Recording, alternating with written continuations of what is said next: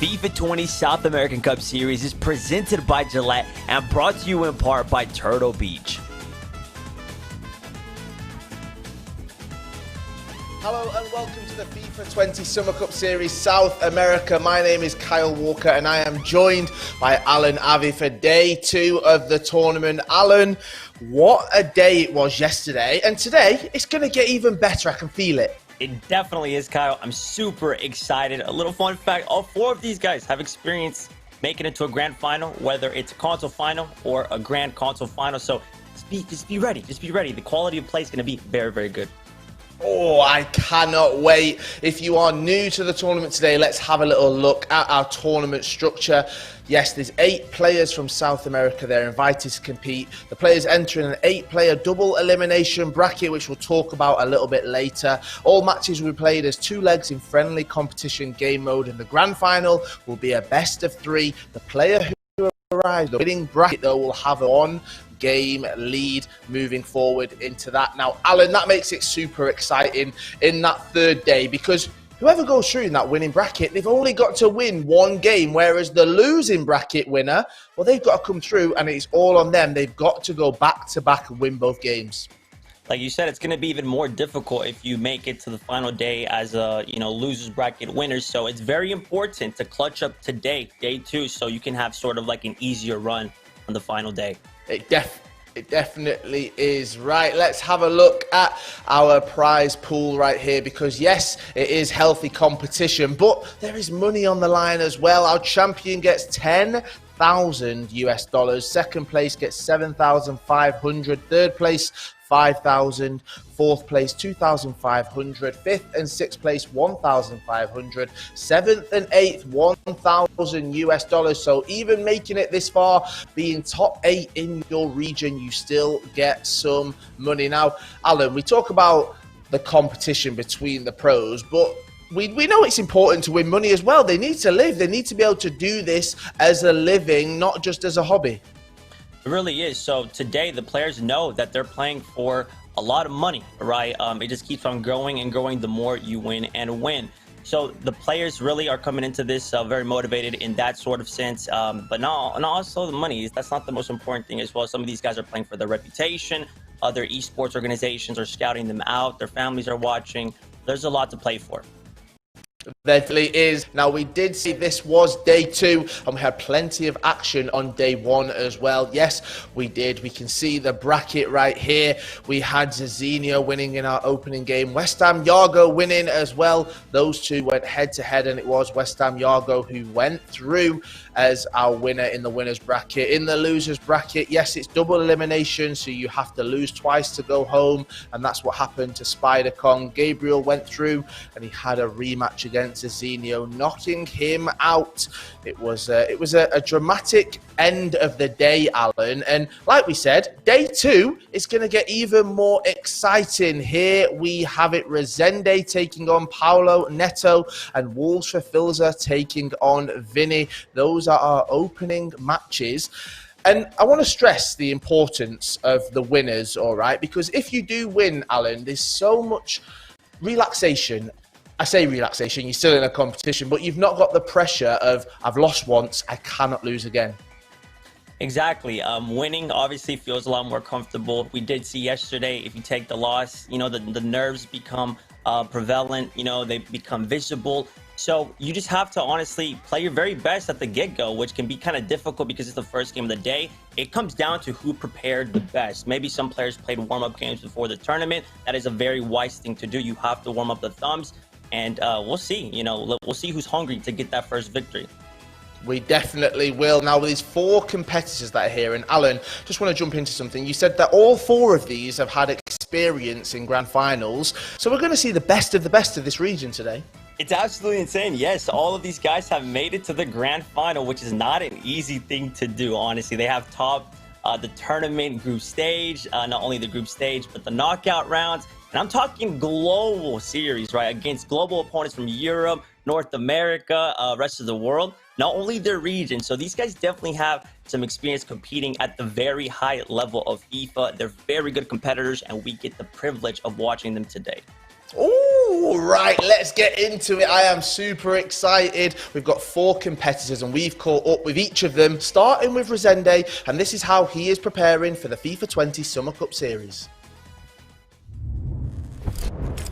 Tomorrow's semi-finals for the Xbox, the #1 ranked Global Series player at the moment with 2,380 points. Well, he'll want a clean sheet potentially, but Resende will want a goal and he'll take that one. Ser jogador profissional de FIFA é algo bastante emocionante para mim, pelo fato de você sonhar com isso. Então, eu sou privilegiado por ter esse dom e quero continuar jogando até quando eu conseguir de verdade. Meu nome é Pedro Resende, tenho 22 anos, sou jogador da Eleven Esports, equipe do Gareth B, jogador do Real Madrid, e minha gamer tag é PResende97. Good football by Resende then, is going to rush the pass towards CR7, and that's fantastic football by Resende to here. O que eu mais gosto em uma competição é o prazer de estar fazendo o que eu gosto, de estar competindo contra outros adversários e mostrando todas as minhas habilidades no torneio ou em qualquer partida que for competida. Minha formação preferida no jogo é a 4-2-3-1, pelo fato de ser uma formação bem segura, tanto na defesa quanto no ataque.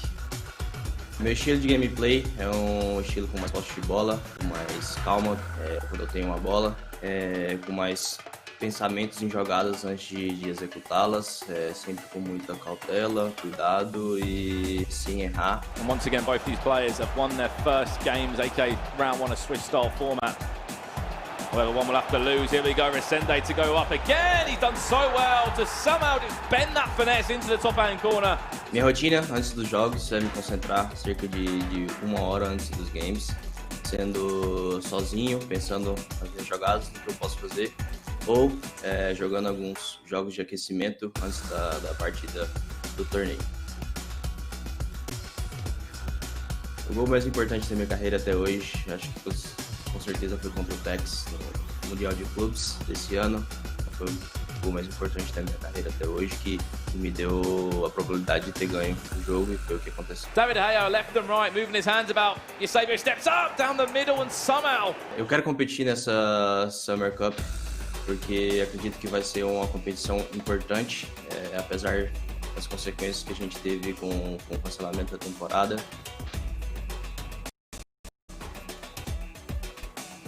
Essa competição vai ser importante para jogar em alto nível e com certeza vai distinguir quem é um dos melhores do continente, se não o melhor.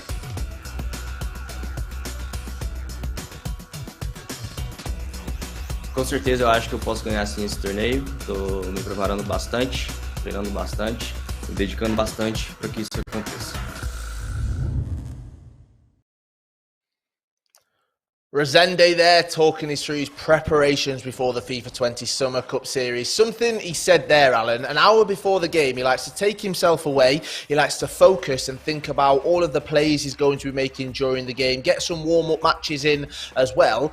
That hour before, how important is it to get in the right mindset before a competition?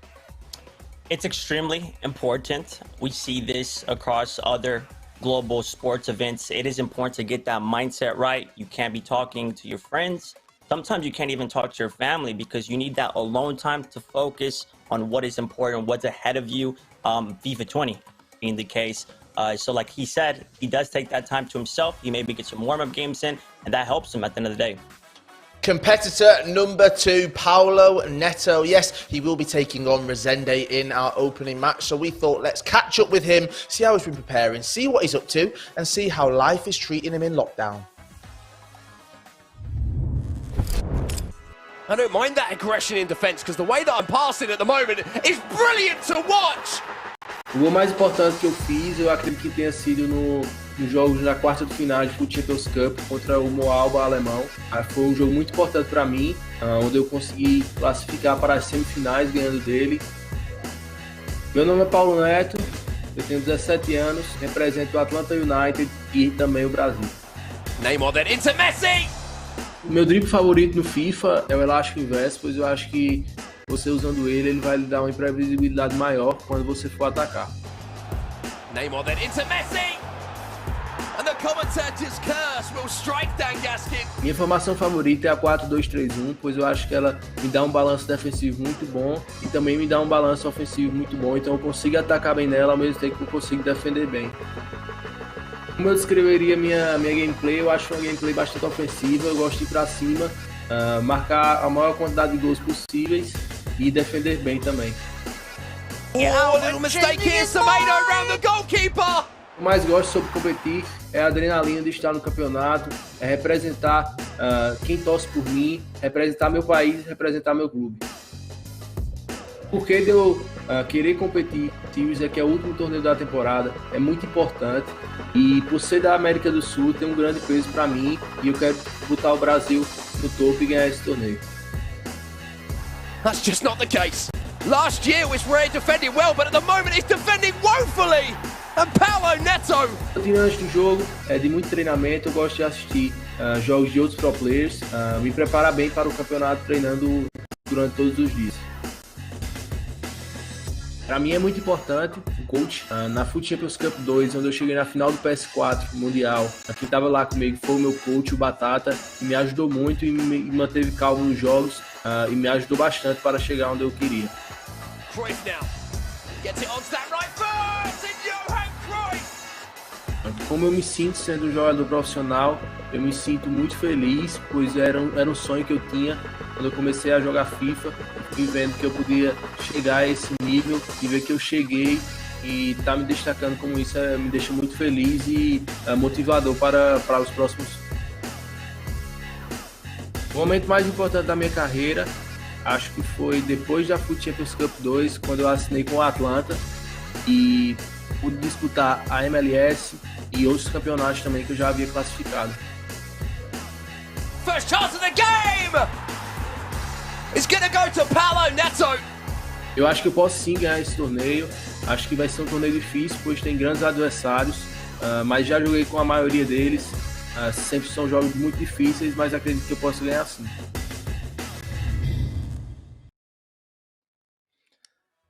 Atlanta Paulo Neto right there talking about life in lockdown, but also something he said there, Alan, he's a very offensive player. That's what his gameplay style is. Does that mean we're going to see goals today?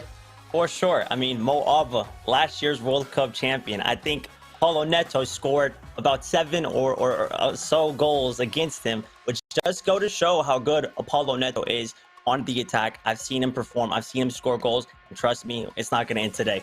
We got 33 goals yesterday. That is courtesy of Richard and Brandon. They gave me that stat. Hopefully we'll see a few more today. And someone that will be trying to do that, trying to get as many goals as possible to ensure they go through to that final day, is Wolves for Filzer. And we thought we'd catch up with him, see how he's doing.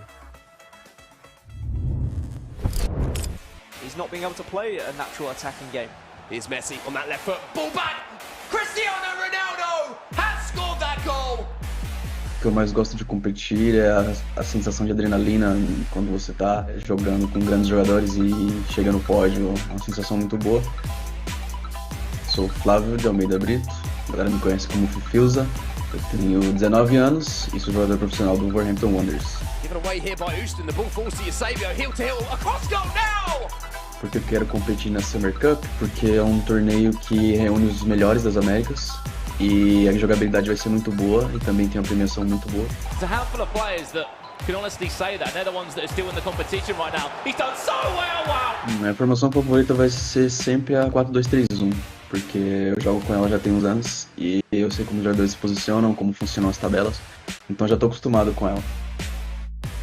O gol mais importante que eu fiz pra mim foi nas quartas de final dos playoffs contra o Spiteri, que ali me garantiu no Mundial e me levou para semifinais contra o Nicolas, então e aí esse gol me garantiu no Mundial e me levou para a semifinal dos playoffs.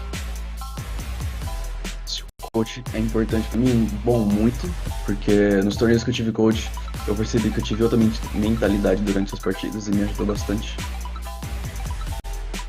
Minha preparação pré-jogo, normalmente quando tem campeonatos eu procuro me alimentar bem, dormir bem, tá sempre assistindo gameplay, as minhas próprias e de outros jogadores, e também treinamento.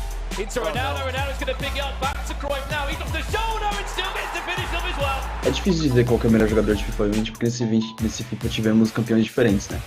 Mas se eu pudesse dizer um de cada plataforma, eu diria talvez o Tex e um cara que surpreendeu bastante, o Zezinho. Meu drible favorito, eu acho que nesse FIFA seria o elástico, porque ele abre muitos espaços em diagonal e às vezes você meio que buga o zagueiro quando você faz o elástico, então é um drible muito eficaz.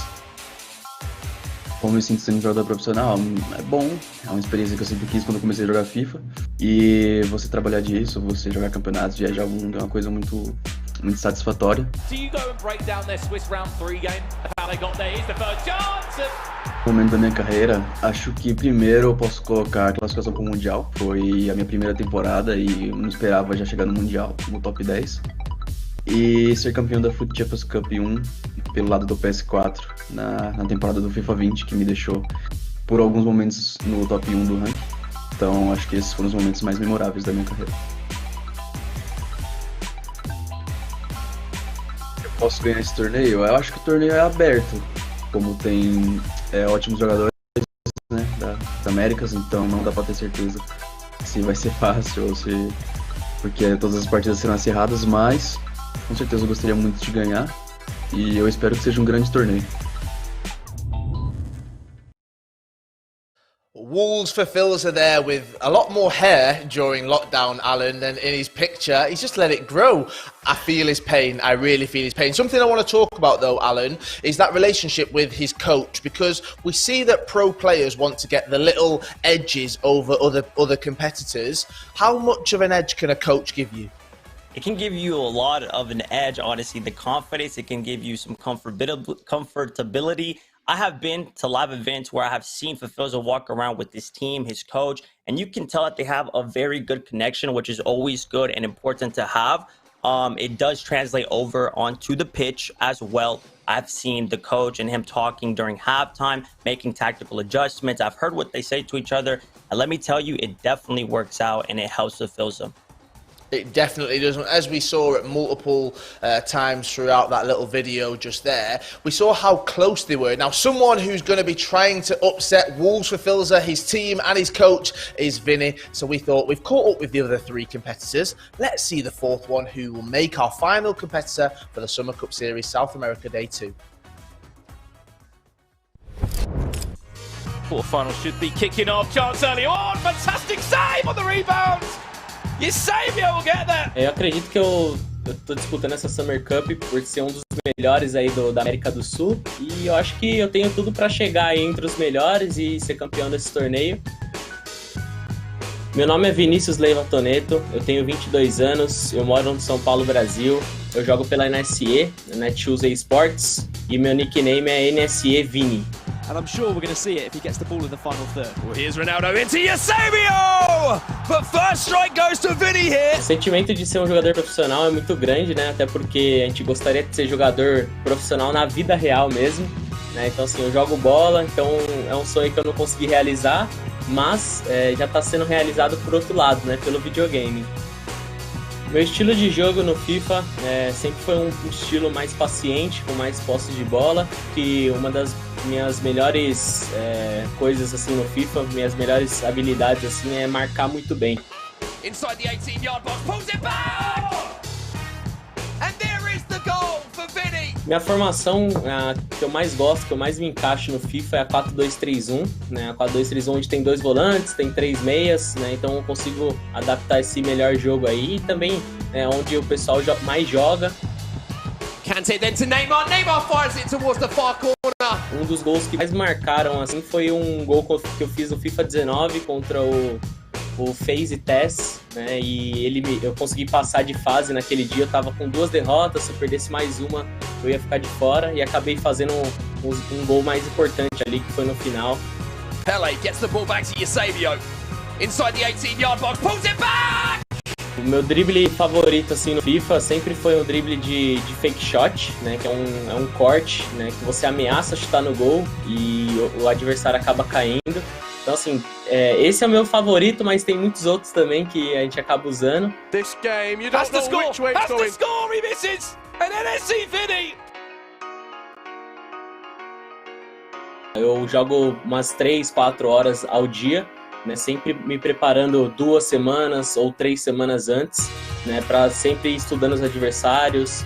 He has not been able to do this. R9 drop deep. There's a little run here from Johan Cruyff. He stops up. He goes inside. O melhor momento da minha carreira foi quando eu quase consegui classificar para o Mundial, né? Então, assim, eu tô 4 anos batendo na trave para classificar para o Mundial final no FIFA, né? Desde o FIFA 17. Mas o melhor momento mesmo foi nesse FIFA 20, apesar de ter foi suspenso no caso pela pandemia. Eu estava entre os top 10 do mundo, então para mim é um grande momento aí, uma fase muito alta, que é nesse FIFA mesmo, então acho que o melhor momento é do FIFA 20.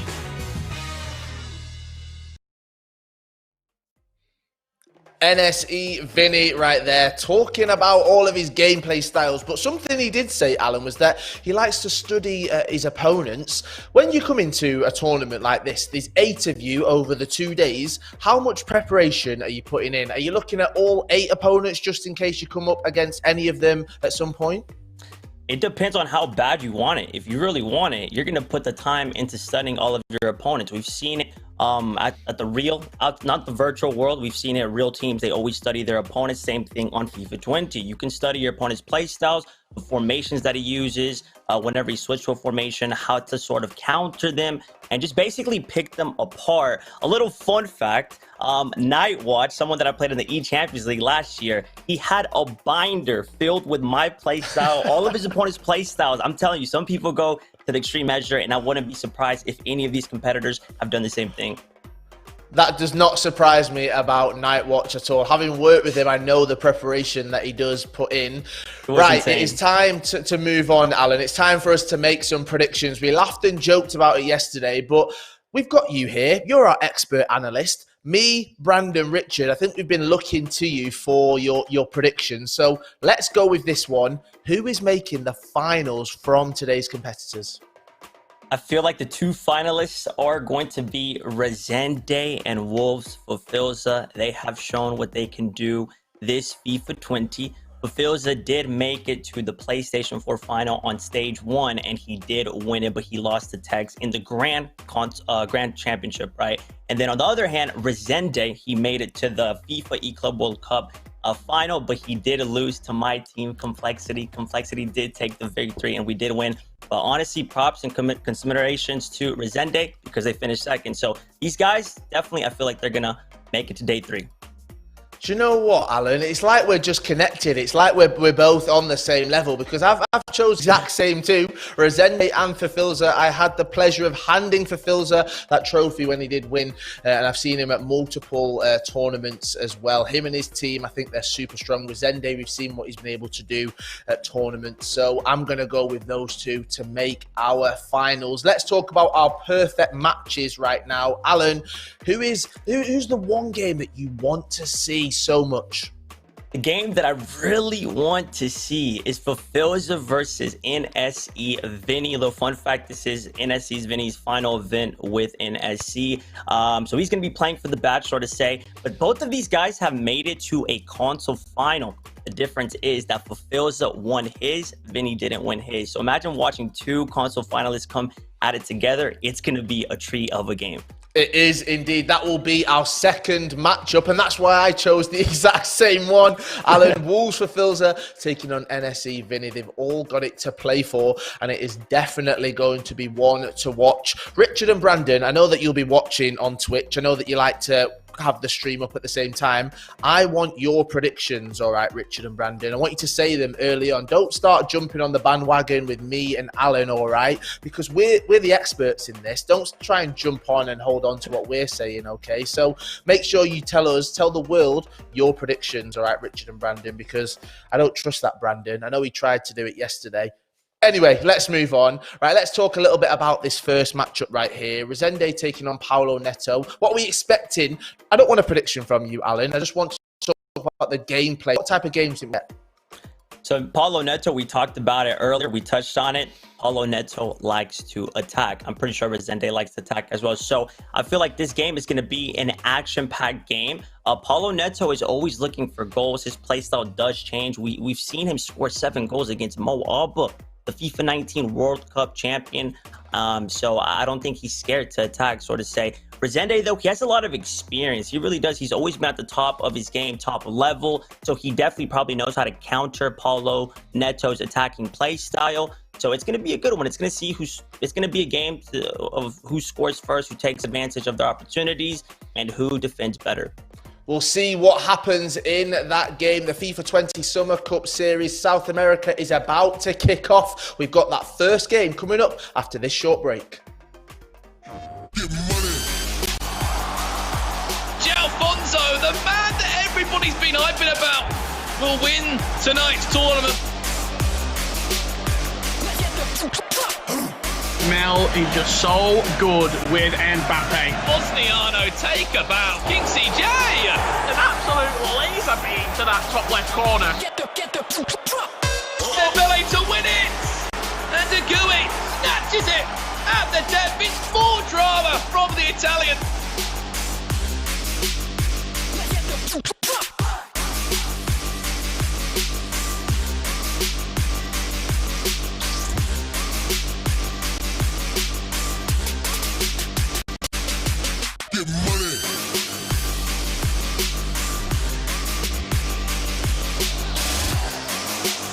The users.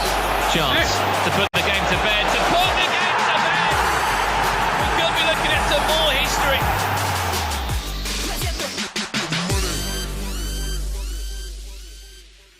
PlayStation. If someone asks you what you're made of, don't just tell them, show them. Show them that you're made of proving the doubters wrong. Show them you don't have to raise your fists to beat your enemies. Show them you're stronger when you stand together. And show them, whoever you are, you stand shoulder to shoulder against all forms of prejudice. Because when we show our best side, we don't just play the game, we change it.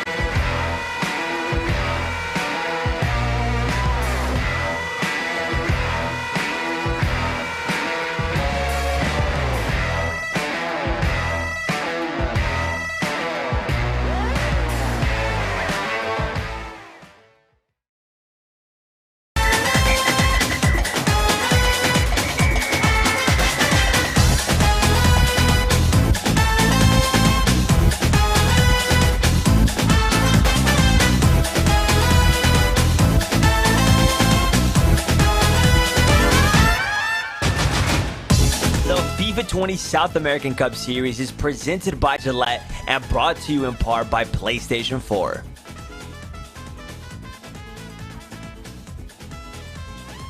Well, welcome back to the Summer Cup Series, South America, Day 2 of the tournament. My name is Brandon Smith, and next to me is Richard Buckley. We're going to be casting you through all of the matches today. If you missed any of the action yesterday, do not worry. It was an absolute cracking day of action. 33 goals were scored over the period of games we saw. And it's exactly the same today, Richard. The key difference, though, is 4 different players, but 4 of the best players out of this South American region. Absolutely, yeah, and quite a few shocks yesterday with both Spider-Kong and Zizinho dropping out of the tournament. Is there going to be shocks today, or will it be the higher-ranked players going through? I think one of the big things that we saw yesterday was R9 Ronaldo performing so well. And you know what? Because we like spreading the love, you have got the opportunity to earn R9 Ronaldo just by simply watching the stream. If you've not already, link your EA and Twitch accounts. And these are the players that are the live viewership rewards. 99 Ronaldo Nazario Prime Icon Moments, and 97 R9 and 99 Team of the Season so far Leo Messi. These items will be dropped to certain Twitch viewers with a linked EA and Twitch account. Drops will take up to 72 hours to appear in your account following the last day of the tournament. You can link your account at www.ea.com/Twitch linking. And fingers crossed, who knows, it might be your lucky day. But let's turn our attentions to our first game of the day. As we did mention, it is going to be that exciting match between Paulo Neto and Resende to kick things off in Day 2 of the Summer Cup Series. And I mean, Day 1 was fantastic, Rich, as I alluded to. 33 goals we saw. We saw shocks in that one. Zizinho and Spider-Kong not in Championship Sunday. They left the tournament yesterday, and unfortunately, they weren't able to do the business. It was West Ham Iago and Gabriel from Ronaldinho's esports organisation, R10, that booked a place into tomorrow's finals. And I think for a few of us, we didn't maybe expect that exact outcome. We didn't indeed. However, we're not on yesterday right now. This is the bracket for today. A ball has not been kicked yet. We're about to jump into our first game of the day. It's going to be Resende against Paulo Neto. If this is the first Summer Cup series that you are watching, I'll explain the bracket very quickly. All the players will play against each other there. Resende against Paulo Neto. For Filzer against Vinnie on the left-hand side of your screen. The 2 winners will then face off in a winner's bracket. The 2 losers will move down to the blue section, the right-hand side of the screen. This is the loser's bracket. This is where, if you lose another match, you will then be eliminated. By the end of play today, we're going to have 1 winner from the winner's bracket, 1 winner from the loser's bracket, and those 2 players will be joining Gabriel and Iago tomorrow in the finals.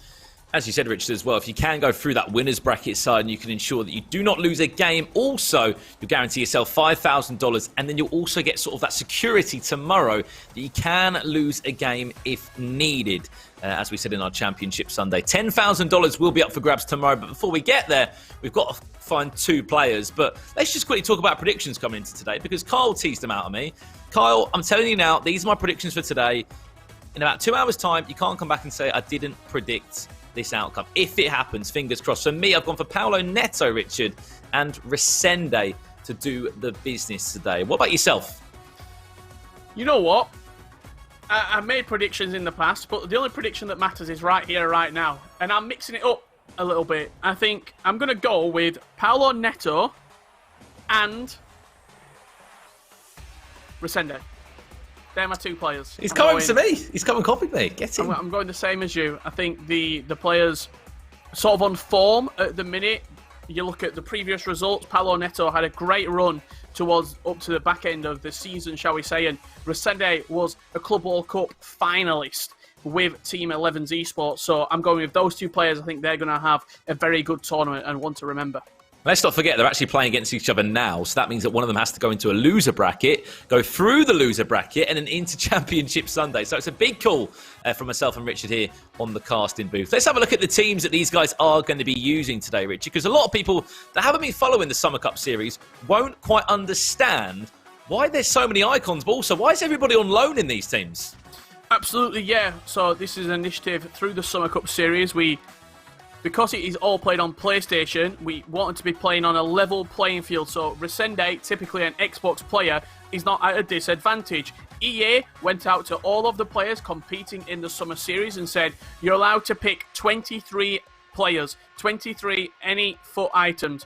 These are the allocated players. So you see the entire team, bench, and reserves. They're all one-game loan player items. If you waste that loan in a different game mode, in Foot Champions, whatever it may be, that is it. You will not get another set of loans. This is a strict one-game loan policy. So these are the teams that you're seeing here, and this is Paulo Neto's squad. Familiar PlayStation player. You saw team of the season so far, Mbappe, in at centre mid for him, and just the poll at the bottom of the screen there, I think it looked like Paulo Neto was just edging it in the initial stages. Well, here we go then. No more waiting around. We're going to be underway. Day 2 of the Summer Cup Series has kicked off. We'll see 11's Resende against Atlanta United's Paulo Neto. And if you don't know anything about Team 11's, Richard, and there's people out there, who is the founder behind this team? Because it's quite a famous footballing start. It is indeed. It's a recent winner as well of their domestic league with Real Madrid. Gareth Bale's esports team, Team 11's, picked up a number of content creators and esports talent, including Resende, Ethan, Ty, Nerdfire, and Haber under that particular team, and looking to be successful here this weekend with Resende. Yeah, great to see more and more people get involved. I have to say, Resende's got experience of playing under big names in the footballing world. Here's a chance now, cuts back inside. Could be the first goal of the game for Paulo Neto. It will just be a corner instead. Paulo Neto, of course, kicking from right to left in this one. On the other side of that, Resende from left to right. Just a quick word on Resende still, as I was alluding to. He actually played for Mesut Ozil's esports team last year. That was Team M10, and Resende made a grand final. He made a run into the grand finals alongside someone else that's involved in this side of the bracket tonight. That's for Filzer. He was a player that did enough.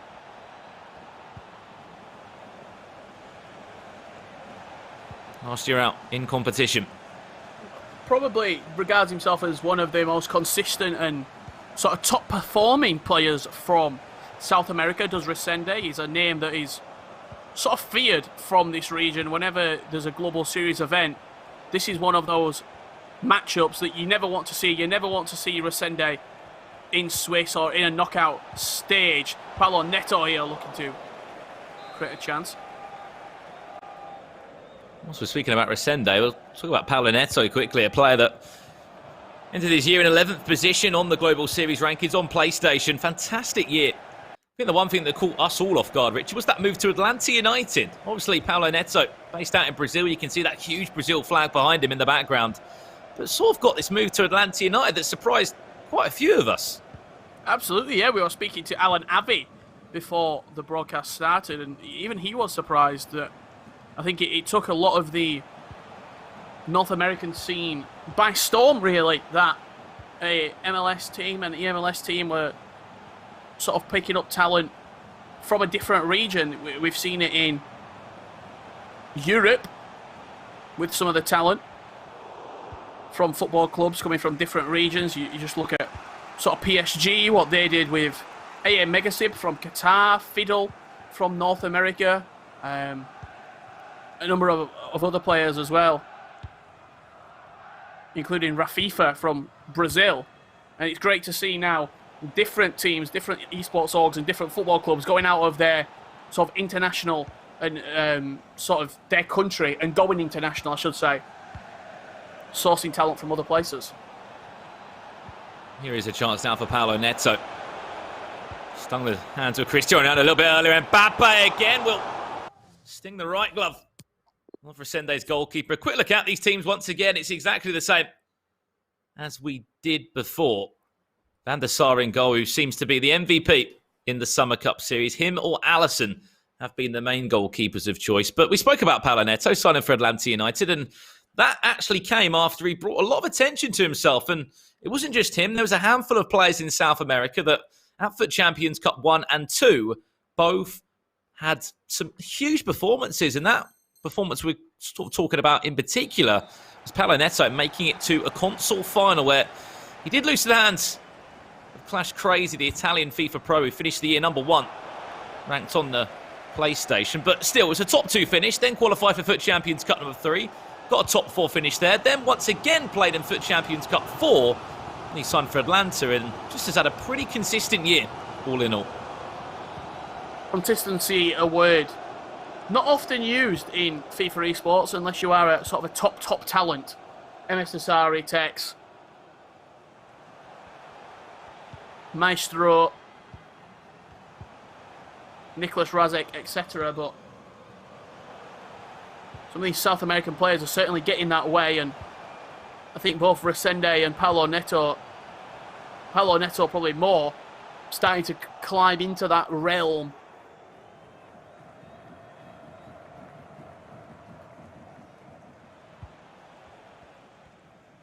Of course, if you don't know the format, every single match played over 2 legs with an aggregate scoreline. You win this, you'll go into our winner's match. You'll be playing the winner of Walls for Filzer or NSE Vinnie. 2 other players that have again achieved so much this year in FIFA 20. We'll talk about it more when we go over to that game.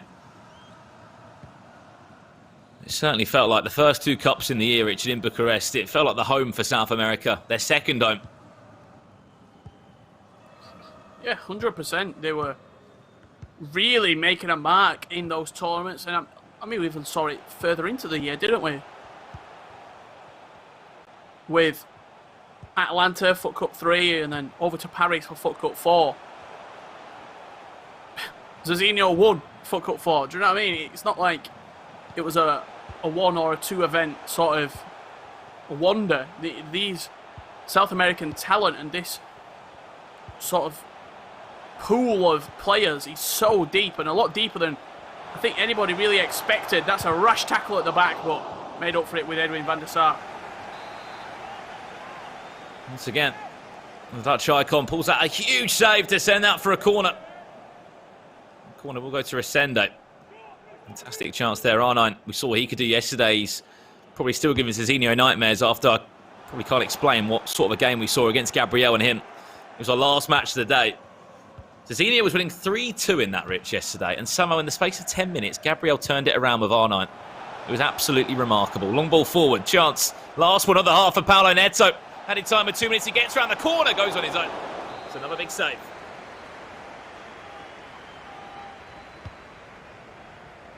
Van der Sar coming out clutch.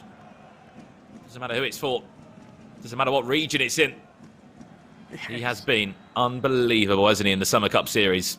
He doesn't care at all, does he? He performs really to the best of his ability. You see at half-time, Paulo Neto with a slight advantage, but a big smile on Resende's face at the break. And I think we were talking about it a little bit earlier with Alan and Kyle, and I'm sure we'll mention it later for Filzer, but when sort of a number of players go to events, there's different, shall I say, sort of ways to approach an event. You can either have one player with you, you can have a coach, you can have maybe a parent, but players who play for example, bundled, which is for Filzer's part of, it's sort of an entourage, and it's 4, 5, 6 players, a coach, a couple of members of staff, Melvin, who's one of the key figures in bundled, and they really get behind, and it's sort of, you've got your own fan base. Do you know what I mean? That potentially could play a difference when we're at home and we've got one person on a party chat with you, or one person talking to you over voice comms. One thing that we've constantly talked about, and it doesn't matter whether it's in South America, Europe, Oceania, is getting in the right headspace for these games. Big money on the line, chances are said to end out the year in style on FIFA 20. These guys would have got paid out some money from those global series playoffs and the sort of end of the year rankings if you were in the top 100 of your console. And so many points you would be able to earn, so much prize money. But certainly I 100% agree with you, and I think getting into that headspace is difficult. If you can get a coach on board, you can get a couple of friends on board, whether it's via, a virtual call, a party chat, as you mentioned, just something to get you in that competitive mindset, which some players find easier than others. Yeah, agreed. Tenfold right there with everything that you're saying, Brandon. Still no breakthrough in our opening game of the day here. Resende wanting to build into a chance, though. Cristiano Ronaldo, a couple of ball rolls and drag backs. Wasn't able to seize the fullback for Paulo Neto. Long ball over the top from him. Look at his most recent event. That was the MLS Cup where he lost to Didi Chris Lito, aka New York City Chris, in the semi-finals. Goes for a cheeky loo-rep round the corner. Well played. It was a big tackle. It was a risky one at the back from Resende, but he was able to win the ball. Further Mendy bombing on from left back there. It's pretty much the exact same team to what we've seen in Europe and Oceania here from both of these two players. Kevin De Bruyne and Ruud Gullit, that formidable duo now at CDM. Resende has dabbled in a number of different formations, significantly last year in Singapore for Foot 19. You remember using the 3-5-2, where he was successful, losing out to Tex, I believe in the semi-finals in that particular event.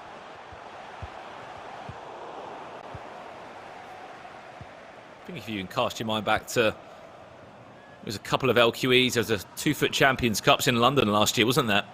Resende also had a dabble in a couple of different formations and loved N'Golo Kante. Not just defending for him, but got forward. Actually scored a couple of goals. Chance to get that breakthrough from R9. Went for the reverse elastico.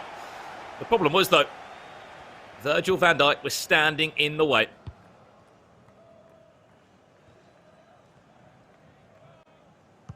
Another player that has been truly remarkable. Team of the season so far. There he is again. Do whatever you want, R9. The ball just seems to find its way back. We're actually watching #Tom play Weekend League earlier today, and he was talking about the 94 R9 Ronaldo. And they were quoting it, just made me laugh. And he was like, R9, you might be the worst passer of the ball that I've ever seen this year, in terms of when he's trying to release the ball and trying to be creative with him. So he simply just, he's so poor. Sort of, when he's not in the box shooting, his passing is really not great. Interesting, you can see there, Richard, on the pause. SPQR Paulo Neto, because that was his old team that he did start this year with on FIFA 20 when he locked in that game attack that he would have been using throughout the competitive year. Gets a fortunate bounce back, does Resende. Van der Sar able to read it, get the bounce and snatch it with both hands to ensure the game does stay all square at 0-0.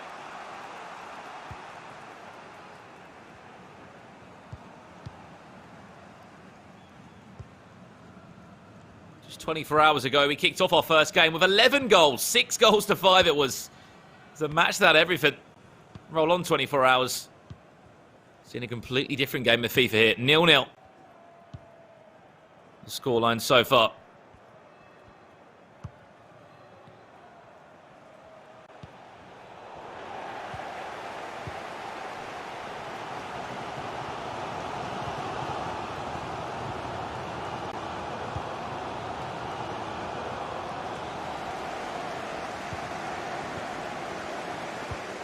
Ball forward, slightly too long from Ronaldo into Gullit.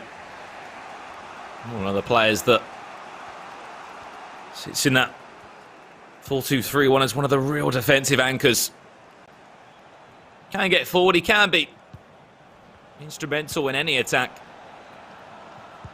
Same goes with Kevin De Bruyne, who scored an unbelievable free kick yesterday in day 1 of the tournament. Chance now. Well, Paulo Neto, no way through again. You can see Resende not in there. He's read that game perfectly. And he's really happy with how he's been able to defend. Absolutely. It looks like we're going to be going in to, say, the halfway point in between the two legs. It's a level scoreline here. Really not too much to sort of talk about either. I mean, look, that's a perfect example of how this second half has gone. 1 minute at a time. Last chance of the game, Richard. Paulo Neto.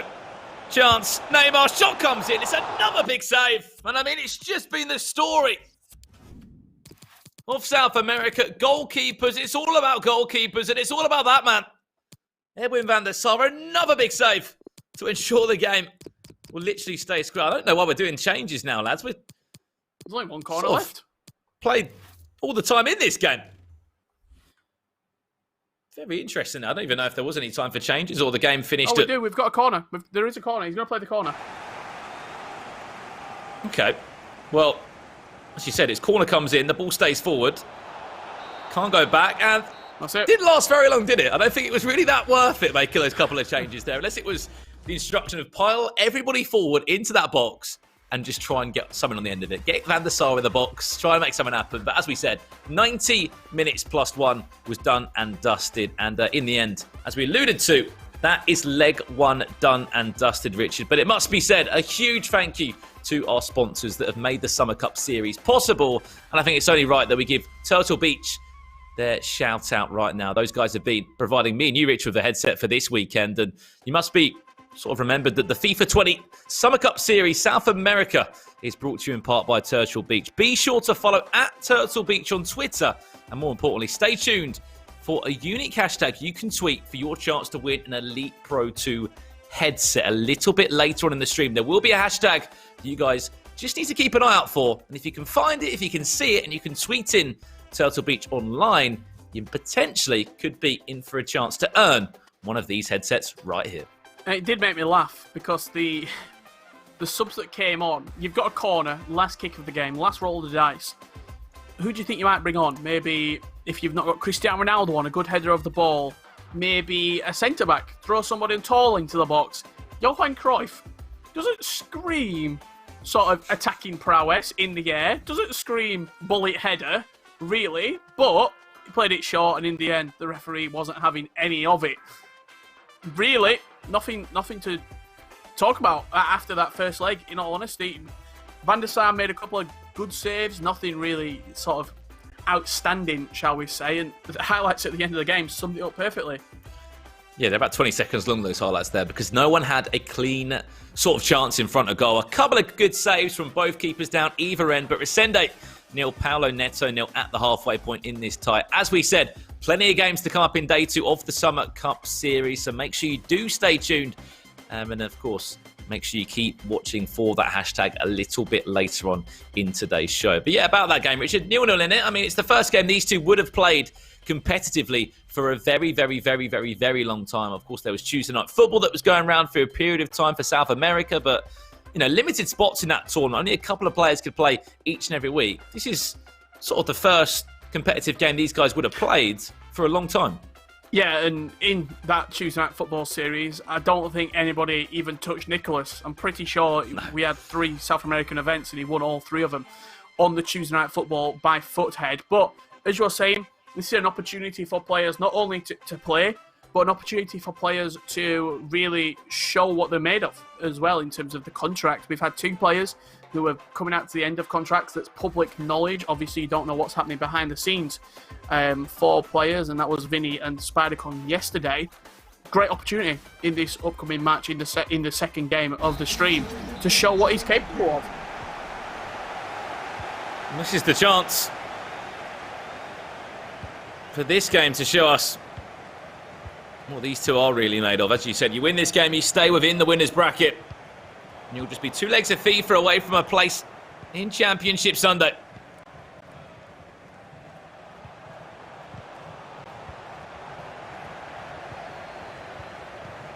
Who will have the breakthrough in this tie? Of course, Paulo Neto. Kicking from left to right this time. On the other side, Resende. Kicking from right to left. What can happen here? Who's going to get the breakthrough? First time we've really seen Carlos Alberto used across South America. It was the mixture of Zambrotta and Trent Alexander-Arnold, team of the season so far, were the items that were used back in Oceania earlier this week.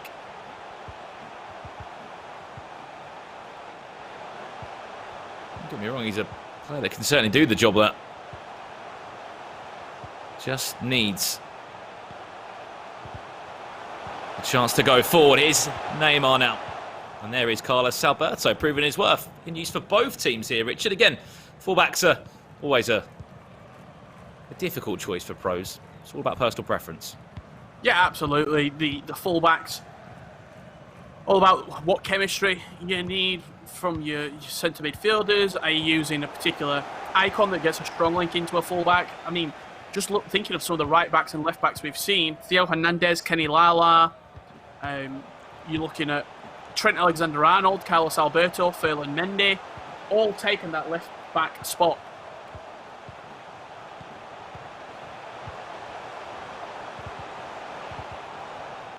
Someone who hasn't moved out of that left back spot, Richard, is Ferland Mendy, summer heat. Item that sits comfortably in any back four, it seems, at the moment. Even when he was rocking a Footmas item, or even his basic 80 rated when there was squad restrictions for some players in other tournaments that have been happening over the last couple of months. That man has not moved a muscle from left back. I mean, there's no reason for him to move either, Brandon. He's got unbelievable, and I mean unbelievable stats with 19 stats in-game, over 90 plus. 19! You heard me correct. 90 plus in his in-game stats, and he's got 5-star, 5-star as well. He's got the best links on the game in terms of chemistry, La Liga and French. He is the left-back of choice. Full stop. That's why so many pros love him. Ronaldo couldn't latch on to that one. Potentially could have been offside as well, Resende. That was him looking to build into his first chance in this game. As you said, Richard, that Summer Heat promo has certainly been a favourite for many this year in FIFA 20. A couple of pros even enjoying a few super subs off the bench. We saw Franck Ribéry introduced a couple of times last week. Who else hopefully we'll see as we move over to the next three tournaments and into what we've got to see here in South America.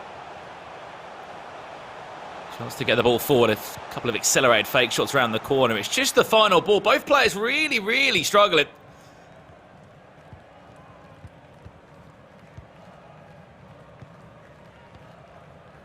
Also, both players defending superbly well.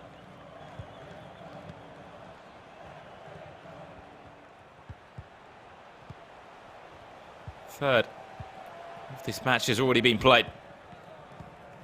On the goal line, on the scoreline, I should say. Still, it's a 0-0. The goal line hasn't even been touched, hasn't even been passed by anyone. There will be goals, trust me. We saw 33 of them yesterday. Maybe we won't see as many, but we'll definitely be seeing a few high-scoring affairs. We might even need extra time, who knows? Here's R9. He's got to find that killer pass in to the feet of his forward. It's R9 on his own. And it's an easy save again. You expect more, don't you? You expect a whole lot more from the attacking prowess in the pitch right now. That's a chance, and that's the first goal of the game. I have to say, he's been knocking at the door, has Paulo Neto, and breaking the deadlock through Neymar Jr. Well, who else would it be than the South American forward in Neymar? He's been knocking on the door since the first minute in this second leg. Paulo Neto up by a goal to 0 against Resende. Coming into this tournament, two of the players that I expect to go far, and at least one of these two to make it into Championship Sunday. There is a breakthrough though. Paulo Neto able to take the lead in this one.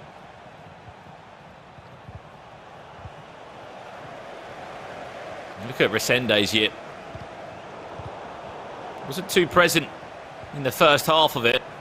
He comes forward now via Sabio. A couple of drag backs into R9. Tries to just get it around the corner. Great save from Ibn van der Sar. Better from The 11's esports man.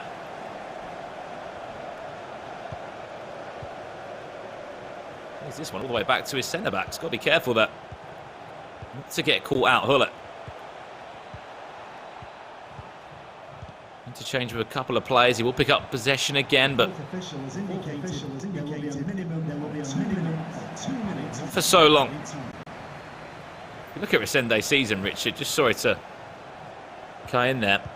Wasn't present for the first 3 FUT Champions Cups, and then started to really get going, and that was where the E-Club World Cup sort of got him going as well. He finished second in that tournament, made the grand final, losing to Complexity on penalties in the end. Of course, what a game that was. What a series that was out in Milan. Then played against Tex, lost in the top 8 finish there in FUT Champions Cup 4 in Paris, and then ended out the year qualifying for FUT Cup 5. We know it wasn't played. There was 150 Global Series points that came with that. But sort of a season of 2 halves for Resende. Yeah, I think that's why it's always important to look at the season as a whole rather than sort of... You need to dissect when people were good and where, in what meta were people good. For example, someone like Crazy Clash Gamer, in the opening 3 months, 4 months of the year, he was outstanding, but then he had a little bit of a drop-off when the meta changed and when the game changed. Very similarly, Joxan last year in FIFA 19, first sort of 2-3 months of the game, best PS4 player on the planet, but towards the back end of FIFA 19, did just slip off a little bit, wasn't qualifying for the events as frequently as he did. Still finished in the grand final, still finished at the top 16 players in the world, but the sort of drop-off certainly has been a factor there. Whereas Resende, it's been an incline. Started off quite poor by his own standards as a top 16 player in his own right. I'd probably say a top 8 player in his own right. But as the years progressed and he's been able to adapt to the meta, he's improved, and the results have shown that. Well, I mean, there's a player that we'll talk about in the next matchup for Phil's a chance. Resende back to goal. What a tackle. Oh, no! I thought he scooted the ball away from his man. Referee said, no, that's an unfair tackle. You look harsh. Chance to equalise now. 1-9 down the middle. And we're all square at 1-1. Resende gets a gift from the penalty spot. It looked very harsh, I have to admit. And I thought that he got the ball, but it might have been man first, then ball on that particular tackle. And Resende levelling up from the penalty spot.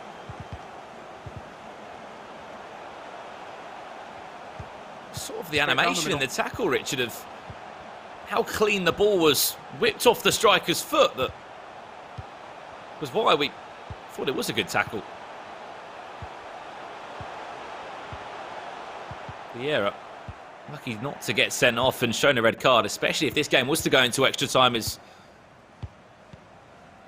could have had 10 players on the pitch.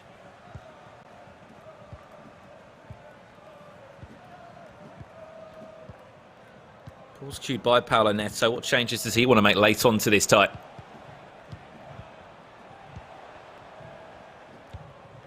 There's that goal given Resende the confidence that he needs to push him onto this tie. De Bruyne back to Hullet. Here's Cristiano Ronaldo looking to build a chance. Got to be super patient. It's something that we've seen throughout the year in FIFA 20, the slow build-up. That's a great pass, just the touch a little heavy from Eusebio as Van Dijk nips in and takes it off of his toe. But this slow build-up-esque FIFA, last year I think it was more about just getting the ball into the box as soon as possible and getting shots away as quick as you could, whereas this year, possession is sort of the dominant play style. As we know, we had many factors as well throughout the year. You look at sort of the first couple of months when games were really defensive. Overload ball side was a tactic that many players used. Because it was effective, it wasn't the most attractive style of football to look at. I'm sure anyone could agree with us on that. But then there was an update that it helped to remove that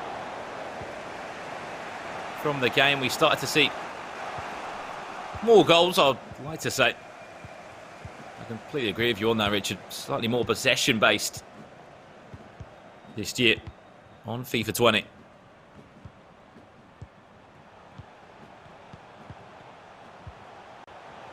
Here's Paulo Neto. R9 into Neymar. Can he find that ball back to the feet of R9? A little dink round the corner. Went for that double tap. Next pass that we know is so effective.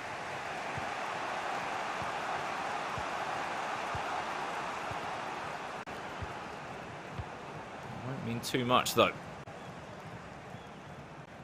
As the chance goes begging. Last 10 minutes here. Score at 1-1. All to play for.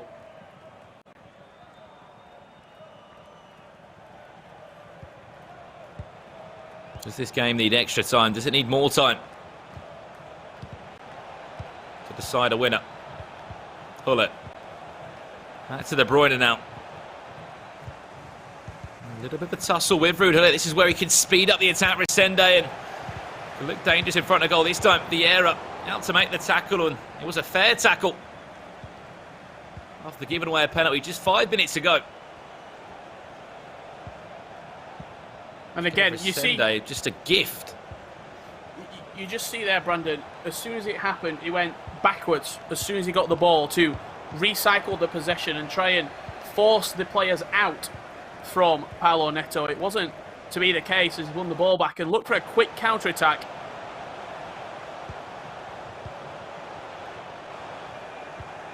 Who's there, though? Who's there? Say his name with me. Virgil van Dijk.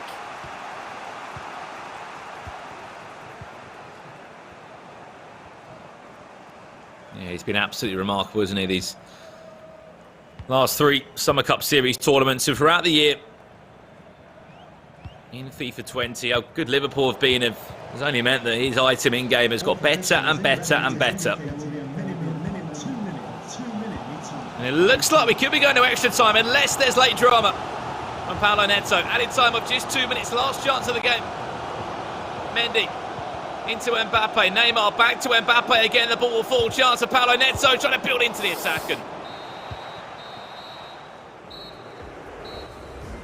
And need more time. I'm not too sure if the shot was the right option. In all honesty, I think he could have recycled back into Mbappe, just on the edge of the box.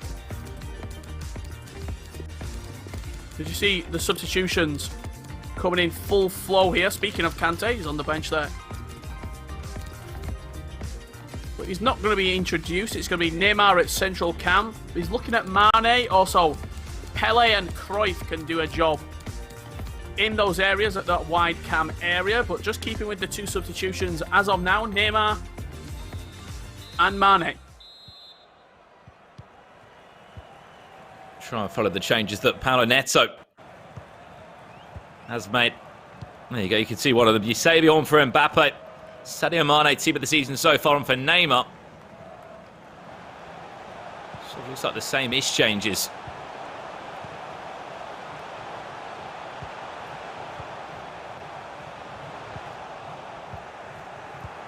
Will they beg to make the difference, though? The all-important difference in this tie.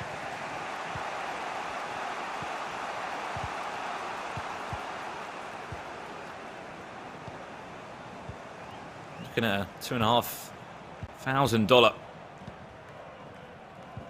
opportunity to those that make it into the bracket on the sort of lower side of the bracket. Those that go through on the winner's side, $5,000 will be guaranteed whatever happens on Sunday. I think this game right here, less the prize money implications, but more just the mental implications for it, knowing that you keep that sort of lifeline of the loser's bracket in your pocket if you do win this match. Knowing that you do have the ability, if needed, to drop down to the loser's bracket if you are unsuccessful in that next game. And that you're not eliminated, because the pressure of the loser's bracket is insane. It's must-win games, aren't they? Every single one of them. Can't imagine how difficult it must be playing straight knockout football. Because if you know, if you're a player, you know you're out of contract at the end of the year. We've spoken about it a couple of times You heard Alan open the show saying NSC Vinnie, a player that has already announced that, yes, he'll be representing Netshoes Esports in today's tournament, but when FIFA 21 drops, he's going to be a free agent, and these guys need tournaments that they've won onto that resume, so they can show teams and potential sponsors that want to link up with them in the next competitive year. Added time of just 2 minutes. That will pretty much do us for half-time. In extra time, will Ronaldo actually get the chance to play it forward? Referee, you'd think not. Apparently. Oh, there you go. Surely we're not going to be seeing penalty shootouts in the first game of the day. Surely that's not going to happen. First match of the day. We've still got for Filzer against Vinnie to come up. It's going to be a tantalising affair, that one. I mean, when you look at what happened in the first game of yesterday's broadcast, Summer Cup Series Day 1, Zazinho Gabriel 6-5. That game had all the goals. This game has got that real tension in the air. What's anyone's to take with 15 minutes left? First game of the day. We knew it was going to be competitive when we came into this region. All of these players, all 8 of them, yesterday and today, would all be in the shout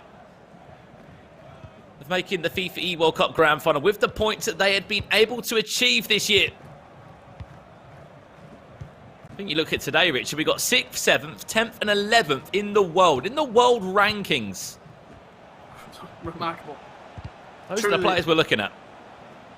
Truly remarkable. Every single player who is playing in the Summer Cup Series right now would have finished in the top 16 in the world on the PlayStation 4 and on the Xbox respectively, meaning that they would have been at the Grand Finals. I think Brazil would have had 7 players, 7, in the Grand Finals. South America would have taken up a quarter of the spots on its own. It's a fact that I used to love. I think it was maybe last year's FEWC Grand Final. I think it was, we'll see, as we know, 32 players make the Grand Finals in London. 16 on each console. Ball just falls back to Van der Sar there.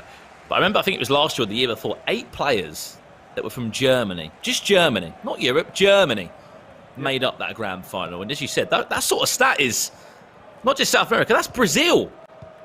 I seem to remember it was last year, because we had so many class players. Razek, obviously the winner, Mo Alba, Dullard Mike, Megabit, just to name a few.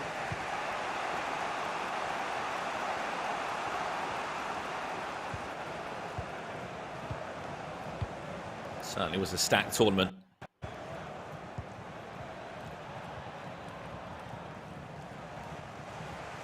Here we go then. Are we going to need a penalty shootout to decide our first game of the day? Or is there going to be one more chance for Paulo Neto? Cruyff trying to get this attack moving into Sadio Mane. Last chance of the match this would be. We've played a minute of added time already. Will there be enough time to even get the ball forward for Resende? It's an awful touch from Johan Cruyff. He'll get the ball back, and Richard Buckley, penalty shootout to kick things off today. Up steps Paulo Neto first with Sadio Mane, and he's missed. Great save, and it's the reverse Sadio Mane here. And it's a slotted penalty by Resende. Yeah, Resende up by a goal. Johan Cruyff's got to get onto the score sheet. He will. Matches the way of the Mane penalty by Resende. Oh, that's cheeky. That is cheeky. Cheeky Panenka from the Dutch icon. Eusebio now for Paulo Neto. Just dived a little bit too late. Neymar stepping up from 12 yards to give him a 3-2 lead. Resende, which way is he going to go? Goes to the right and slots it home. Perfect so far from Resende. This has to go in. It's in just about off the post. R9 Ronaldo from 12 yards for Resende. Slots it to the right. Must score. Paulo Neto to stay in this one. If he misses, he will be in the loser bracket. He does score.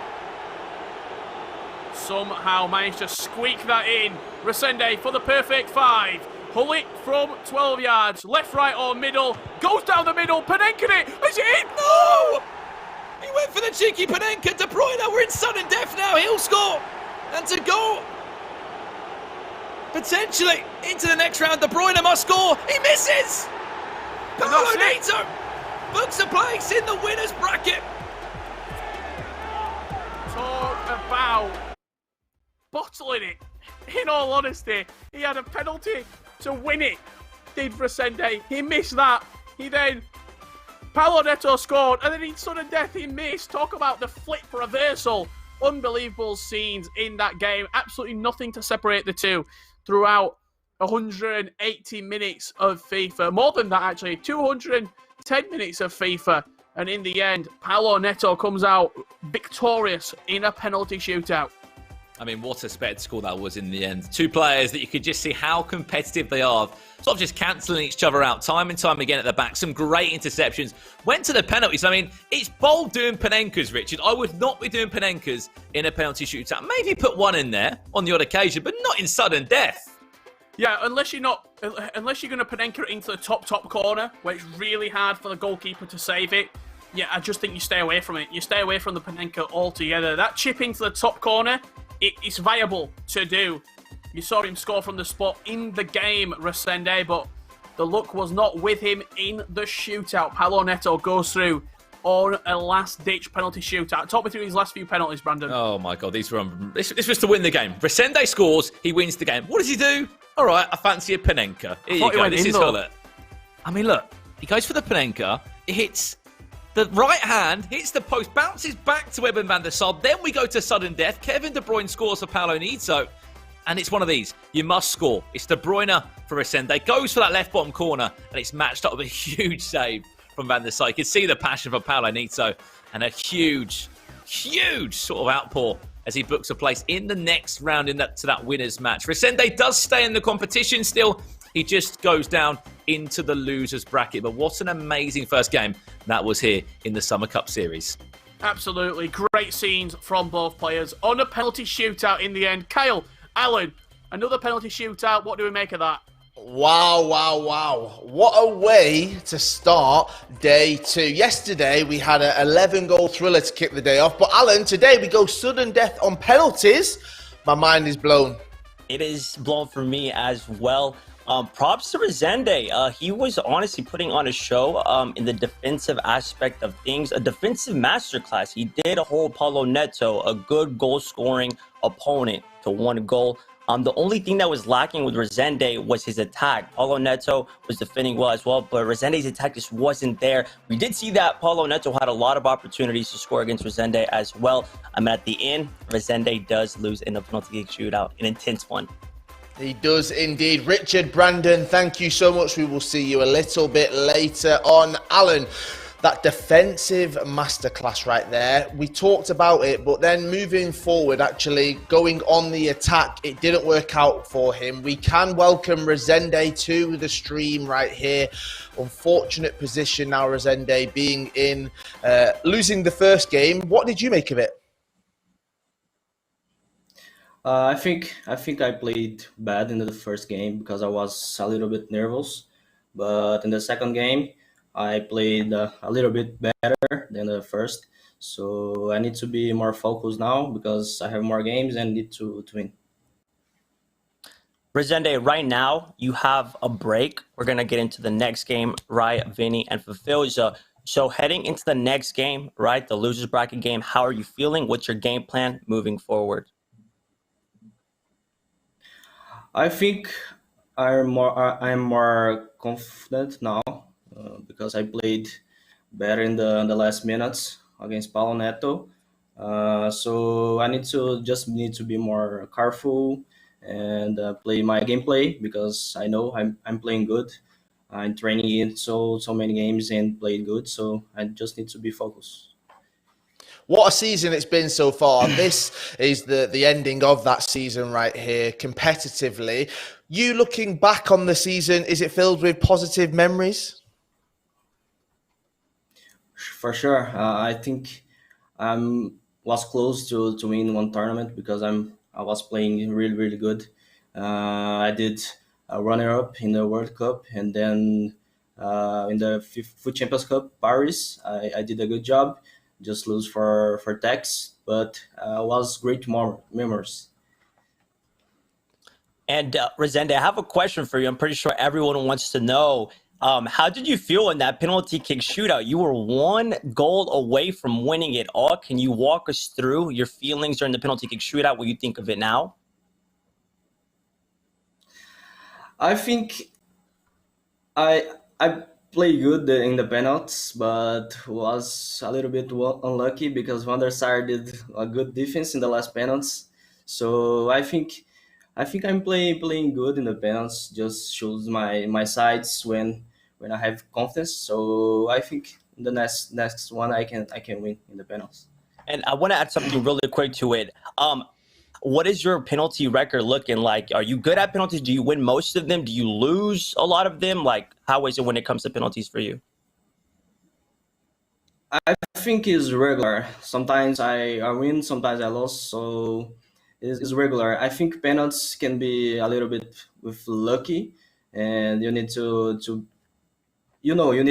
be more focused when the head your opponent is moved to left side or right side. You can try to defense. So, but it's regular. Resende, thank you so much for joining us here on the stream. Good luck for that matchup. Keep on going. Stay positive. We need positivity here, all right? Resende, thank you. Yeah. And good luck, as we said. The FIFA 20 Summer Cup Series, South America. It's kicking off. That first game went to sudden death penalties. Alan Avi, I want to get into it with you about the penalties, all right?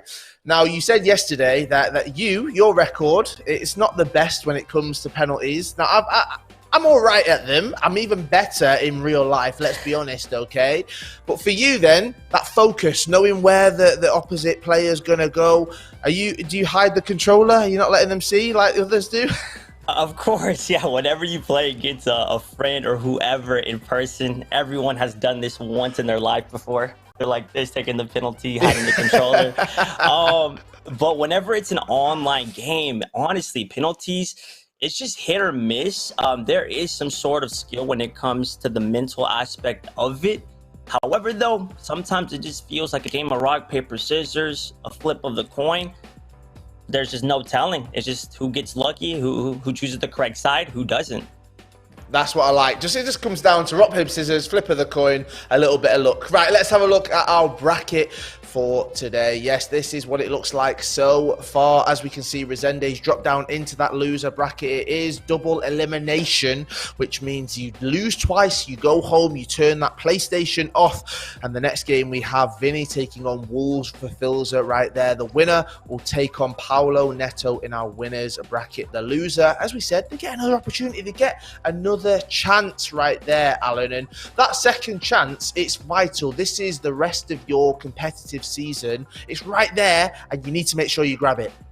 Exactly. I feel like the losers bracket game is a lot more nerve-wracking than game number one whenever you're not in the losers bracket. We did see that Resende did say that he was sort of nervous in that first game. Hopefully he can control the nerves heading into the losers bracket game, because that's where the nerves start to become more prevalent, right? You can see them. So just we'll see what Resende does in this upcoming leg. He said he feels confident going into it. He says he feels confident. He feels comfortable because of that first game. So hopefully we will see a good Resende in the next side. Hopefully we will. Right, we do move on. The perfect match for me and Alan. Yes, Wolves for Filzer takes on NSE Vinnie. That is coming up after this short break. We'll see you in a few minutes. If someone asks you what you're made of, don't just tell them. Show them.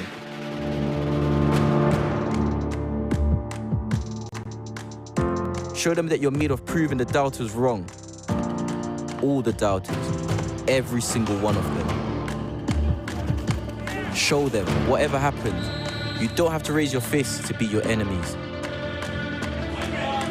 Show them you're stronger when you stand together. And you never leave anyone out on their own. Show them that where you're from is as important as where you end up. Sterling has called for players and fans to unite against discrimination and abuse that's overshadowing football, demanding action. And show them, whatever our rivalries, whatever our differences, we stand shoulder to shoulder against all forms of prejudice. So it's got no place to grow. Because when we show our best side, we don't just play the game, we change it. Turtle Beach, proud partners of the FIFA 20 Global Series. Hear everything, defeat everyone. It's going to be FIFA 20 tournaments every single week. Up in the air, and into the back of the net. With an absolute laser beam to that top left corner. The next PlayStation FIFA superstar. Neymar is in. What a finish from Neymar. Bosniano is writing himself into the history books. It's the story of dreams.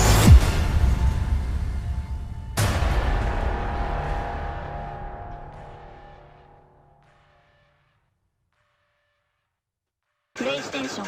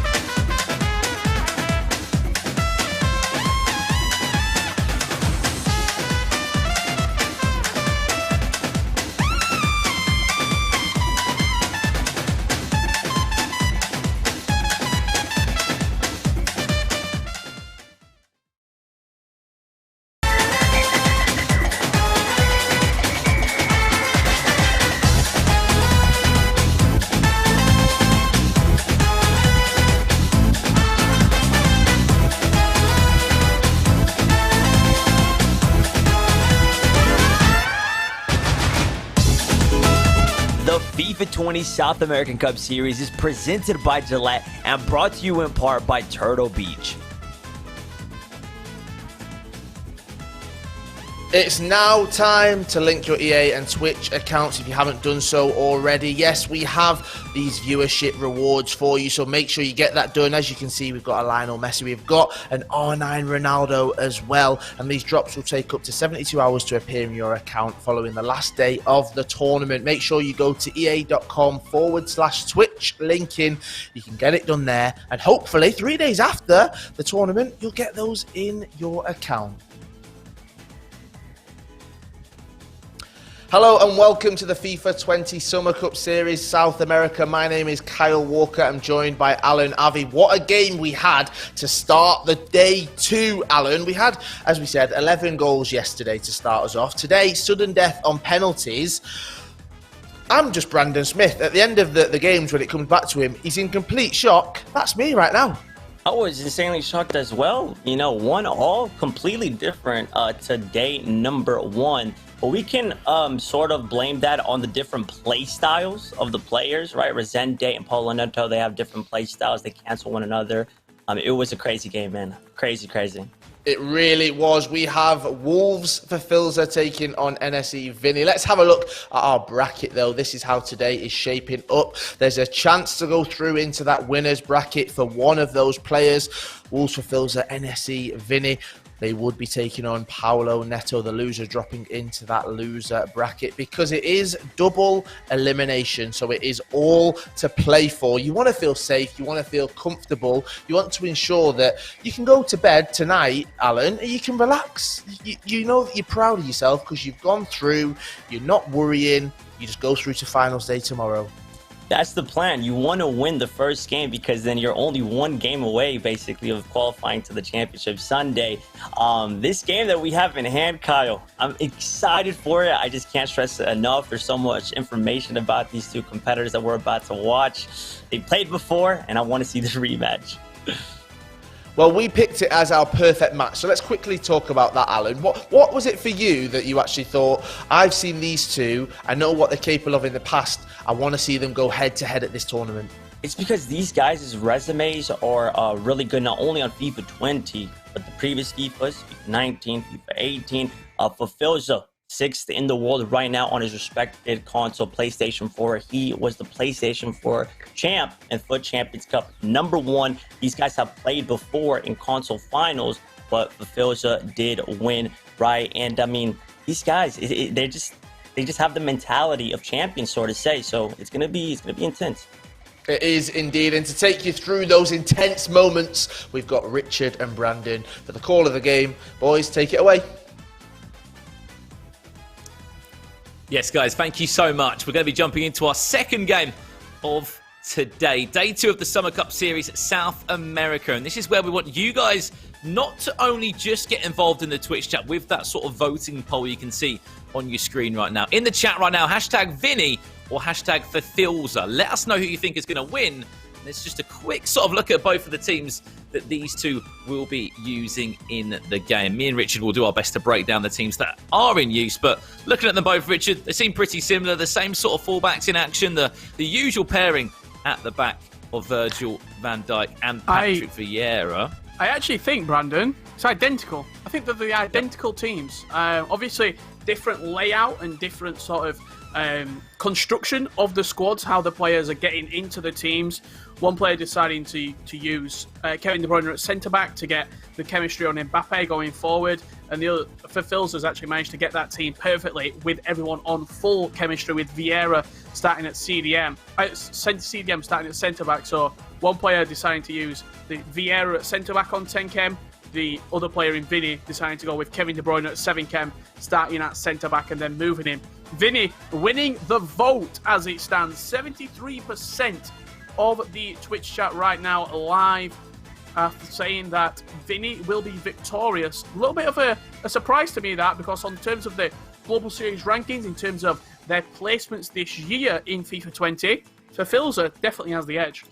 I mean, the other thing we have to look at is that these two would have not faced before. They're both on different consoles. You have to look at that. There's 2 separate Global Series rankings, Richard, and when you qualify for tournaments, when you go to major tournaments, you're playing on Xbox or you're playing on PlayStation. As we know, Filzer ranks 6th in the world at this moment in time after what was an unbelievable start to the year. And I think this is where we'll talk about it a little bit more when we jump into the tie, Richard, is that Resende, although he's in the loser bracket, and although he played a great game, lost on penalties, he had a great second half of the year. I know it's not even a full year, but sort of a second half of the year compared to the Filzer, who sort of hit the ground running as soon as the game was dropped in late September, qualified for 2 FUT Champions Cups, played in a cross-console final. He was the PS4 champion in FUT Champions Cup #1, if I can get my words out. Did play in the round of 16 in Cup 2. And that's where he picked up his Global Series points. And as I said, he just hit the ground running. Absolutely. It was an outstanding start to the year for Filzer. Both of these two players really showing what they've got while in Romania, Bucharest, in the Christmas period, just before the new year. Since then, FUT Cup 3 and FUT Cup 4, neither player really making that much of an impact on the scene. Eusebio stinging the hands of Van der Sar there early doors, but do you think the lockdown period will have affected the way that these two play, potentially? think it's something we have to look at, Richard. There hasn't been, as you said, a great deal of online tournaments. Tuesday Night Football was sort of the only real thing that you could see 16 competitive players from North America, South America and Europe battle out. Of course, we saw the stay and play tournaments. I know for Filzer was involved in a handful of those. He did qualify for the E-Premier League for his team in Wolverhampton. Fortunately, as we know, that tournament hasn't gone ahead this year in FIFA 20. Who knows if it will happen over the next couple of months? We can hope it will. But there won't be any Global Series points on the line. It will just be pride for your Premier League side, which, as we know, Wolves have gone into the Brazilian scene. They picked up a Vinnie and for Filzer. I remember when they first got for Filzer, I was like, you know, we've known the Brazilian scene for a long time. We've seen the usual names, the Lucas Reps, the Senator Bones, Resendes, and then you just see this new wave of talent come through, and Filzer was at the top of that pile. Well, Filzer also got the ultimate seal of approval when he faced Nicholas, and Nicholas described him as the hardest player in qualifying for FUT Cup 1 that he's ever played against. I should say FUT Cup 2 that was, for Filzer. He was outstanding with some of the goals that he was also scoring. Wolves for Filzer.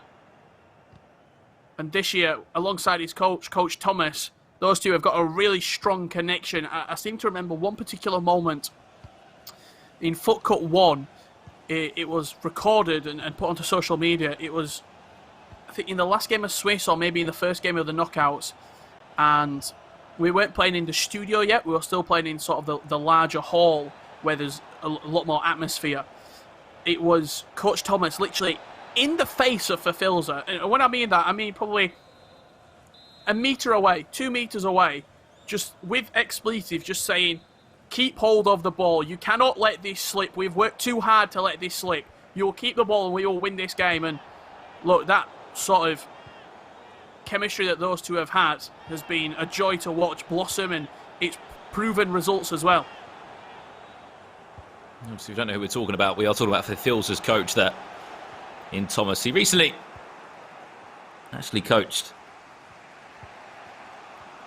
Team Switzerland in the Unite 2020 tournament that took place there. Of course, he is based out in Switzerland. I'm sure he'll be watching his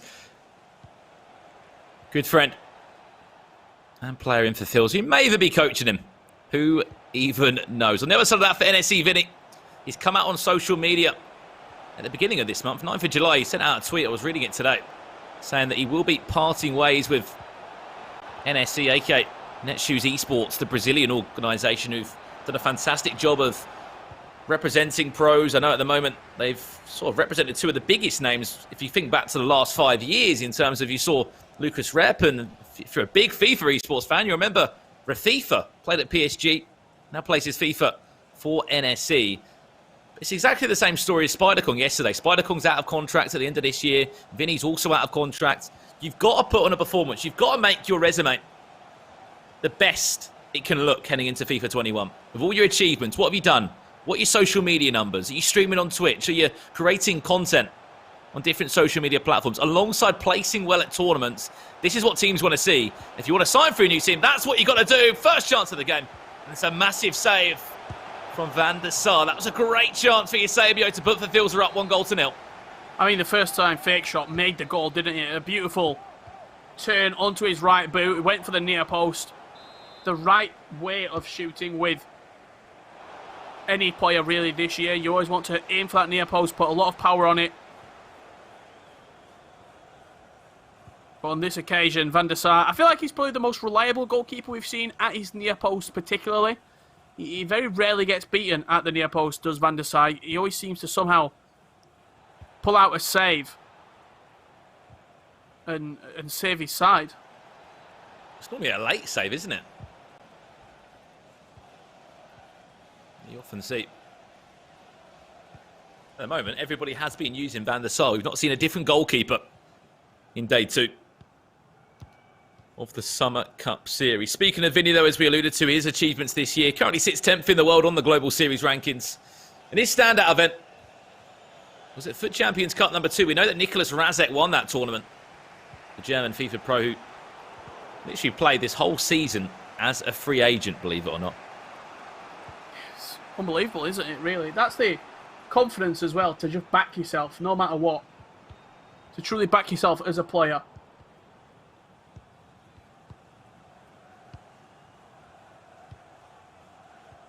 Obviously wasn't the sort of ending to the year that Nicholas Razek would have wanted, a player that always prides himself on making grand finals. He'd compete in a handful of tournaments this year. Another one of those names out of that German team. It is so, so good, but we've seen Europe conclude for this year in FIFA 20. We saw Lilito become the champion there last weekend. Just 6 days ago, I should say. 7 days ago, in fact. Look at that passing accuracy. Bottom left corner, 96% passing accuracy. To put that into perspective, for anybody listening, out of 100 passes, only 4 have gone away from him. Ridiculous, when you think about it. He's been able to keep possession, Richard, but unable to create a goal. You'd probably look back and think, okay, that chance from Eusebio should have went into the back of the net. If it wasn't for a great save from Van der Sar, he turned his man so well. It was like a fake shot turn. Mendy does get tripped over there. Goes out for a throw, and I'm surprised it didn't get pulled back for a free kick there. Maybe Mbappe could have been penalised just slightly for the foul on the French defender. Here is NSC Vinnie. Cristiano Ronaldo's waiting in the box. Little dink, the double tap pass, which wasn't really needed from Hullet. Into Eusebio. And you just saw the power of the double tap right there. Edge of the box, double tapped into Ruud Hullet.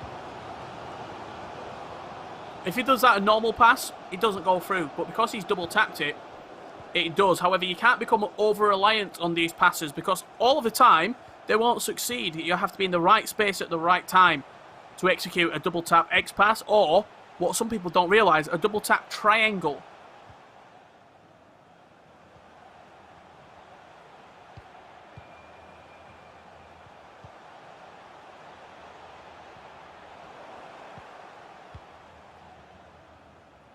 There's a couple of variations, isn't there, as you just alluded to, Richard, of how you can play this sort of dink pass. If you've not seen it, you've not heard about it, give it a go on Foot Champions if you can, or I'm sure there's a number of videos uploaded online you guys can watch from pros doing it at events such as the Summer Cup Series.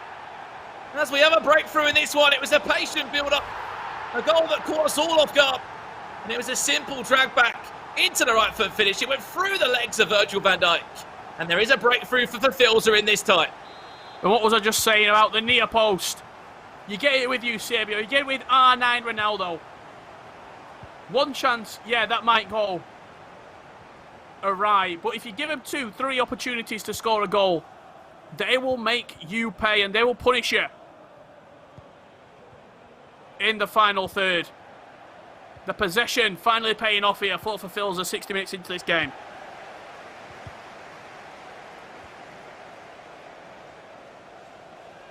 Absolutely brilliant stuff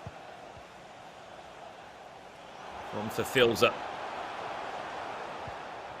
don't think I've seen quite anyone keep possession as much as he had. Just in this tie. Across the 2 days so far. Was able to find the breakthrough though. Eusebio, one of those players that certainly earns his cam spot in a 4-2-3-1. Some players will try and keep him out. We've seen other players obviously look to back a Neymar in those sort of areas. But there's just something about the Portuguese icon in front of goal that's so, so good. Into R9. Tried to play the cheeky pass around the corner. Unfortunately, that's not going to come off in the end. Vinnie down by a goal to 0 and sort of struggled to get going in this one. Haven't seen too much from him in terms of getting the ball forward and making things tick over.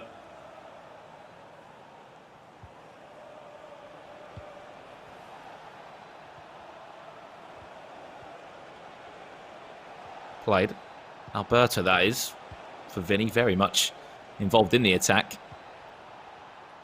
Hullet. Ronaldo with the classic Ronaldo chop. Finds Eusebio. He's got a lot of pressure on him from Ruud Gullit. We'll go back for a free kick just on the edge of the box. We're coming to the dying moments of this tie. Still a second leg to come up. For Filzer leads by a goal to 0. Free kick gone straight in it. That's it. He cleared off the line by Ruud Gullit. It was a great chest. The goalkeeper couldn't have matched the save, but sometimes that's why it's important, just to make sure you got a man tracking back and a man to come back and defend. It's that AI, isn't it, sometimes, that can help you out in the defensive aspect, putting your players in the right place at the right time. Beautiful reverse elastico from Vinnie. Just got that inch of space on the edge of the box.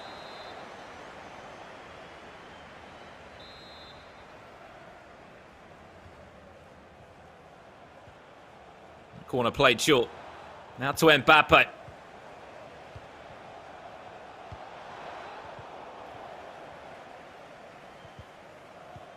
Nothing more than that huge long ball down the line. It's going to find Eusebio. There's options in support. Mbappe's there. Gives it back to Mbappe. Mbappe tries to play a first-time pass, and trying to do that before you even had a touch on the ball can sometimes be difficult, even for the best of players.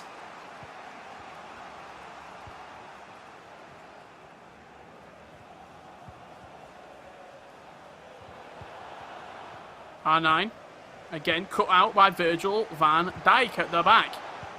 You saw that right there, though. The way that he was defending, not pressing circle, not lunging into a tackle, just positioning yourself, moving with the left stick and holding your position.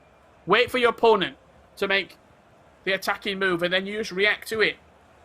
There's no need to jump in with a slide tackle, with a circle lunge, because it almost makes up the attacking player's mind for him.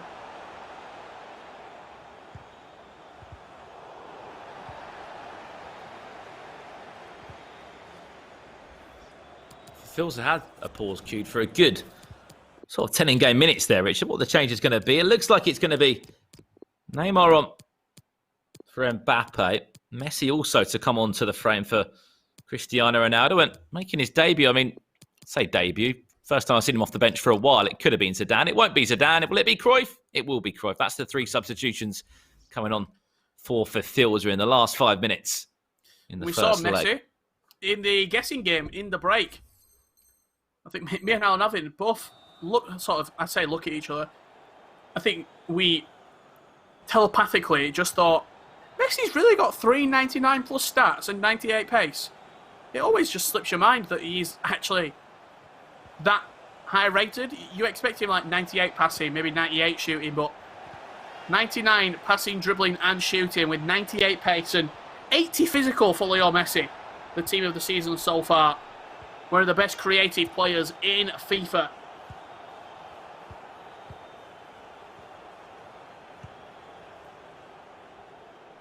A big tackle at the back there from Vieira to stop the chance coming in for Filzer. I'm sure we'll be happy to leave this game with the win. It's not the biggest of advantages. We know how goals can easily come about. Awful shot there from R9. You'd think that would be a bronze player with that effort from the right foot of the Brazilian forward. It went high and wide into Resende. And that should just about do us in leg number 1 for Filzer. Moves into that second leg with a goal to 0 in his favour. And the goal came from Eusebio just within the second half, Richard. There's a drag back into a simple ball roll and then into the right bottom corner. But sort of the selling point of that game was just the possession that Filzer was able to keep, and he sort of just controlled the game. Yeah, we get to see the goal here for Filzer. It came 56 minutes into the second half. Eusebio with a lovely ball roll, just create that little bit of space at the near post, and as soon as it came out of the ball roll, smashed it in for Filzer. We get to see another look of it here. De Bruyne, first time passing in around the box. Ball roll. Just didn't get his player switching right. He switched a little bit too late off Vieira and gave Eusebio too much space at the near post. Just looking at the scores, so far we've played sort of 1.5 games of FIFA. Yesterday we had a 6-5 and a 3-1 in our opening games. So far we've had a 1-1 and a penalty shootout. Chaps, where are the goals Have you kept them somewhere? Are they locked up? Can we find the key? And can we unlock some goals, please? I mean, what? We saw 33 goals yesterday in day one of the tournament. Today we've only seen 3 so far, which isn't nice glamorous. I mean, I don't know if it's because the level of play has been maybe slightly higher today. Both players have been maybe slightly more defensive and sort of better in the ways of defending. Yesterday, it was sort of Hail Mary at times, especially in that 6-5 game that we saw against Zezinho and Gabriel. Them two matched up again, and then it was a 4-3 win. But I'm with you on this, Richard. We need to see more goals. I think everybody at home wants to see more goals as well. But just want to pick your brains on Filzer, Richard. A fantastic start to the FIFA 20 season. First 2 FUT Champions Cups he qualified for. After that, we did not see him in Atlanta. We didn't see him in Paris. So what's the question?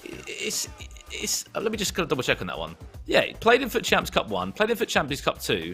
How difficult for him is it to sort of continue playing? Because he's not played in a competitive tournament since 2019. I'm talking at a LAN event. The EPL was online. He qualified for that. But other than that, he's what we're looking at 7 months into 2020. He's not been at a LAN event. I know LAN events have not been a thing sort of since March, but he's had to keep himself ticking over with a hope that there was going to be the playoffs, there was going to be a grand finals, or instead now we have the Summer Cup Series. Well, you look at the points that he's already allocated, how many points he's already got on the board. Obviously in January, we didn't know the severity of the situation, so his mindset is probably, I've got playoffs, that's a 100% guarantee. All I need to do really is probably get out of Swiss at the playoffs, and I'm in the grand finals. To be honest, we saw a number of players last year going into the playoffs like 6th through 13th, really, had absolutely nothing to worry about, because for those players to be knocked out of the playoffs and people to take their spots in the grand finals, there had to be a big switch of results going against them and sort of results going a different way. I think we saw, one change in 32 players that went into the playoffs that came then out of the playoffs into the grand finals. For the most part, it was if you go in a top 16 spot, you're coming out as a top 16 spot for the most part. So maybe mentally, he just thought, take a little bit of time off, have a little bit of a break, and sort of recharge the batteries. But also the meta changed as well. We swapped from, which was a very, very defensive style in sort of the 4-4-2 and the 4-2-3-1. Those formations still very viable, but the way in which he defended, I think for some of Filzer's games, he won a couple of games 1-0, he won a couple of games 2-1. That's when it changed to sort of the overall ball side meta around January and February. And then going into the rest of the summer and into the spring, that meta then switched again, and now we're sort of in the possession-based meta with dragbacks and ball rolls and sort of trying to fool the AI into making mistakes. And again, that's not me taking anything away from Filzer, because as you said, Richard, if you can play well in the first couple of events, and that's what he did. He got round of 16 in Cup 2 and was the PlayStation champion in FUT Champions Cup number 1. Nothing to take away from that man at all. Bagged over 2,500 points. He's the second highest ranked player from South America on the PlayStation this year. So some huge achievements to take. It's just, for me, I just wonder and look into how does a player keep themselves motivating and ticking when, unfortunately, they haven't been able to make sort of any events in 2020. We're back underway to this one. Filzer does lead by a goal to nil. As you said, sort of during that meta when it was very much defending and winning a game by a goal to nil. We saw so many games go to penalties, 0-0s over 90 minutes. He can see out a game, play well, keep possession, as he has been able to do in this leg one. He should be on his way to that winners matchup. Only time will tell, though. Could it be an early goal for Vinnie? Tries to whip that ball into R9, wins a corner. Just 9 minutes in to the time. And will be whipped towards the front post. It's been flicked on. The keeper's down to ground. It's a huge hoof out from Eusebio. I think the Filzer knew he had to get the ball clear because Van der Sar was on the floor and he wasn't getting back up in a hurry.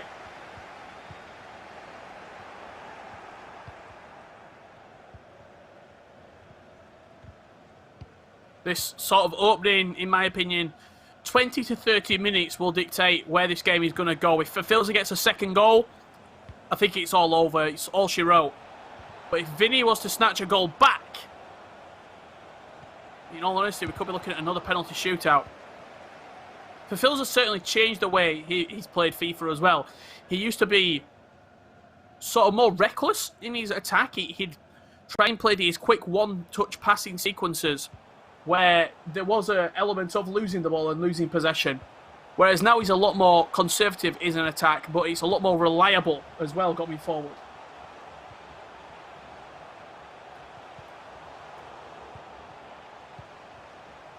If you didn't see how the first game played out, Resende will be playing against the loser in this game. It went to a penalty shootout. Did our first match of day 2 in the South America Summer Cup Series. It was Paulo Neto that held his nerve from the spot, ensuring that he would be into that winners matchup. So winner plays against Paulo Neto, loser plays against Resende. Remember, 1-0 to Filzer does lead in this tie. So many positives as well if you're in the shoes of Paulo Neto now. Richard hasn't tasted defeat yet, which if he needs to fall back on, he can. And if he wins his next two-legged game, it's all job done. It's all smiles. He's into Championship Sunday. Here's Vinnie into R9, scoop turn round the man. Is he onside? Yes, he is. The goal stands, and the game is back square. Class goal from Ronaldo. He looked offside, didn't he, as he wheeled away in celebration. But a nice little bit of ingenuity inside the box. First time scoop turn, smashed in at the near post. Showing us why he is deserving of a spot here, Vinnie. Tying up the game one apiece. He's a player, as we said, that's got a lot to play for. He'll be a free agent come FIFA 21. He'll be looking where his future will lie as a professional FIFA player.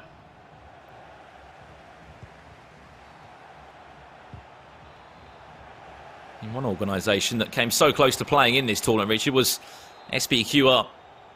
An organisation that have actually pushed on a couple of players from Brazil. You look at, remember a player called Tor, not in this tournament, but played so well that he caught the attention of one of the biggest clubs in Europe, if not world football, in Ajax. Signed for Ajax, did Ajax Tor. On the other side, Paulo Neto did play for SPQR early on this year. What happened to him? He got a move to Atlanta United.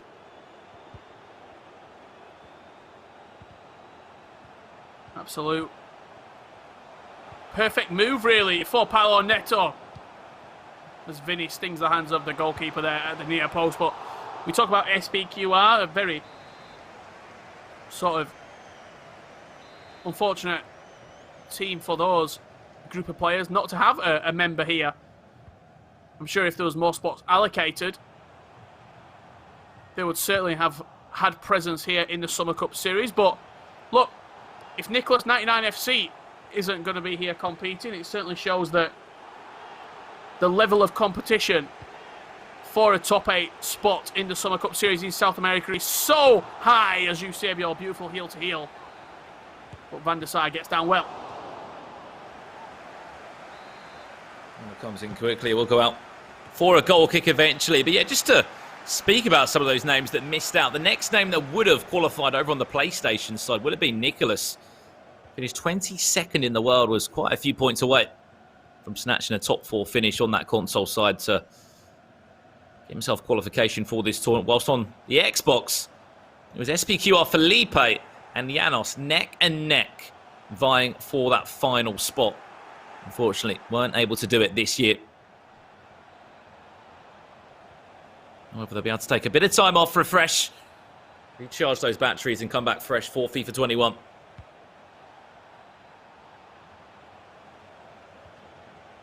Here's De Bruyne. For Filzer. Nearly 40 minutes played in this one. Scoreline is 1-1, all square. It was Arnhem that got the goal back for Vinnie. Eusebio turns his back and unfortunately turns into Virgil van Dijk once again. He's able to just about clean up the danger.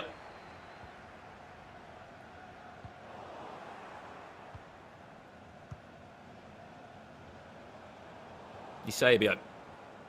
Arnhem falls to ground after the pass. Wasn't able to latch on. It's been a good first 45 minutes this for Vinnie. Could be an even better first 45 minutes if he can score from here. Goal kick played long. Comes to nothing. It's just a great bit of defending from Carlos Alberto. Another Brazilian that does enough to earn his way into this lineup. Just the 2 minutes. of added time.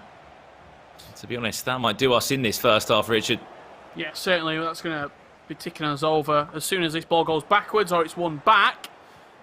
Off for Filzer, the referee will blow up, but as soon as he's going forward, we're going to play out the attack. Mbappe stinging the hands of Van der Sar at the near post. I was looking through a number of the results from other regions in this South America region, certainly the cagiest here today of all day twos in the Summer Cup series thus far, including Europe, Oceania, and yesterday's day one here in South America. But we're only halfway through the Summer Cup series, Brandon. We've got Asia, North America, and the Middle East and Africa all to be played coming up. A real wealth of talent going to be displayed over the next week and a half.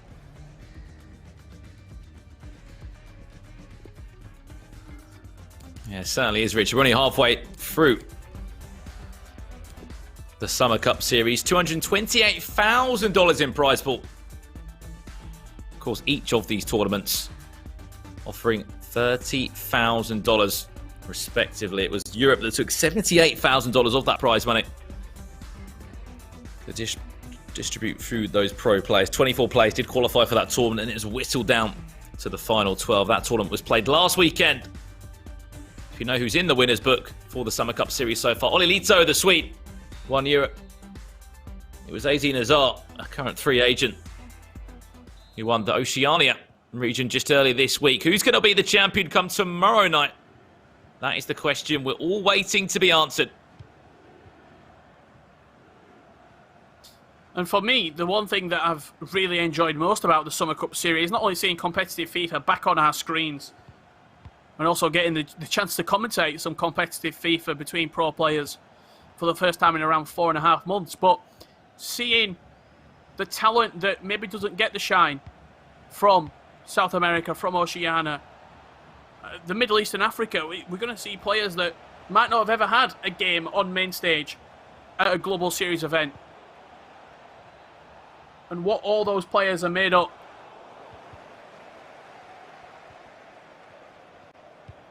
In those regions. Certainly is, Richard. See the possession stat there. Won't mean much. 58% of the possession has been in the favour of the Filzer.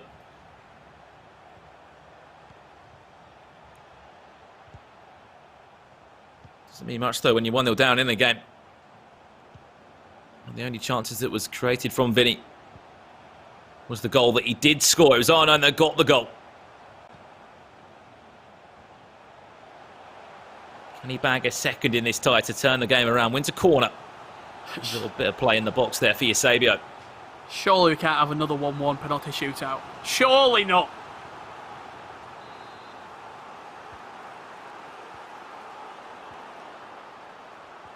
Wins the ball back from the corner. This is best to turn his man as Cristiano Ronaldo. I mean, if you look back at that last game, Richard, it was a 1-1 draw, as we said. Went to extra time, went to penalties. But I think if you looked at the 4 players that were involved in today's tournament, you would have said the Filzer naturally would have been in that game. He's a fantastic possession player, a great defensive player. Doesn't need to score all the goals in the world.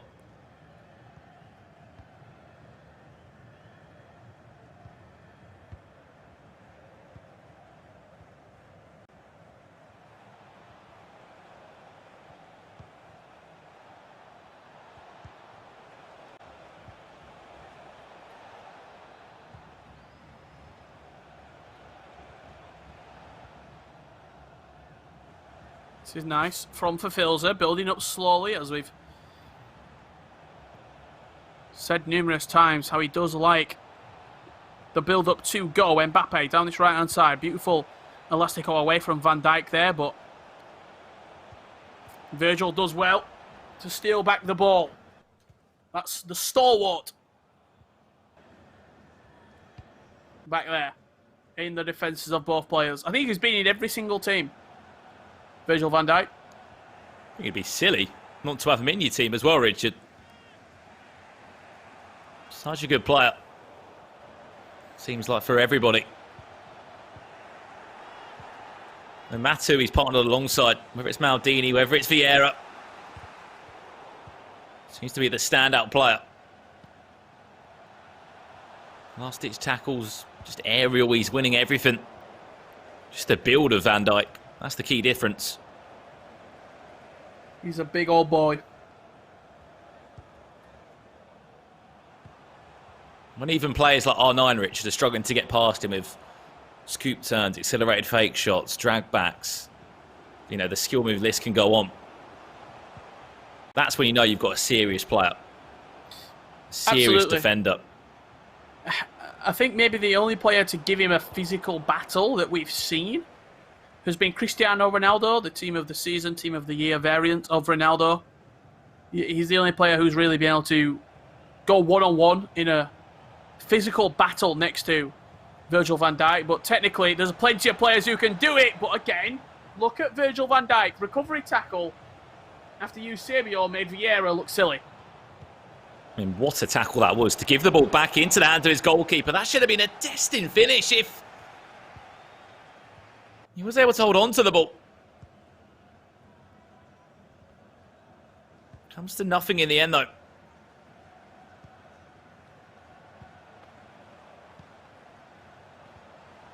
We're left still guessing which way this match is going to go.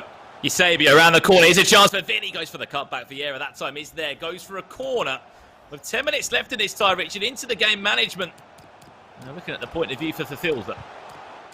So Neymar coming on at central cam. Look for Leo Messi to be introduced as that right centre attacking midfielder. And even Ronaldo looking potentially to be brought off. But he's kept Ronaldo on. It's just Neymar and Messi introduced here for the Wolves man.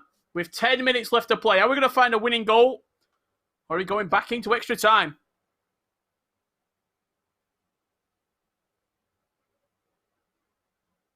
That is the question, Richard. 10 minutes left. We can't see the changes that Vinnie will be making. We'll hopefully see a handful of those just in a second now. You can see Cruyff on for Eusebio. Probably just one more change as well. Which way will this match go? Look at that run that Messi was making on that far-hand side.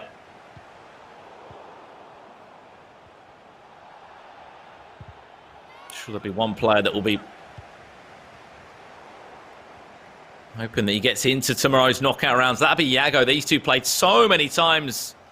CrossFit Champions Cup qualifications, Inner Foot Champions Cup. And Filzer went and became the PlayStation champion. Here is Filzer now. Ooh, beautiful ball roll elastico combo there. That one goes out of play for a corner. We'll cycle to the edge of the box. Has to be patient. Lovely build up this is. Don't let him on the left foot. Don't let him on the left foot. You saw Filzer's reaction. He thought he'd rustled the back of the net. Leo Messi so comfortable on the edge of the box. Find his way out of an escape room with a blindfold. Chance. Vinnie goes for the cutback. Who is there? Van Dijk gets a leg out.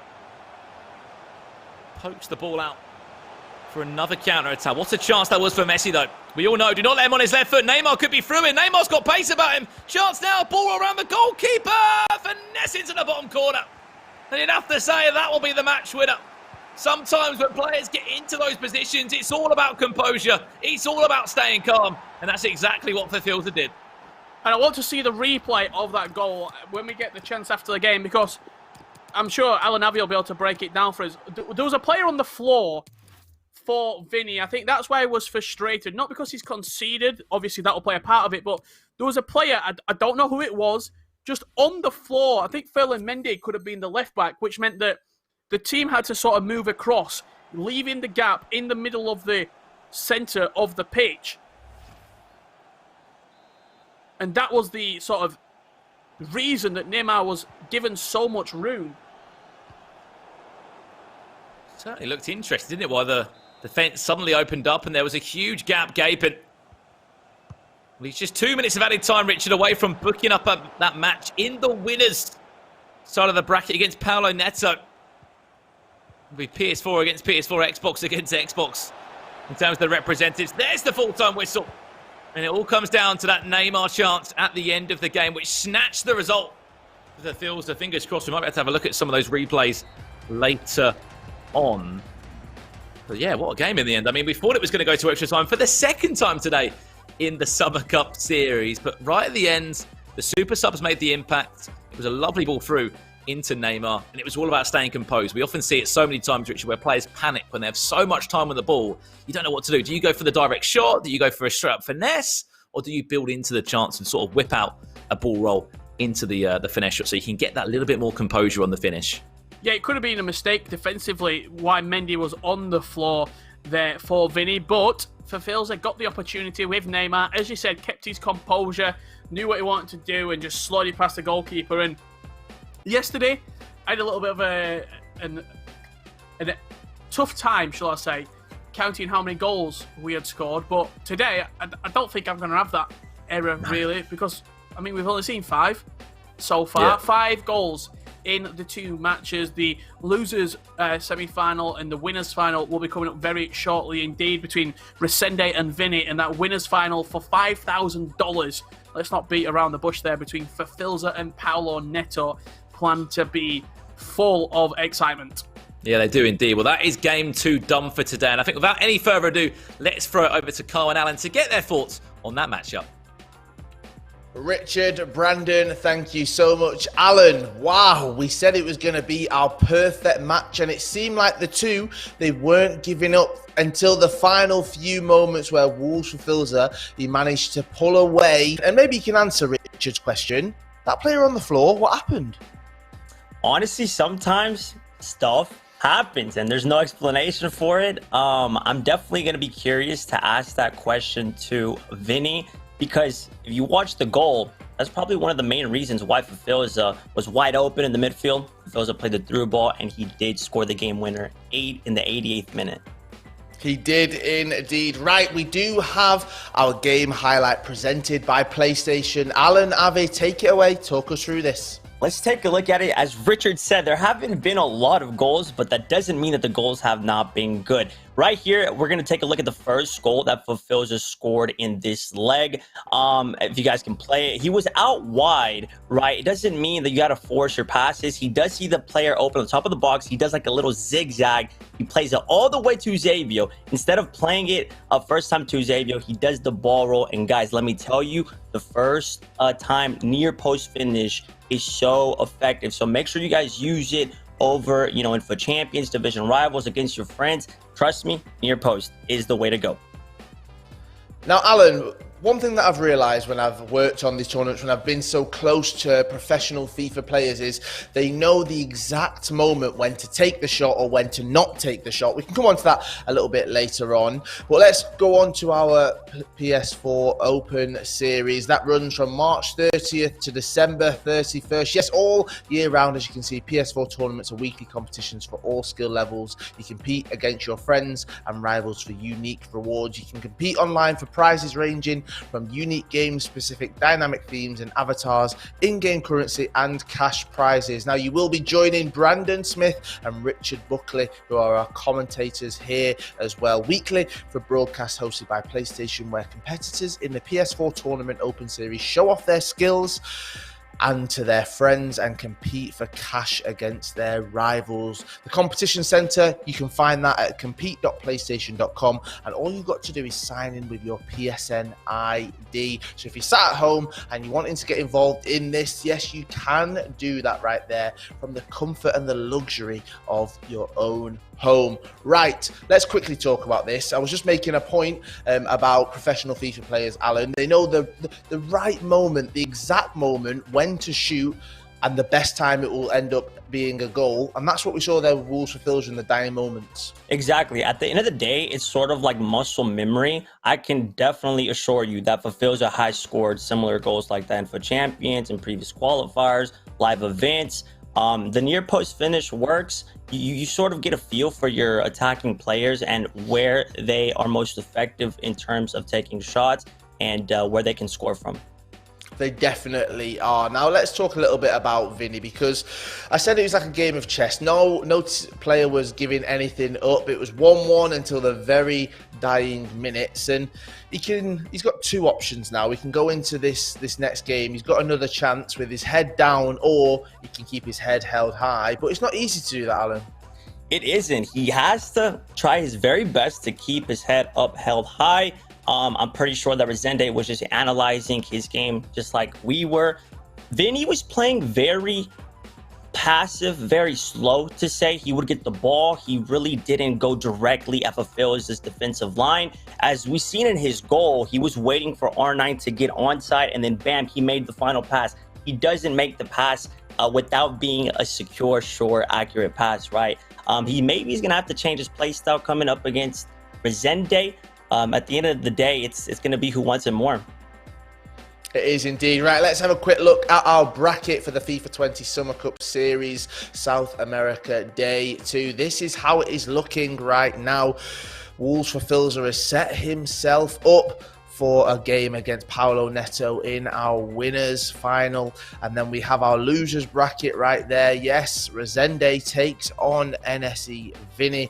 This is the important one. It is double elimination. You get 2 chances, and that is it. You're out. You're going home. You're turning your PlayStation off, and it's a huge moment. But let's speak to someone who will be involved in that losers game right there. We do have Vinnie joining us here on the stream. Vinnie, hello and welcome. Oh, he's not here. He's not here. Don't worry. We'll talk to him a little bit later on. Alan, let's talk about this matchup. Next up, Resende taking on Vinnie. It's massive, and that's going to be coming up quite shortly. But it's an opportunity now to really showcase, okay, I'm good at this game, but also mentally, I'm very strong. Yes, for sure. Keep in mind, both of these guys play on Xbox. I'm pretty sure they have scrimmaged one another, friendly. Who knows? They probably matched up in FUT Champions. At the end of the day, I think they know how the other player plays. It's just going to be a matter of finishing your chances, how we talked about. We did see that Resende has some very good defense. I was very surprised by his masterclass defense against Paulo Neto, who loves to score goals. He held him at 1 goal. And I think he's going to probably do the same thing against Vinnie. Vinnie definitely is going to have to take advantage of every single opportunity he gets if he does want to advance and take down Resende. What a match we have coming up for you. Our losers semi-final. Yes, Resende is taking on Vinnie, and I think there's going to be more goals. Well, I hope there's going to be more goals. We will find out, though, after this short break. Guys do whatever it takes to deal with shave irritation. So we reimagined the razor with the new Gillette Skin Guard. It has a unique guard between the blades that's designed to reduce irritation during a shave. Because we believe all men deserve a razor just for them. The best a man can get. Gillette.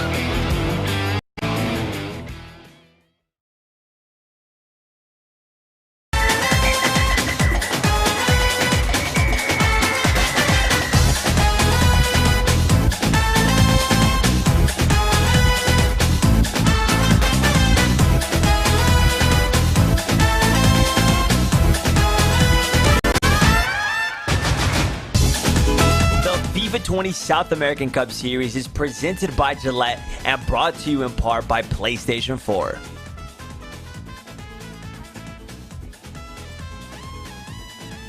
Hello and welcome to the FIFA 20 Summer Cup Series South America. My name is Kyle Walker. I'm joined by Alan Avi. It is day 2 and our competitors are going at it. Yes, they are going toe to toe because they want to be crowned the champion of the South American region. We have our losers match coming up very, very shortly. What a day it has been so far. We're only going into our third game. We've not seen too many goals, but I think this is where it really, really matters. Let's have a quick look at our bracket to see what we have coming up here today in this tournament. Now, as you can see, we do have our losers bracket right there. Resende against Vinnie. Alan, you said you had a lot to say on this game. This is it. This is your opportunity. Fire away. So, first and foremost, this is their second game, right? I feel like their nerves are sort of going to be eased a bit. Like Resende did say, he was kind of nervous in that first game, which definitely could have affected his overall performance. We do have Vinnie, who is currently in 10th place in the Global Series on Xbox, and we have number 7, Resende, who is 7th on Xbox. Both of these guys have made it to a grand final this year, and both of them have lost. Just a little fun fact. Another fact that you guys may find interesting, Vinnie did beat Gabriel PN, who qualified for day 3 tomorrow, Championship Sunday. He did beat him in the semi-stage 2, so maybe he can use that to his advantage against Resende, basically come out of his shell and, meet him again, Championship Sunday. Yes, it is going to be a good game. Let's have a quick look at some of the stats that we have for these two players. They are going head-to-head, as we've seen. And this is the chance now, Alan, where they really need to put everything they've got. This is potentially the end of their FIFA 20 competitive season. Resende, 1 goal, 2 goals against, averaging 1 goal. Vinnie, he scored 1. 3 goals against, 1 goal average right there. Alan, there's not much to find different between them. You have to take a fine-tooth comb to try and pick the differences. I feel like a big difference is the defensive ability. I feel like Resende, he does have the defensive ability over Vinnie. We did see against Paulo Neto once again. I was so surprised with how good Resende defended. Like, he was a brick wall at the back. Vinnie, he really, he let more goals through from Filzer. But at the end of the day, it matters. This game matters. Like you said, it's potentially going to be their final game of the FIFA 20 series. Keep in mind, this can also be the potential final game for Vinnie with NSE. How is he going to end playing for NSE? We'll see what happens. I cannot wait. This is it. This is one of my favourite parts because the pressure is on, and this is where we see the real competitors come out here. Richard and Brandon will be taking you through the game, and lads, take it away. Thank you very much, gentlemen. And yes, here we go then. Our third game of day 2 in the Oceania. I should say Oceania, we're a few days on from that. The South America, where am I? Summer Cup Series. We're going to be seeing our losers match here. Whoever loses leaves the tournament. And if you're Vinnie, this is a must-win game. Of course, it's a big game for both of these two, but that's a man that's out of contract at the end of this year. He's got a point to prove. He wants to sort of leave this tournament making a name for himself. Do let us know in the chat, guys, who you think will come out on top in this game. Hashtag Resende or hashtag Vinnie. All you got to do, type in the Twitch chat and get involved in the conversation. You can just see us sort of having a quick browse across both of the teams, Richard. Very similar to before. No changes to talk about. And I'm looking forward to seeing how this game will be played out.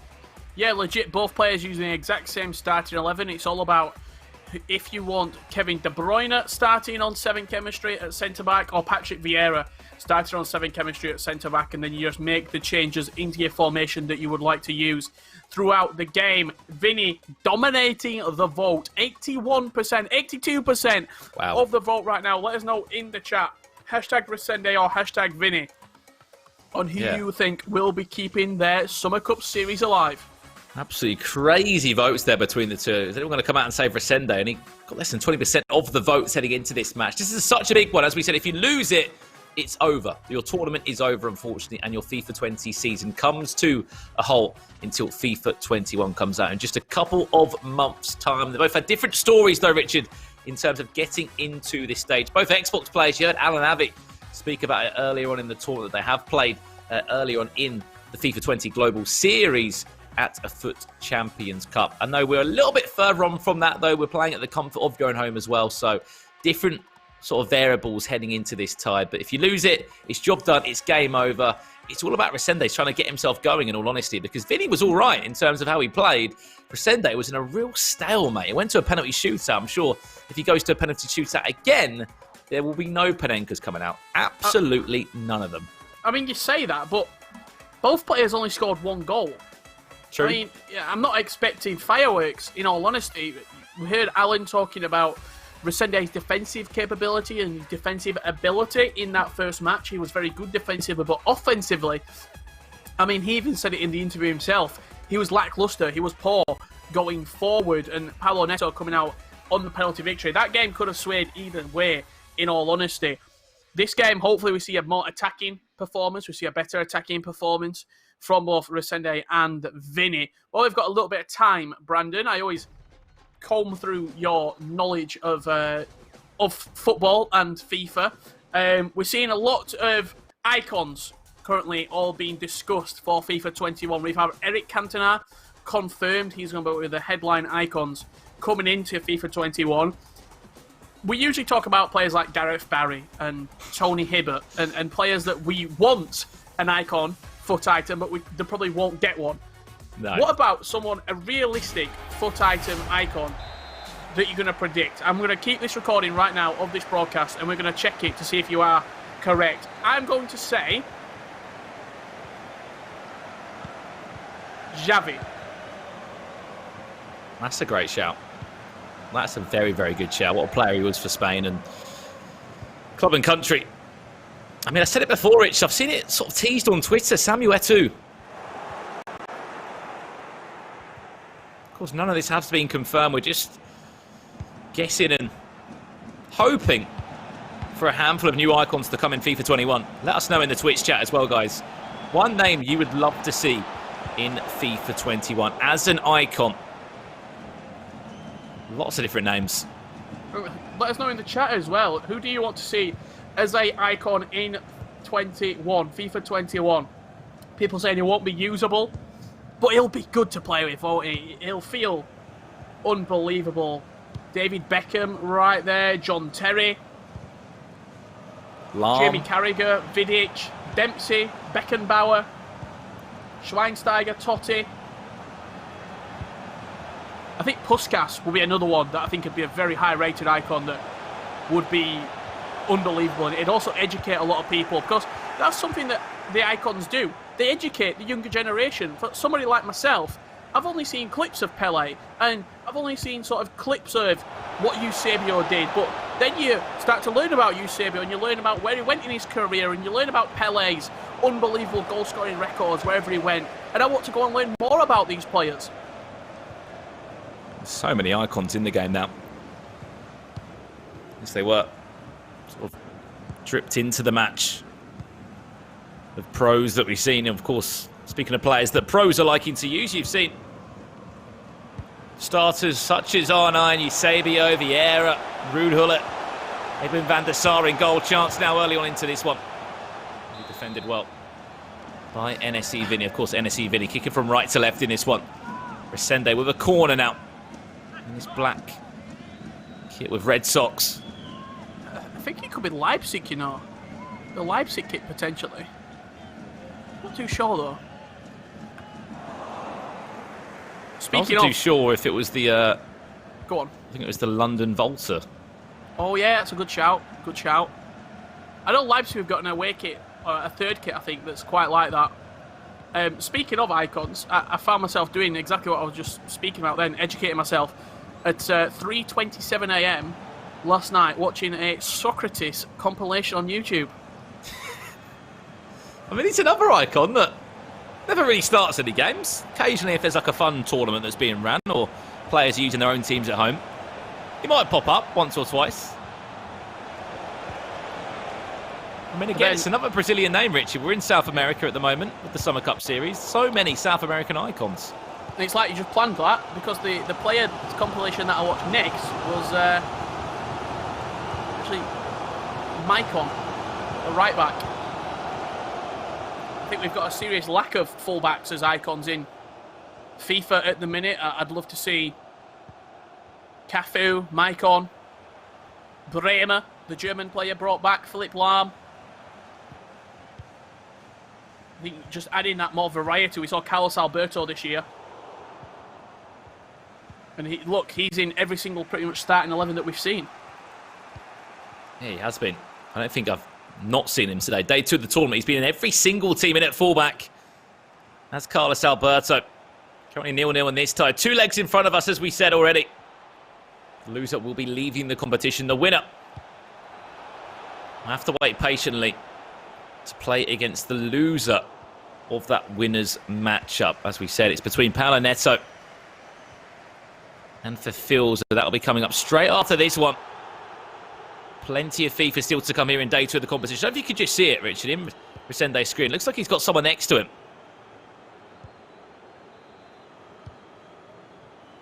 Potentially could be, I imagine, a family member. There's the conversation happening there as well. You see whenever he sort of loses the ball at half-time.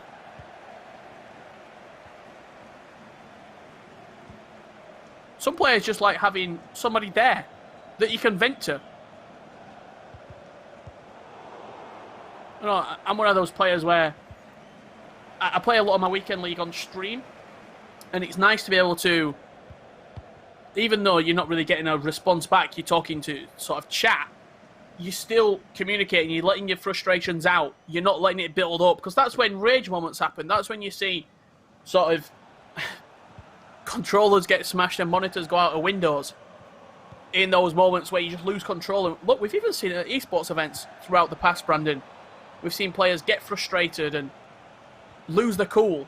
So having somebody there, it can just calm you down, give you that sort of sense of the sensibility.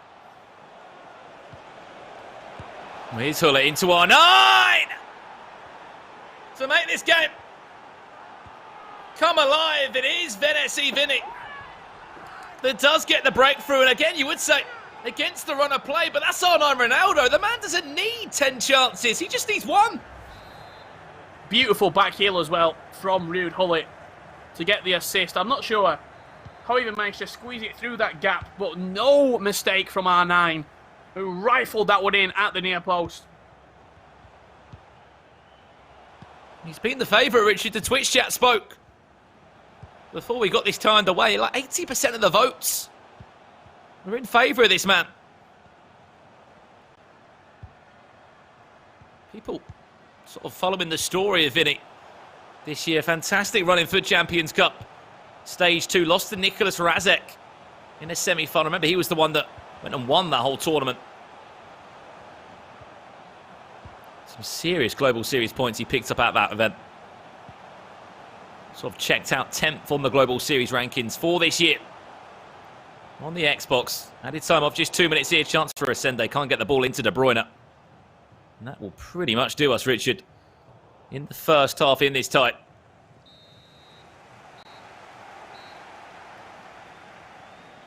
And even that in itself, finishing 10th among thousands of FIFA players and millions who compete on Foot Champions to earn Global Series ranking points, to be 10th in the entire world.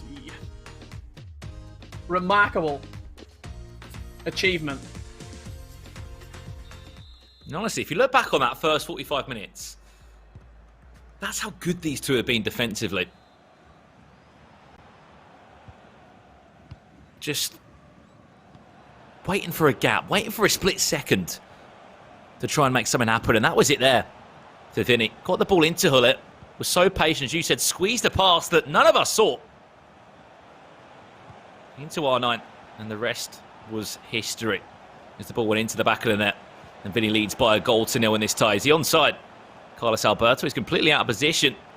Fortunate the ball does fall back to Mbappe, so he can just slot back into that right back area. De Bruyne into R9. Can it be 2? One more into Ruud Gullit. Not sure if the one more pass was necessary, in all honesty, Brandon, into Ruud Gullit. You saw Ronaldo create the space inside the box there. I think you just risk it. I think you just take the shot. If he hits the outside of the right boot, effort, you've got a good chance of going in. You win yourself a corner if he does save it. You might even get a lucky rebound. We saw one in the game between Nazir and Marco, the final in the Oceania bracket, where Nazir got a very fortunate rebound off of a Ronaldo shot straight back to one of his attacking players. Just back yourself.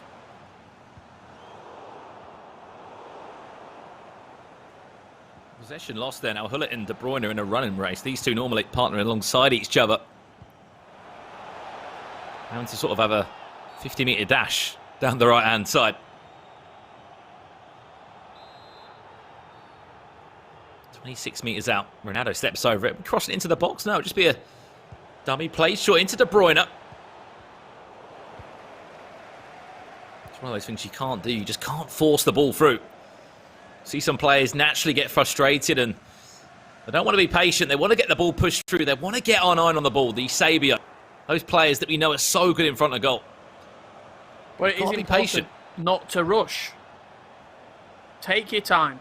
The ball will come to you. You always create chances in FIFA because nobody defends. Well, very, very rarely. I shouldn't say nobody because we've seen it before. Tuga springs to mind. Nobody defends perfectly for 2 legs of FIFA. Very rare occasions. There will be mistakes. There will be a player pulled out. There will be an opportunity to score. But don't rush your opportunities when you get them.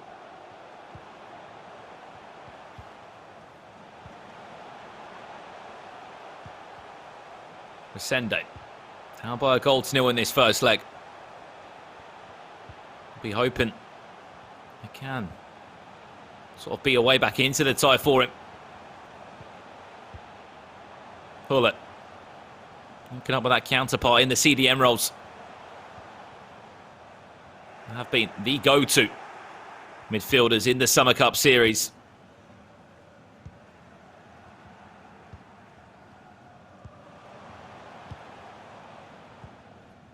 Can't explain how important it is for Vinnie to stay in this tournament of players we said that wants to find himself a new organisation come FIFA 21.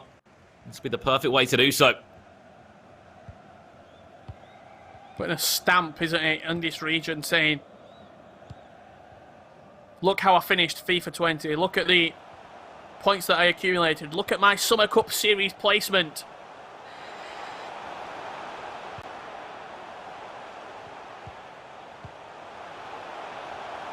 It's Resende.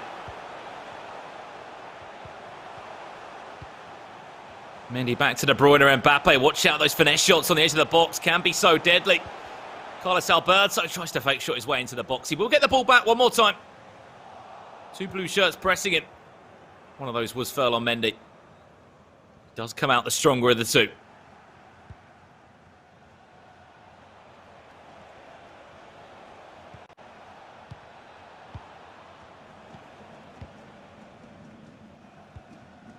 Last game it was 0-0 that Resende played in. Another tight game we see here. I mean, we've only saw 6 goals tonight, Richard. It's not been on the same sort of level as day one, has it? It's not been on yesterday's level. But I think defensively we've seen much better performances by all 4 of the players. Offensively, yes, they took the cake. But today, defensively, I think this is the best defensive performance from 4 players in a Summer Cup series that I've had the opportunity of watching.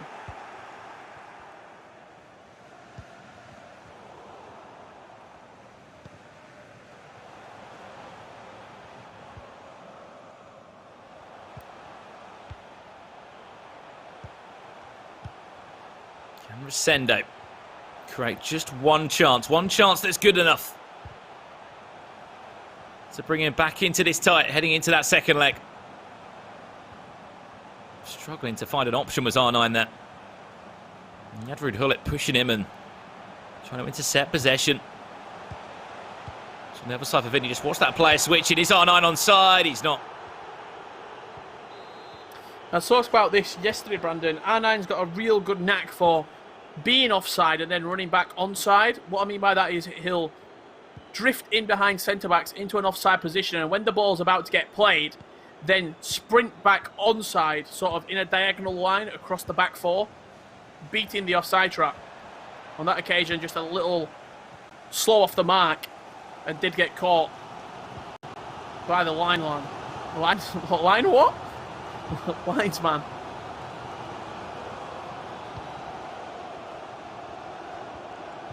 To be honest, Rich, I think that is going to do us in this tie. Was Resende going to have enough chance to tell you what? R9's got space to drive into it for Resende. There's one man in the way. Forget Virgil van Dijk. It's Patrick Vieira, the makeshift centre-half that has been so good as also in the Summer Cup Series. That's leg one concluded, though. Vinnie leads by a goal to nil. The only goal coming from R9 in that game. And from a chance that I don't think many of us expected to happen, it was Hullet that played the ball into R9. We'll have a look at the highlights in just a split second, Richard. But leg one done and dusted. Again, goals haven't been not really everywhere tonight. Yeah, we've been struggling to see that many. We have indeed. That was the one goal from the first leg. You saw at the end of that game, I was looking at Resende's face cam to see what sort of reaction we saw from him. And it was a sort of a disappointed in himself, just a shake of the head. I can do better than this. He didn't have a shot. He did not have a shot in that first leg, did Resende. Has to be better going forward in this second leg. He scored one goal of the entire series thus far, Brandon, and it's a real tough uphill battle for Resende in this second leg. Yeah, well, as we mentioned, this tournament, and just say the Summer Cup Series in general, wouldn't be possible without some of our fantastic sponsors. So I think it's about time that we let you know about that unique hashtag. If you guys were staying tuned about how you guys can get involved and potentially earn yourself a Turtle Beach headset. Of course, the FIFA 20 Summer Cup Series South America is brought to you in part by Turtle Beach. Follow at Turtle Beach on Twitter and tweet using the hashtag. You can see it on your screen now. Hashtag Ultimate Headset for your chance to win an Elite Pro 2 headset. So you got to do, go on Twitter right now, follow Turtle Beach, tag Turtle Beach, and use the hashtag Ultimate Headset. It can be maybe a favourite for today's tournament, a player that you'd love to see as an icon in FIFA 21, or just a screenshot of you watching the stream from wherever you are in the world. Get involved, and who knows, you may be able to win yourself a headset like myself and Richard have been wearing over the last couple of days. Or you can let us know. Out of me and Brandon, you've got two different backdrops. When you're using the hashtag, let us know who you think's got the better backdrop, Richard or Brandon. Let us know. We should get this poll up. We should get this poll up. Hashtag Brandon or Richard. We can see what we can maybe achieve over the next couple of hours with that one, all heading into Championship Sunday tomorrow. Let's turn our attention to the second leg in this one, though. Only a goal separates the two of them. NSE Vinnie with the chance, and to be honest, I think that was really the only chance that NSE Vinnie was able to create so far. But amazing stuff so far in this one, and I can't wait to jump into that second leg. Yeah, I think we're just about underway to get into this second leg very, very shortly between Vinnie and Resende here. And perfect timing, thank you very much. We are underway here. And I did look at the chat. I saw one person, and it said hashtag Richard. So shout out to you, Adam C. and David Phil. Shout out to those two people in the chat who said hashtag Richard. There you go. There's one man in me for that. There's Jamesy. Someone that will always have our back, I'd say. Right, let's turn our attention to this game. Remember, use that hashtag Ultimate Headset on Twitter for your chance to win an Elite Pro 2 headset. But into this one now. Vinnie does lead by a goal to nil. Is there going to be a turnaround in this one for Resende?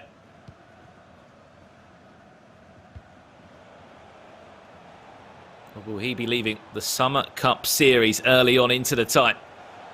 Resende this time from right to left with NSE Vinnie kicking in that red strip. Could it be an early goal? Well, blocked by Virgil van Dijk. It was a right foot finesse from Cristiano Ronaldo.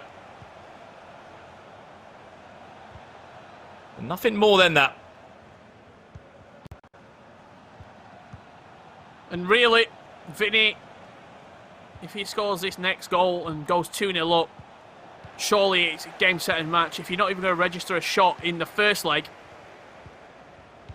and a shot on target, can you expect Resende to score 2 goals? But in the first 10 minutes here, Vinnie's gave the ball away uncharacteristically through a couple of mistakes, so pressure could be playing a part here.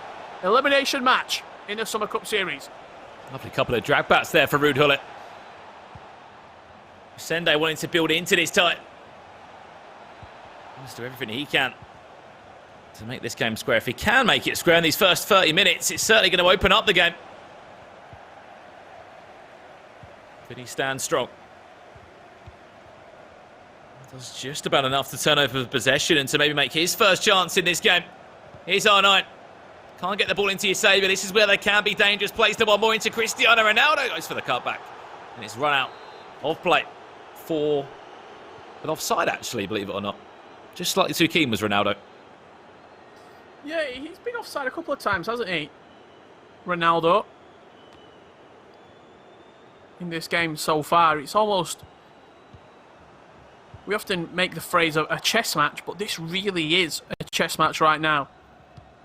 Who's going to be the first one to break either Resende breaking through that Vinnie defence, or Vinnie breaking Resende's spirit in the attacking sense that he cannot get through and having to throw more bodies forward, meaning that a counter-attack inevitability is certainly increased. If you're wondering why this is such a competitive game, only 4 spots between these two in the world rankings on Xbox. Sorry, less than that, 3 spots. One ranked 7th, one ranked 10th. Neck and neck in the world.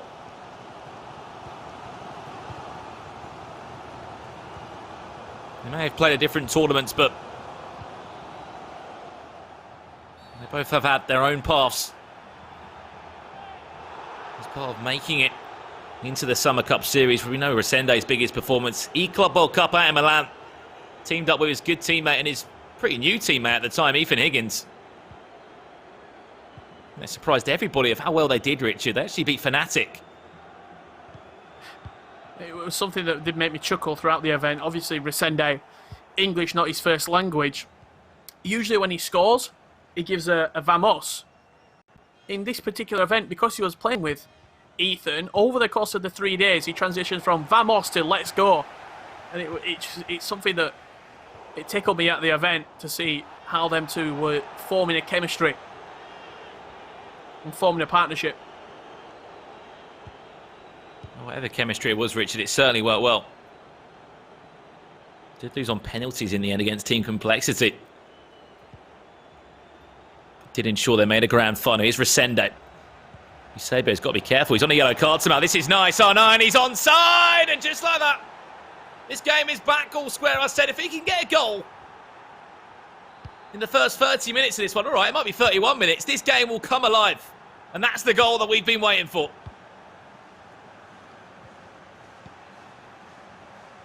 True match that we have right here. The game is on.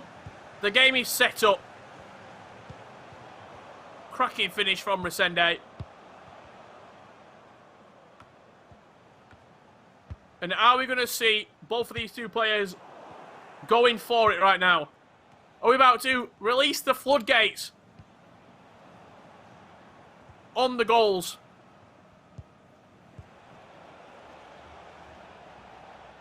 The most goals that have been scored by one player, Richard, across a two-legged game. There's only been 2 goals so far. Hoping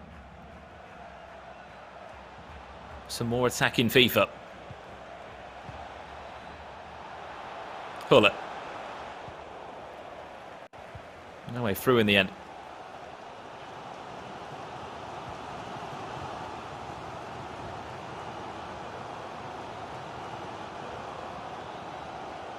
Massive goal by Resende that I'm sure just have let out a couple of nerves that he would have been feeling after struggling for 90 minutes to break down his opponent. To being able to find that run. This time onside was R9. And he was never missing that sort of area. Here's a chance for Vinnie. Is he round the corner with R9? Yes, he is. But what a clutch tackle that is. Unbelievable tackle right there. For a second, I thought we had a penalty. I thought there was a collision inside the box, and sometimes you don't know what's going to happen when bodies are flailing.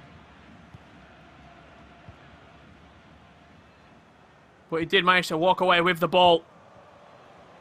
Resende.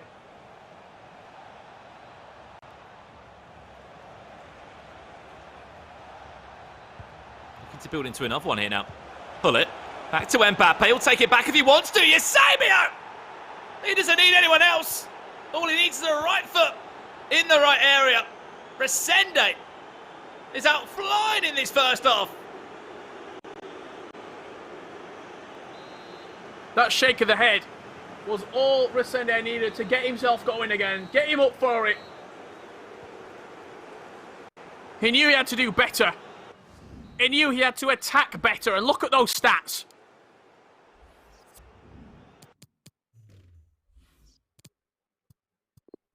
I mean, 10 times better, Richard. From Resende, up by 2-1, and now the pressure mounts on Vinnie. He needs goals. He needs to stay in this tournament.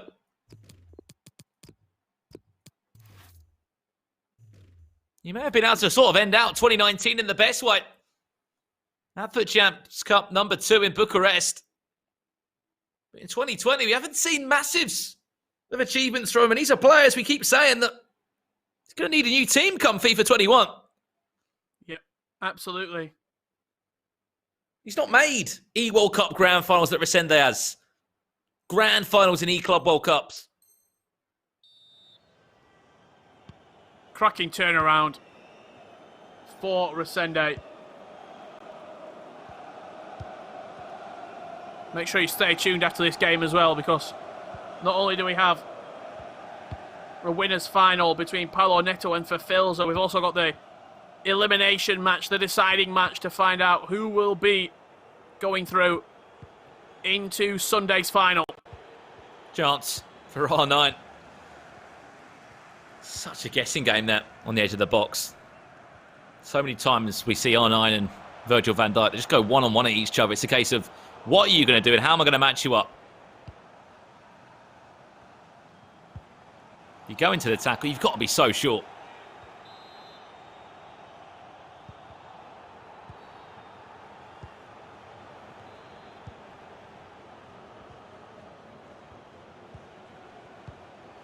De Bruyne into Mbappe. This is Resende. If he can get a third, that cushion will extend to 2. For the 11s, man. Here's R9. Here's Resende. Starting to feel his way into this tie. Neymar nearly got around the corner. Once again, it's Virgil van Dijk. He's always in the way.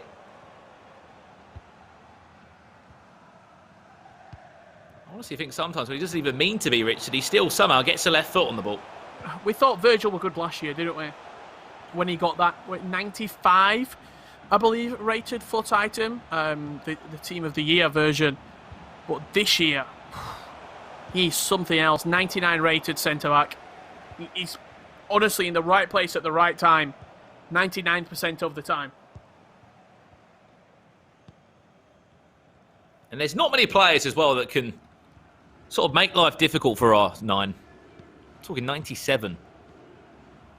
Promo Cup moment R9 as well, which is so difficult to do. And he's been able to do that. Mbappe. You see Resende's full of confidence in the final third. Into De Bruyne. Goes for the fake shot. Drops the shoulder, the Belgium. Midfielder of Manchester City still in possession. Dragged back onto the finish. And that nearly was spectacular from R9. If Resende was to score a third goal here, you have to think that with only 30 minutes left to play, this game will be all set and done. Corner whipped into that back post for Ruud Gullit. Dribbling and wins himself. I thought it was a corner, but actually last touch came off Ruud Gullit and does go out for a goal kick. I like that corner as well from Resende, because corners this year, you play him short, you try and play him to the edge of the box. What Resende did was there, he played all the way to the back post where he knew Ruud Gullit could have had 2 options. Get the ball down and try and work another crossing, which he did take, or he heads it back into the box. And when you've got players already in the box, as you said, like your defenders, your Vieiras, your Gullits, a lot of options in that box that can do a huge job in terms of competing with every single player.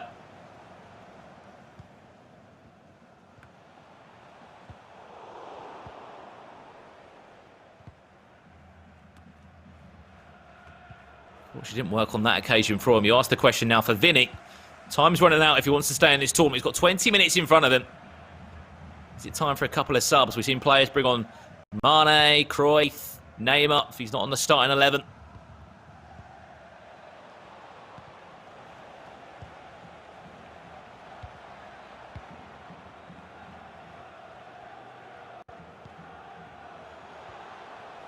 This is nice from Resende.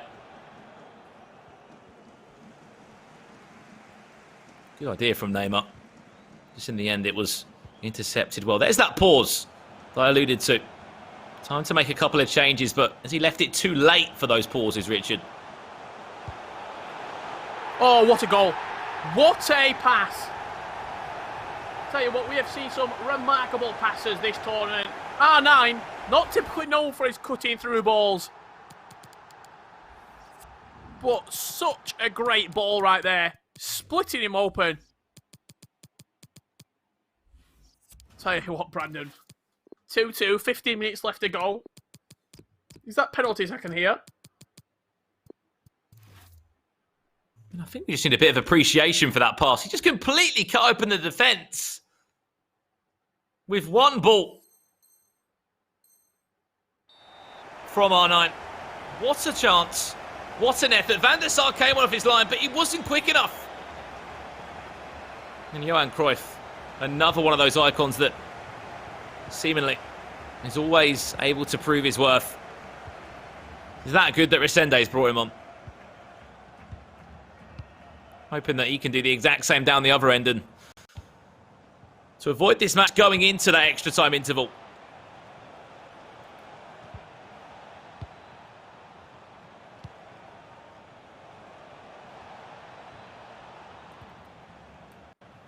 Resende.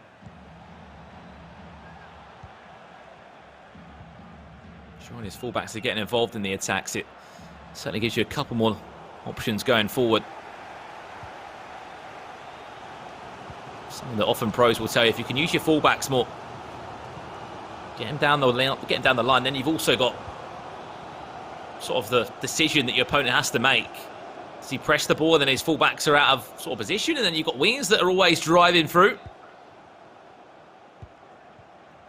Yes, there's risks that are attached to it in terms of if you do pull out your fullbacks, but if you do it well and at the right time, it can certainly work in your favour.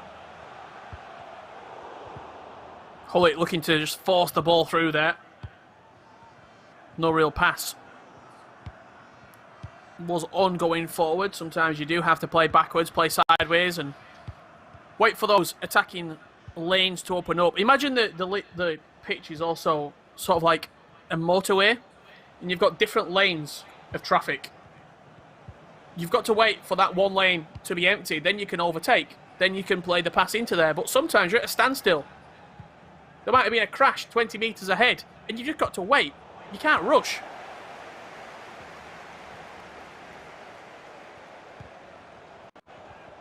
Here is Resende now, Richard. Chance for Neymar to get that ball into R9, which he was able to do. Cruyff and De Bruyne will interchange. Added time of 2 minutes now. This is it. Last chance of the match. Is there going to be a chance to snatch it? Is he going to need extra time?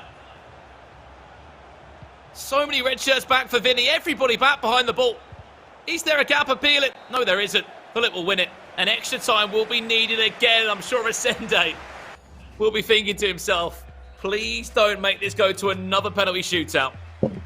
You see Johan Cruyff just brought on there in the last couple of minutes for Resende. No other changes being made by the man from 11's Esports right here. Vinnie deep in the substitutions, making changes.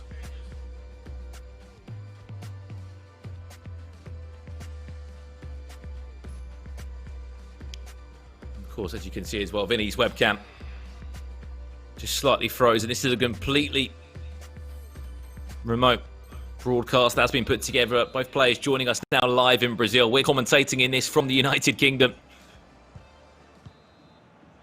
We'll get that sorted as soon as we can. We're underway now in extra time. 30 more minutes will be needed to decide who will go into the next round of the tournament, and unfortunately, who will be leaving us in the Summer Cup Series. The first name in day two that unfortunately will not be progressing into Championship Sunday. Yeah, who's going to be joining Zazinho and Spider-Kong on the elimination list? It's not a bad little list to be on, is it? Even though you're out of the tournament, the calibre of players there with you shows how highly contested this region has been.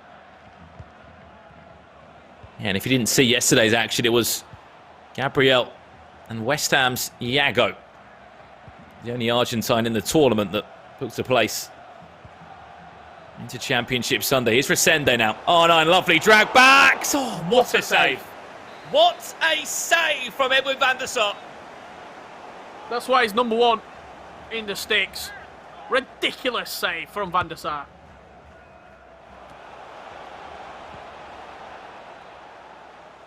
One played all the way across. Going to get intercepted. Look at this now. This is a chance to counter-attack for Vinnie. Look at the number of red shirts forward.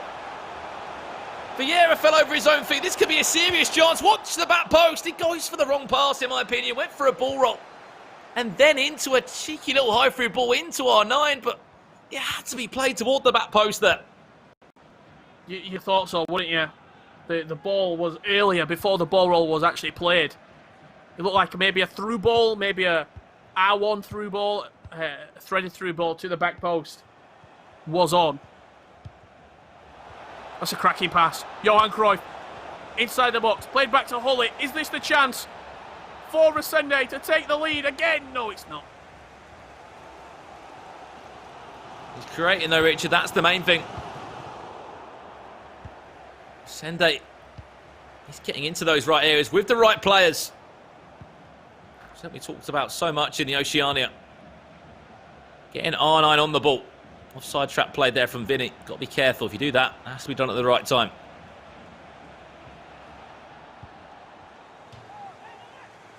And that should pretty much do us for half-time in extra time.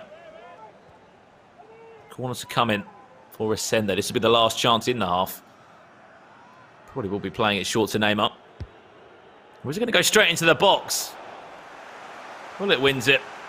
Goes back to the defender and eventually it's cleared out of play. Half-time and extra time. Still nothing to separate these two.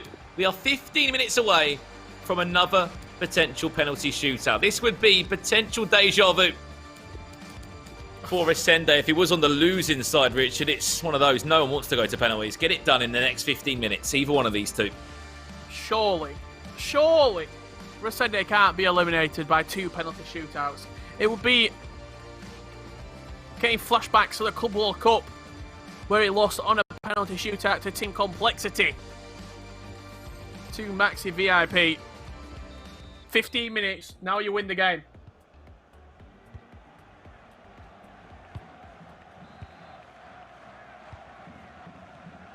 Will there be a winner? Last chance to keep yourself in this tournament. And the last change for Resende there, Pele comes onto the field for the 2019 FIFA E-World Cup Grand Finalist. Cruyff into Cristiano Ronaldo, back to Cruyff, back to Cristiano. Just can't get a clean footing on that ball. Can't explain to you how big of an interception that was from Van Dijk. If he doesn't make it, it's going to be a goal there, Rich. Yep. 10 minutes remaining. The chances that are going at either end right now are becoming more and more impactful on the outcome of the game, because you're just not going to get opportunities, clear-cut opportunities like the ones we had previously in the game. Defences tighten up, attackers lose confidence. De Bruyne into Cruyff. No, it's an awful pass. It's well read by Van Dijk. 5 minutes left now. Elimination FIFA you're looking at this very moment in time in the Summer Cup Series. Who will be the first name to leave this tournament? Will it be done with one more chance, one more perfect chance? But do we need penalties to decide it? The lottery of a penalty shootout. We saw that in the last game. Resende looked so sort of on top in terms of the saves he was making, the great penalties he was taking. Went to Panenka to win the game. And that's when it went to sudden death and it all went wrong very quick.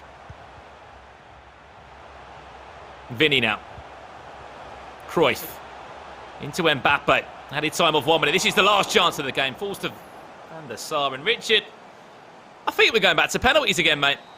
Penalty shootout to see who will be victorious and moving on to the losers final. It's going to be Vinnie to step up first and slots it to that right-hand side. Yeah, one to the good. Cruyff to Vinnie now. Cruyff for Resende to step up. He'll score as well. Now R9 Ronaldo from 12 yards. Vinnie steps up, slots it to the left, matches the way that Resende went. Yeah, perfect 2 penalties. Now Pele, fresh off the bench. Can he beat? Good from the spot, though, for Resende. A little bit of a delay on this one. Coming into it. Pele now. Which way is he going to go? Goes down the middle and will score. Very, very tight right here. Ronaldo slots it in for Vinnie. Not the run-up that Neymar offers you. It's a little bit slower, but he needs this to go in to make it 3 out of 3. Resende over it. Which way is he going to go? Goes left. It's saved. The run from Neymar put him off. Mbappe stepping up. That's saved as well. Has to go in or it is game over. It's saved. Sudden death situation. Patrick Vieira over the spot. Scores for Vinnie. And that will do it. Resende eliminated out of the Summer Cup Series. 2 penalty shootouts. He's not lost a game in regular time. He's lost 2 penalty shootouts. Heartbreak for Resende. I'm just for the facial expressions I am. Honestly, I feel for Resende there. He's gone to 2 penalty shootouts, Richard, which have now knocked him out of the tournament. I got a little bit excited there. I thought the penalties was over before it was over. But Vinnie, we've said this before coming into the tournament, might not have been the best performance there, but defensively he was very good. He struggled to create a lot of chances. I've looked at some of those highlights now, but he snatches it on the pens, Rich, and now he stays in the Summer Cup Series. Resende out of the tournament. We thought Zizinho getting knocked out yesterday was a big storyline. Resende getting knocked out is an even bigger storyline. A player that has done so much this year on FIFA 20. Resende, Zizinho and Spider Kong all eliminated from the Summer Cup Series here in South America. These players, I tell you what, all 8 of them, you could have made a top 32 of South American talent and it was still being at the very top draw. Unbelievable scenes, 2 penalty shootouts. It doesn't get much more heartbreaking for Resende, but Vinnie will go through and he will play the loser. That's right, the loser of Paulo Neto and for Filzer.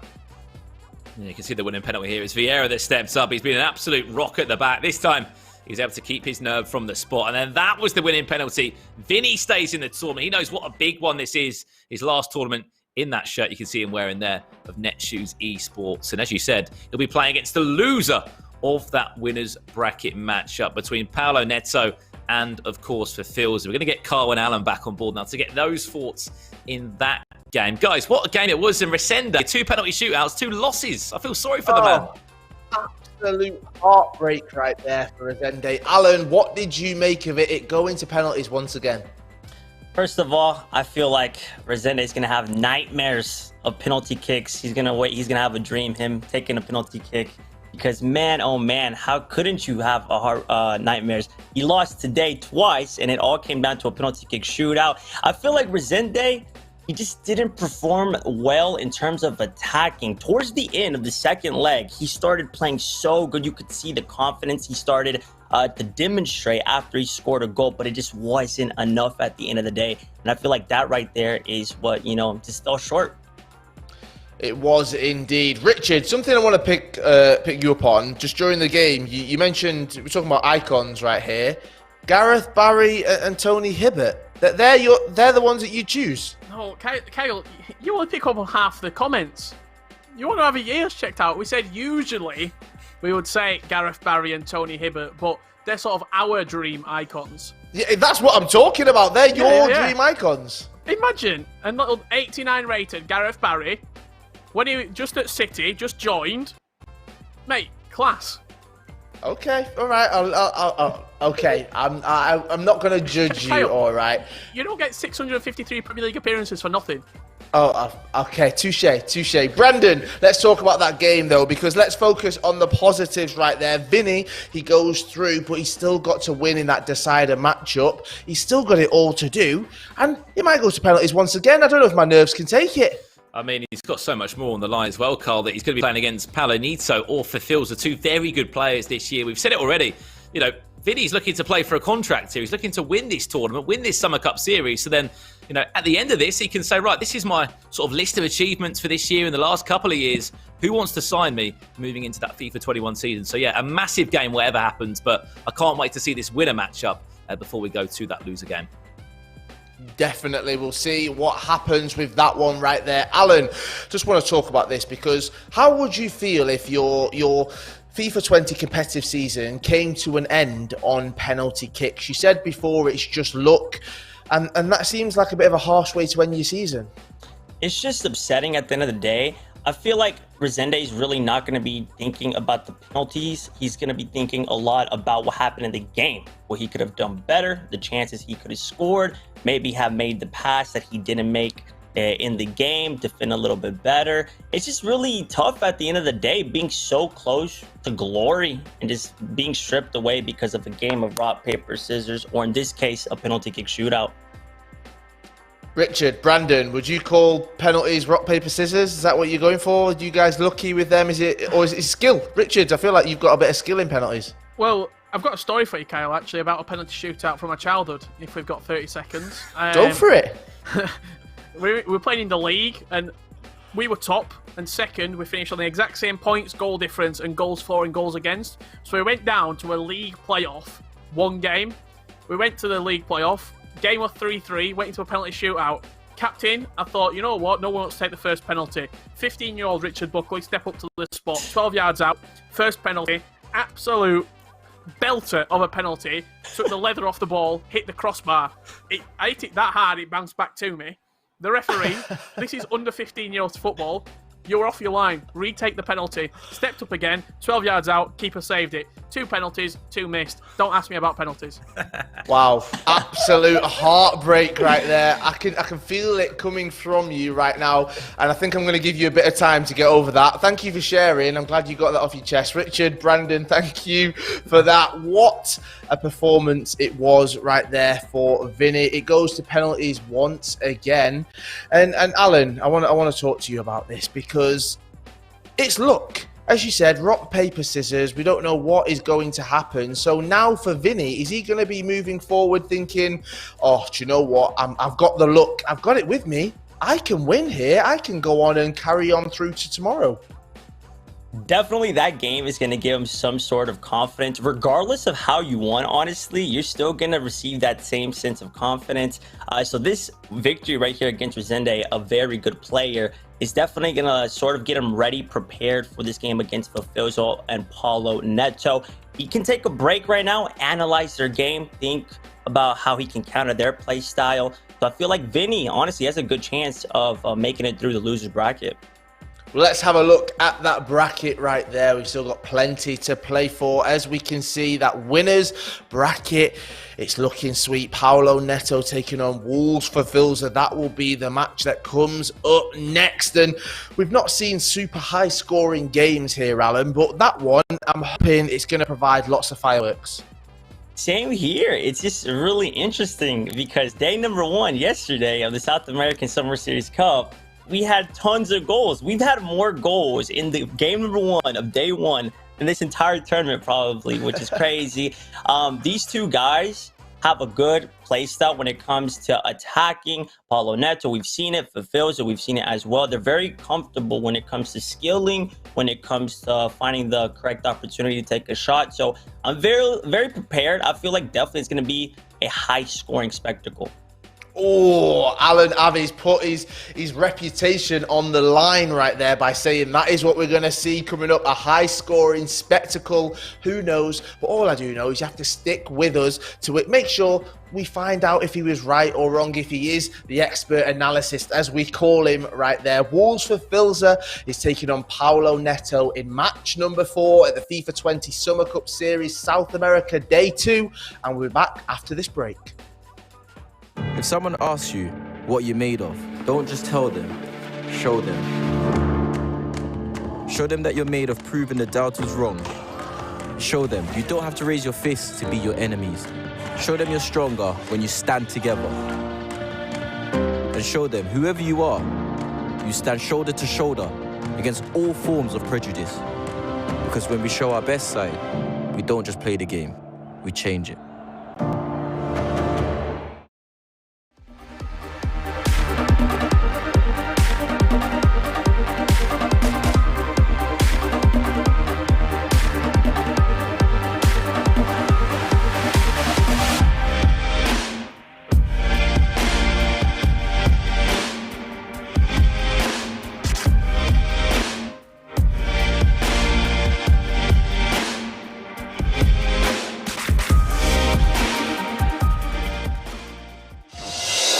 FIFA 20 tournaments every single week. Up in the air and into the back of the net. With an absolute laser beam to that top left corner. The next PlayStation FIFA superstar. Neymar is it? What a finish from Neymar. Bosniano is writing himself into the history books. It's the story of dreams.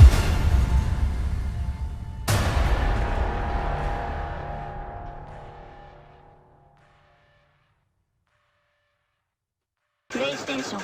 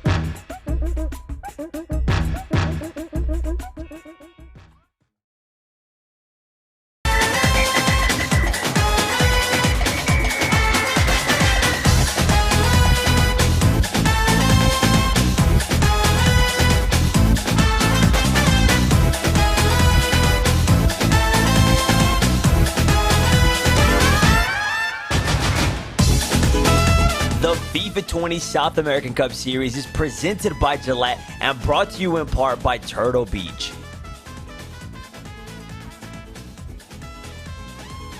Yes, welcome back to the FIFA 20 Summer Cup Series South America. If you are joining us, well, we have some viewership rewards for you. It is time to link your EA and Twitch accounts if you haven't done so already. And as you can see, we have a 99 Messi and a 97 Ronaldo there for you. So make sure you get that done. These Twitch drops may take up to 72 hours to appear in your account following the last day of the tournament. So make sure you go to ea.com/Twitch linking, and that is where you can get all the information that you'll need to make sure that you're in with a chance of receiving these Twitch drops. My name's Kyle Walker. I'm also joined by Alan Avi. And what a game we've got coming up right here. We've got our winners matchup. This is the chance for them to go through to tomorrow. And Alan, this is a huge match for these players. It's so huge. Huge is an understatement. If they win, they are through to Championship Sunday tomorrow. They got the extra leverage. They don't have to worry about being in the loser's bracket. It's all to play for. It is indeed. Now let's have a quick look at our bracket right here. Who we've got coming up. As you can see, Paulo Neto taking on Wolves for Filzer. These two going head to head for that chance to say they won their day. And they're going through comfortably. Yes, comfortably to day 3. But if the loser, well, they can still go through because it's double elimination. Yes, it is. There's 2 opportunities. And if they do lose, they go into that deciding match, which will come later in the day. Now, Alan, these two, they're going head to head. We've talked about them. And someone I want to focus on is Wolves for Filzer a little bit because I've had the opportunity to see him at events. I've seen him up close. I've interviewed him multiple times. And he seems like such a nice guy. But when he's playing FIFA, he's absolutely ruthless. He does not take any prisoners. Exactly, and that's something that I was going to point out. He's very young. I think he's like 19 years old. I myself have seen him at a lot of events, which goes to show that he's always qualifying at the top level. But like he does have some sort of poise about him. He's so serious. He wants to get the job done. He really does take it serious, and sometimes that can help you out. Fulfill as a man, honestly. With that being said, I did see that he tweeted something out. Let me read it for you guys. He did say this a couple of days before the tournament on his Twitter, so don't quote me. Don't know how to play FIFA anymore. He did win the first game, but hopefully that tweet right there, hopefully that mentality doesn't mess him up in this final game that is super important. It's going to be interesting to see. It is indeed. I feel like with FIFA players, with pro FIFA players, Twitter, it's an interesting place at times, Alan, because they're very honest. They like to get their feelings off their chest at times. They're not afraid to say how they're really feeling. And at times, I think that might be a little bit negative and it might hold that player back. It can be negative for sure. And another tweet, because I've been doing my search, my research and stuff. He did tweet this out that he deleted it. And this was yesterday while he was watching day 1 of the Summer Cup Series. He did say play like a child before big tournaments. You know, that's very interesting. I feel like what he means by that is that he's just not playing good before the tournaments. Maybe the pressure gets to him. He did have a solid performance in the first game against Vinnie. He did score 2 goals, but honestly, it wasn't the Fulfilzer that I was used to seeing. So hopefully in this upcoming game, he gets that confidence, right, that from that game number 1 against Vinnie, and it helps him, you know, in this game against Paulo Neto. Detective Alan Avi right there. You can't even tweet something and then delete it. Alan's on the case. Right, let's look at these two head-to-head. Let's look at some of their stats from their time at the FIFA 20 Summer Cup Series South America already. Paulo Neto, 2 goals, 1 against, and that's an average of 1 goal right there. And then Wolves for Filzer, 3 goals, 1 against, goals average of 2 right there. So going head to head, we could look in depth at these stats, Alan, but actually it doesn't matter. It's about those 180 minutes of FIFA, possibly 210 minutes of FIFA, possibly penalties at the end of it. It's about what you do in the game. It really is. You know, sometimes it doesn't really matter about the stats. It matters about your mentality going into the important game. We've seen what these two are capable of doing. Paulo Neto, we really haven't been talking about him. He's made it to a console final, right? But unfortunately, he didn't win it like Filzer. He did win his console final stage 1. Paulo Neto, you can't rule him out. You know, we've seen him score against some of the biggest players in the world. I got to reference it again. Mo Alba, right? Mo Alba, he is a champion. He won a lot of money last year. He won the World Cup You know, he basically beat the World Cup champion 7-1, which is very, very big. So if Paulo Neto honestly starts clicking in this upcoming game against Filzer, I feel like Filzer is going to have to be ready. Definitely will. Now let's see what happens with that. We've got a huge matchup. This one will determine who goes through to day 3, who drops down into our deciding match. I know where I'd rather be. I'd rather be going straight through so I can relax a little bit going into day 3. We've got Wolves for Filzer taking on Paulo Neto, and Richard and Brandon, take it away. Thank you very much, guys. Yeah, this is a huge game now. We're over to that winners bracket side again. If you win this, you are into Championship Sunday. And before we jump into this game, we are calling everybody at home watching in the Twitch chat. Hashtag Paulo or hashtag Filzer, guys. Let us know, Paulo or Filzer, which way are you going in this game? You can just see the poll below us at the moment, 60-40 to Filzer, but now it will start to move around, Richard. But this is a massive game. Two players that have had a really great year in terms of competitive FIFA and what they've been able to achieve. They're both respectively within the top, or just outside the top 10 on the Global Series ranking. If we're talking about Paulo Neto, he sits in 11th at the moment, and Wolves for Filzer in 6th. But both have played in big events. Both have finished high in a number of events. It's going to be a really hard one to call. It really is. Both players have shown why they are rightfully so in this tournament and rightfully so feared in the South American region. But not only that, they've broken out like all of the players have done here over the last couple of days, and they have done it on the Global Series stage. You see Alan and Kyle there. How are you doing, boys? Nice to see Alan watching the games and seeing how these matches are being played. Loving the analyst work from Alan Avi, as always, here on the Summer Cup Series. And you see that vote at the bottom of the screen as well. Paulo Neto starting to take the advantage here, 63%. Hashtag Paulo in the chat, only a couple of seconds left. Or hashtag Filzer. Let us know who you think will be victorious. Yeah, something that made me laugh when Alan was talking about just having a look at some of the tweets that some players have said. If you remember rightly, there was a penalty shootout in our first game of the day between Resende and Paulo Neto. He won that game. He broke his water bottle in the time, in a PlayStation water bottle that somehow we ended up smashing to the side of him. But it's all right. It still, I think, is in working condition just about. But he said, the main thing is I got through. I'm into the next round. I'm into that winners match now. And fingers crossed, he can live up to the game. I mean, this time it might not be going to penalties. It's going to be a great game, though, either way. Two players that have done so well this year at different times in the year. I think if you look recently, Paulo Neto has been a lot more sort of active in the community with events that he's been able to participate in, including those EMLS finals where he got a top 4 finish. He fell to the hands of New York City Chris, but still a top 4 finish in his first year in that competition alongside some other great stats. It was second at Foot Champions Cup stage 2. He lost against Clash Crazy in that PlayStation match there. For Champions Cup 3, he made a semi-final in Atlanta. So lots of stats that he should be very, very proud of coming into this year. And I think one of the big things for these players as well, competing from this region, we talked about in the Oceania broadcast, the travel. You don't have to travel for these events. We've seen some unbelievable travel days for some of these players. I particularly remember in Singapore. Do you remember the players were going from, like, in Brazil? We forget how big Brazil is. So, like, some players were having to fly internally in Brazil to get to one of the major city airports, and then going from sort of Sao Paulo into Qatar, changing in Qatar, and then going Qatar to Singapore. Like, 35-hour travel days, some of these players. And then 2 days later, competing for up to $58,000 in prize money. So a real advantage for these particular players playing at home. Also the connection as well. They're all playing seemingly in Brazil or in Argentina with Yago. So you're not having to sort of connect to different regions. We know, I've spoke to Janos in the past, and he says qualifying is so hard because sometimes the connection can be quite bad in terms of the latency and the ping. I think this is another advantage for these players playing in that locked off region in South America with not Italy, Argentina and Brazil.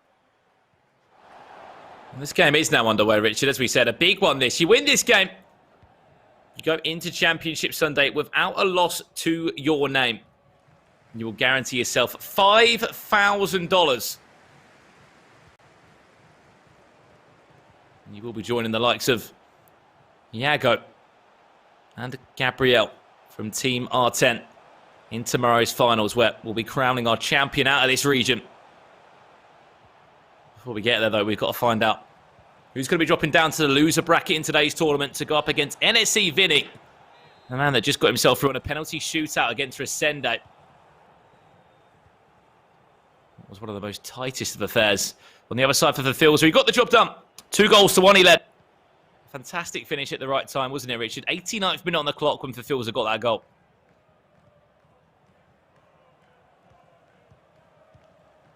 It proved to be a huge Late goal. goals proving to be impactful and influential here in the South America Summer Cup Series. Goals not being something we've seen a lot of, so we need to be embracing them when they are coming. What have we seen? 9 goals in total here in the South America Summer Cup Series. Yesterday we saw 11 goals in one game. 33 in total. So unless Paulo Neto and Filzer fancy putting on a 9-all tennis match, I'm not too sure if we're going to be getting anywhere near that 33-goal margin. I mean, just a completely different style of players as well today, Richard. It's one of the biggest things we've seen. Everyone has their own unique play style in competitive FIFA. That's what makes it such a special esport. This is Paulo Neto trying to build into an attack, and first time we're actually seeing a different fullback in action. I think it was Paulo Neto that was using Trent Alexander-Arnold, team of the season so far. Of course, all got fantastic in-game stats, so there's not really too much to separate the list of those fullbacks. It's just all about who works for you, who deserves to be in that starting 11. I do think that Carlos Alberto certainly proved himself at right back, but Trent, and also for me, that new Nelson Semedo that was just released yesterday via the objectives, I think it was, is extremely viable at right back. Left back, probably going to be Ferland Mendy taking the reins in that particular area, but there is a lot of viable options at left back as well. Myself, I use the team of the season so far, Andy Robertson. I've got him as a red weekend league pick, and I've used him ever since I got him, and he's done a job for me there. What about yourself? What are you using at fullbacks? Have you upgraded to any of the shiny Bluefoot items? I had a few of them. I mean, one of the players that I have used, he's not got the best work rates in the world, but that was Hakimi of Borussia Dortmund once upon a time. Wasn't actually a bad fullback, had plenty of pace around him. Other than that, Trent Alexander-Arnold, but as you said, I remember you saying it a couple of times, Richard, he's just got such good stats that he could also play like CDM for you. Yep, absolutely. Right mid in a 3-5-2. He can do that job there as well. If you're still using Hakimi, by the way, you should look at doing the Thomas Delaney SBC that's currently out. Absolutely unbelievable SBC, Thomas Delaney. He's got the stats of... He's probably got better stats, to be honest, than like Ruud Gullit. He's unbelievable, isn't he, Thomas Delaney? Little ball around the corner. Oh! Look like that could have been a penalty from Filzer. Arnine just fell to the floor after that tackle did come in, and for a second I panicked. I thought, is that going to be a penalty? But referee says no. No problems at all. You saw both players' eyes absolutely light up. It was Paulo Neto like, yes, I've got a pen, and for Phil's like, oh no, what have I just done? But somehow the referee said it wasn't to be. I mean, that could have been a lot worse as well. If it was a penalty, you're thinking, whatever happens, it must be a red card. Big game, this one. Two players again. They've been household names this year. Chance now for Paulo Neto. And this time, Arnine Ronaldo gets away from the defender and puts Atlanta United's FIFA Pro 1 goal to the good. He did so well to find the space from Ronaldo Nazario. Both players taking simultaneous drinks breaks there as well, but a great first-time fake shot to create that little bit of room, and then smashed into the top left corner. who else but R9 Ronaldo breaking the deadlock and getting on the score sheet first? Now that makes for Filzer having to sort of come out and play now, Richard. Player that loves to keep possession, a fantastic player as well. He's sort of carried that over the last 2 seasons. Do you remember it really fondly? Back in FIFA 19, actually. One of the first couple of FUT Champions Cups out in Bucharest. Might have actually been the first one. All the way back in November. He was just renowned for playing some unbelievable FIFA. Some beautiful football.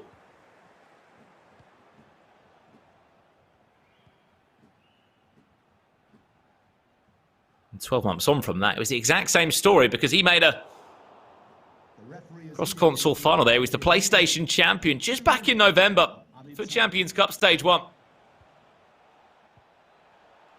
Filzer proving his worth to his Premier League side that he does represent in Wolves. Here's a chance now back to Hullet for Filzer, trying to make something happen. Mbappe, big tackle from Hullet. And that's half-time at Bonas, 1-0. Paulo Neto does lead. Just looking at the particular lineup here from Paulo Neto, starting Neymar, something that is quite rare, to be honest. Usually it's the 94 prime icon moments. Eusebio in at central cam, in behind Ronaldo Nazario, but Neymar getting the nod here. I'm not surprised. Neymar's outstanding. Probably more creative with the skills and the dribbling than Eusebio, but I feel like Eusebio is one of the most consistent shooters of the ball in the entirety of FIFA.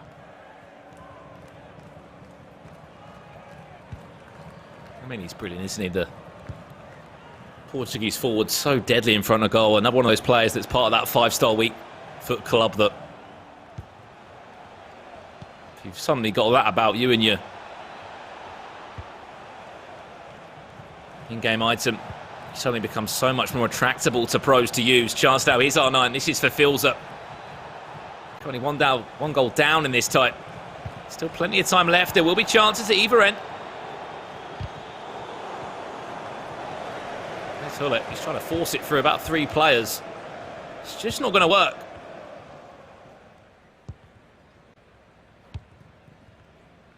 Just as you say that, Brandon, that pause coming in from Filzer at the top of the screen. He's cued it.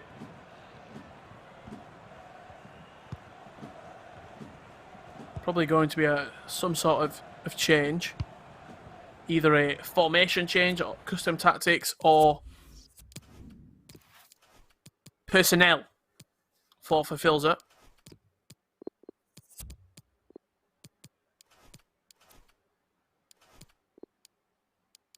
No changes to be made on the side of Paulo Neto. You can just see him relaxing there. He's ready to get back into the game and doesn't blame you, really. He's winning by a 1-0 at the moment. It's all been smiles for the Brazilian. He did enough to catch the eye of the MLS club in Atlanta United.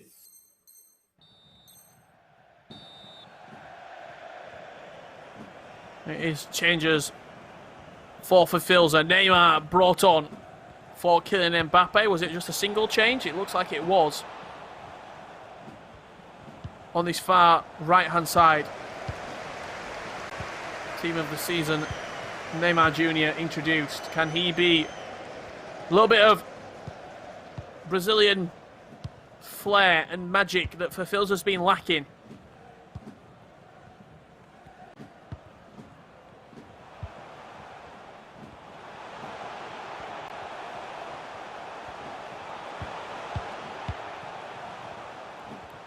To Ronaldo. Mbappe tried his best to find a way past the man.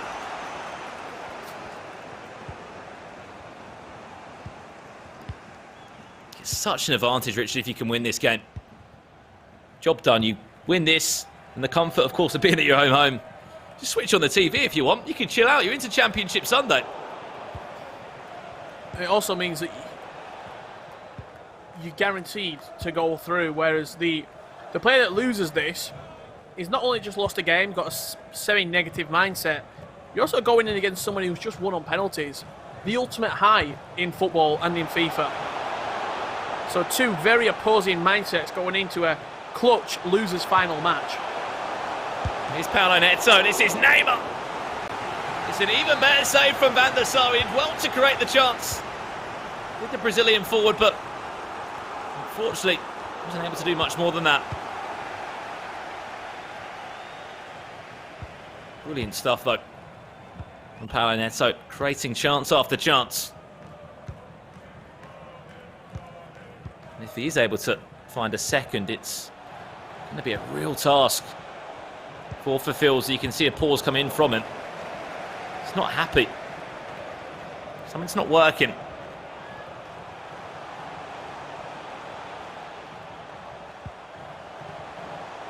And if you're Paulo Neto, you're like, I want to get a second goal. If he's going to get a pause, he's going to get it after I've just scored a goal. And that's exactly what's going to happen. That's how good Neymar can be in the final third. His water bottle might be a little bit dodgy, but he's drinking from it now with a smile on his face. He's up by 2-0. Class finish again from Paulo Neto, showing how Neymar can be utilised. The unpredictability of the 5-star gives you so many options going forward. You can turn left or you can turn right. Right there, he just span off to his left-hand side and released that strike with real velocity past the goalkeeper. For Filzer deep in the pause menu again, but not that long to make his changes.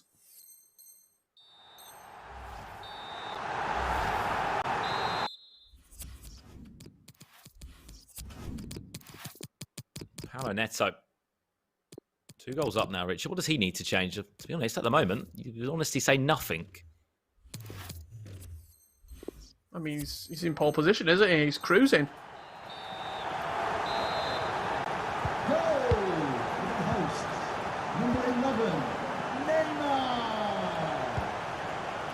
With that warning from Neymar wasn't enough just a couple of minutes ago. I'm sure that goal certainly was. 2-0. Paulo Neto leads with 15 minutes left. For Filzer with it all to do. Yes, there's still a second leg to come up. Yes, there's still plenty of time. But he's just struggled in the final third to create anything.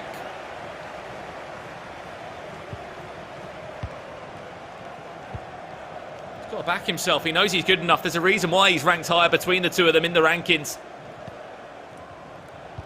Because when he's been to events, he's played better. He's played in bigger matches. It's something that you can't practice for or no, you can sort of prepare yourself for. Could Getting be ready for big game moments. It will be. Kevin De Bruyne, the composure from the Belgian midfielder. Just a cheeky ball roll, Rich. That's all it is. Just the ball roll round the goalkeeper. It's easy as you like. That's 3-0. And it's important. I've done it a lot myself. I even did it earlier today when I was playing FIFA 20. As soon as your ball roll past the goalkeeper, just take a second mentally and make sure you put a little bit of power on the shot. The amount of times I've ball rolled past the goalkeeper and hit a shot and it's just been cleared off the line. He made sure, did Paulo Neto, and potentially made sure of his appearance in tomorrow's finals with that 3-goal lead.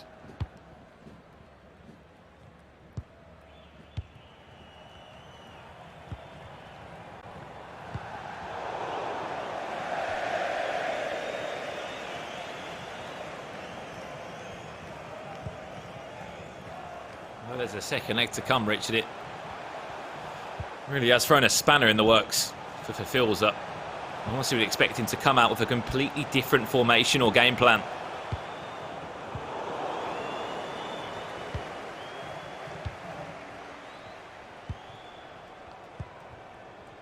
He's going to need 3 goals if he wants any hope of sending this into extra time.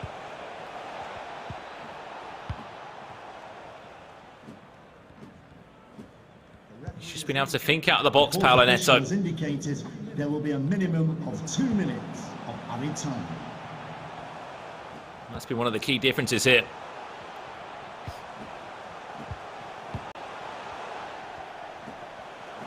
One more chance to move the ball forward. Sorry to interrupt you, Richard. Last chance for Paulo Neto. Here comes Sadio Mane and penalty. Oh no, things have just potentially got a lot worse.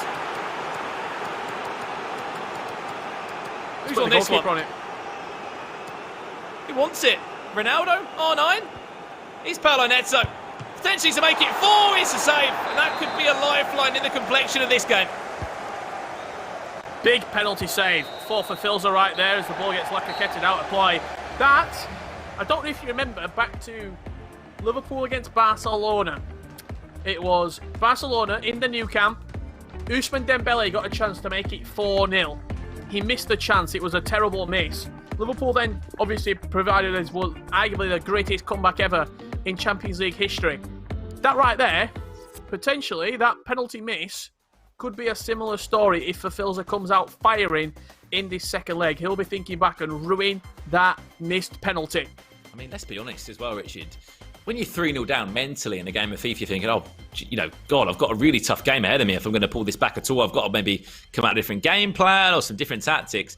If you're 4-0 down, it gets a lot worse, and you're thinking, I need 4 goals now. 4 goals is very, very, very, very, very difficult to try and pull back. 3 goals is very tough, but we've seen it happen before. We have seen comebacks happen in competitive FIFA games, but, you know, it's the easiest chance you're going to get from the spot of penalty. Paulo Neto, although he is 3-0 up and he can say, okay, I've got a 3-goal cushion, it doesn't matter.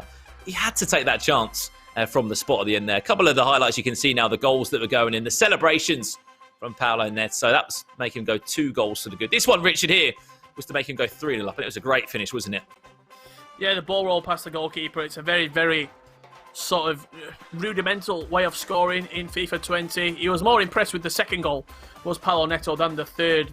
That goal, you see it quite a lot, and I'm sure you've seen it at home as well when you're scoring that goal, whether it be on FUT Champions, whether it be in division rivals. You've also got another way to score goals in FIFA 20, and that is with the PlayStation 4 Open Series. We're going to take this little bit of time in between the 2 legs to inform you on what the Open Series is and how you can get involved with the Open Series. It's going to be run from March the 30th to December 31st, 2020.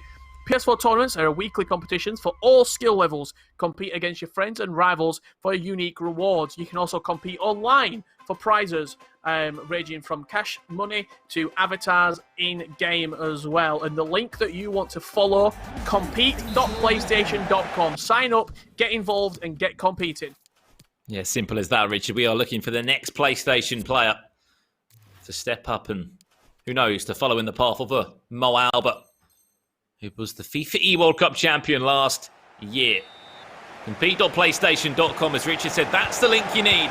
Sign up today. And who knows, we might see you in one of those final matches. Here we go then, Richard. Second leg in front of us. It needs to be a big start from Filzer. He's 3 goals down, kicking from left to right in the Wolves kit. The first goal is everything for him. He concedes, he'll be 4-0 down. And at that point, there would be no way back.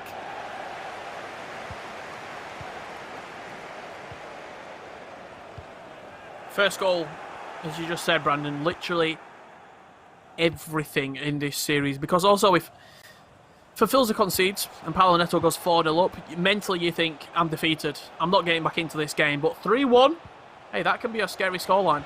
Oh no, it could be worse, Richard. Neymar with a chance, goes back to the goalkeeper. He nearly gets stitched up. Vieira has to stick a leg out, and fortunate enough, there wasn't an attacker anywhere near that, because he could have fell over. Next thing you know, it could have been a penalty.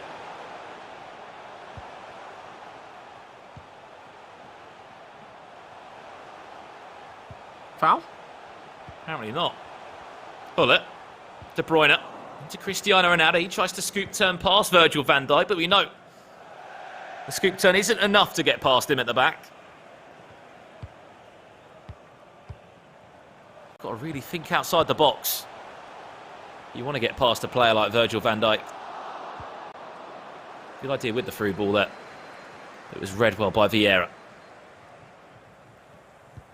Really well read, actually. Just to mop up that danger at the back. Stepping out and reading that ball in behind.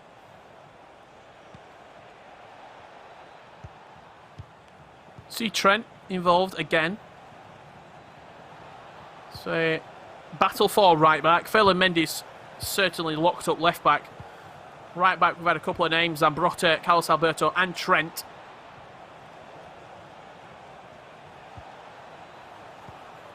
All vying for that position in the starting 11.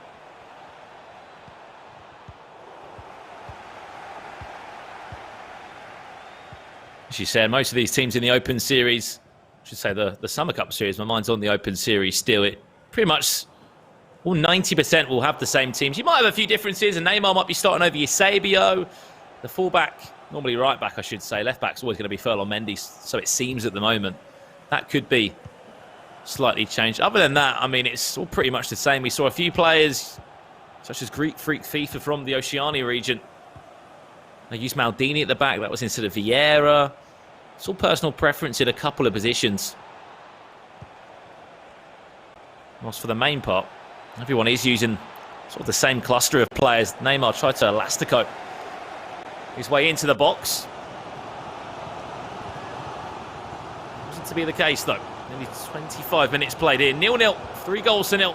Paulo Neto does lead. Winner goes into Championship Sunday alongside bagging themselves $5,000 here in the Summer Cup Series. 5,000, I should say, for the winner of this match. 5,000, and you're going to be the third name in tomorrow's finals alongside Yago and Gabriel from R10.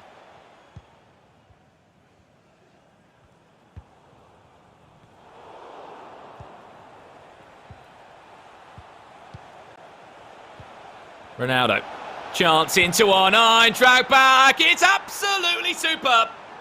That is what R9 can do, that's what Paulo Neto can do. And you'd have to say at 4-0, we are looking at someone that is booking a place into Championship Sunday. Sometimes you just have to sit back and think, you know what, that was a good goal. Fair play to my opponent. There was nothing I could have really done about that. The drag back onto Ronaldo's left foot, back in the 5-star weak foot, and another fantastic finish. It seems like R9 Ronaldo, especially in South America, has been by far the best player. Question marks in Oceania. Who was the best player? Mbappe, foot birthday, maybe Cristiano Ronaldo.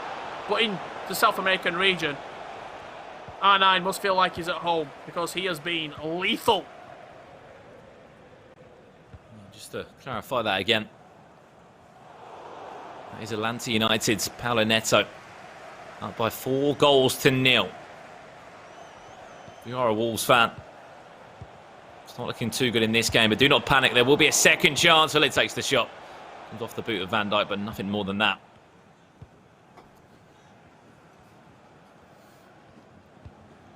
Surely for Filzer, won't be able to turn this game around, you think?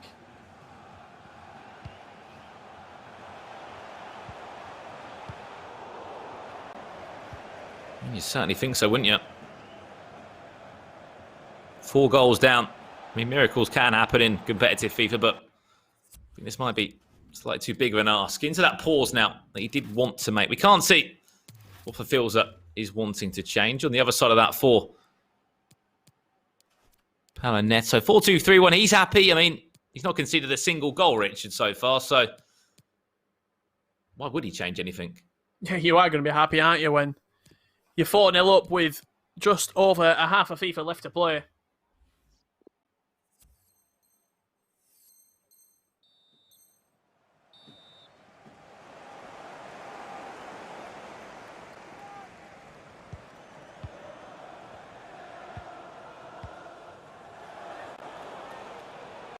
See the confidence oozing out of Paulo Neto. Able to find a fifth. He could start getting messy.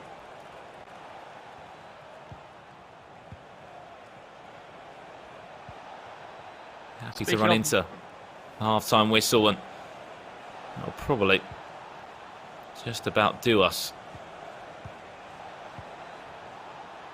Speaking of Messi, we've seen him introduced a few times here this evening. He needs to be big right now for Filzer if he's going to bring him on. Great save from Van der Sar, and in the grand scheme of the game,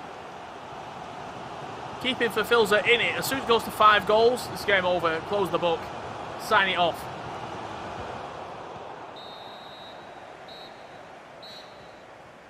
Well, Richard, this is it now. 45 minutes to find 4 goals. I mean, like 0 shots on target, 0 shots even registered in the game, Richard, from Filzer. We know it's tough. We know it's difficult against a player that is clearly on fine form. You've got to back yourself. There's a reason why you're in the Summer Cup Series for Filzer. Showed us a really good performance in the first game of the day. But as you said, Richard, there will be a second chance. He will go down into that losers match against NSC Vinnie, and it'll be all to play for there. If he wins, he'll still go through. Number 7, Cristiano Ronaldo. Coming on to the It's going to be a rematch earlier number 16, Neymar. from the match that we saw between Filzer and Vinnie. Filzer won 2 goals to 1. But there's a little bit more implication on the line this time. It's going to be a losers final match. The winner will go through. The loser will be crashing out of the tournament. I feel like it'd be quite interesting, really, if it was for Filzer who did leave the tournament. Obviously, there's a lot of things that need to happen before we get to that, but you'd have arguably the 4 highest ranked players all exiting. Spidercon, Zazinho, for Filzer and Resende.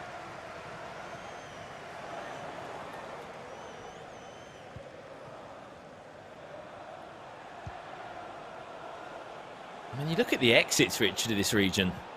Some really big shocks. From a lot of players. We saw Zazinho get knocked out yesterday, and of course, dramatic fashion, 4 goals to 3. He lost in the deciding game. It was a rematch against Gabriel from Team R10. We saw Spider Kong just not looking at the races either. He got knocked out in the tournament.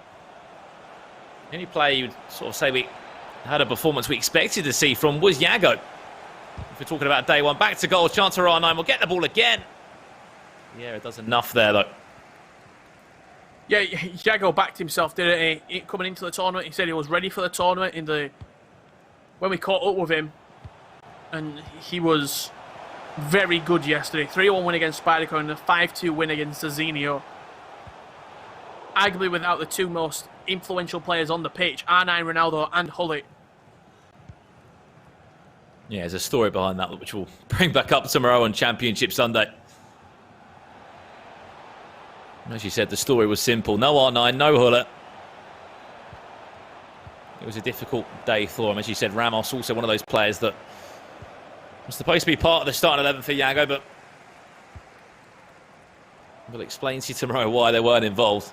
Did enough, though, with what he had in front of him, Richard. He actually played really well. Yeah, Jadon Sancho was one of the better players for him, wasn't he? Wouldn't have been in the team, wouldn't have had a sniff in the team if R9 was available. I can guarantee that. Speaking of R9, picking up the ball here with an outstanding pass to the back post. But Cristiano Ronaldo converting 3 points right there. High, wide, and not very handsome. Paulo Neto's reaction, Richard, to that shot. That was near enough out the stadium from a player you would expect to get it on target. It was a great crossover. Unfortunately, nothing more than that. As we said for Filzer, it's all about having a bit of a mental reset. You're going to be in that loser game against NSC Vinnie. Whoever wins that will go through to our Championship Sunday. And we'll go from 8 players down to the final 4 in this region.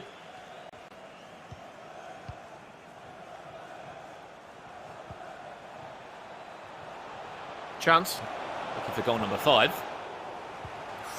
Love that skill move combination. The L2 fake shot and then the La Croqueta back to back. It's a real smooth combo that usually will fool defenders as well. But with 20 minutes left to go, I think it's safe to say, Brandon, that Paulo Neto will be going through to tomorrow's finals day.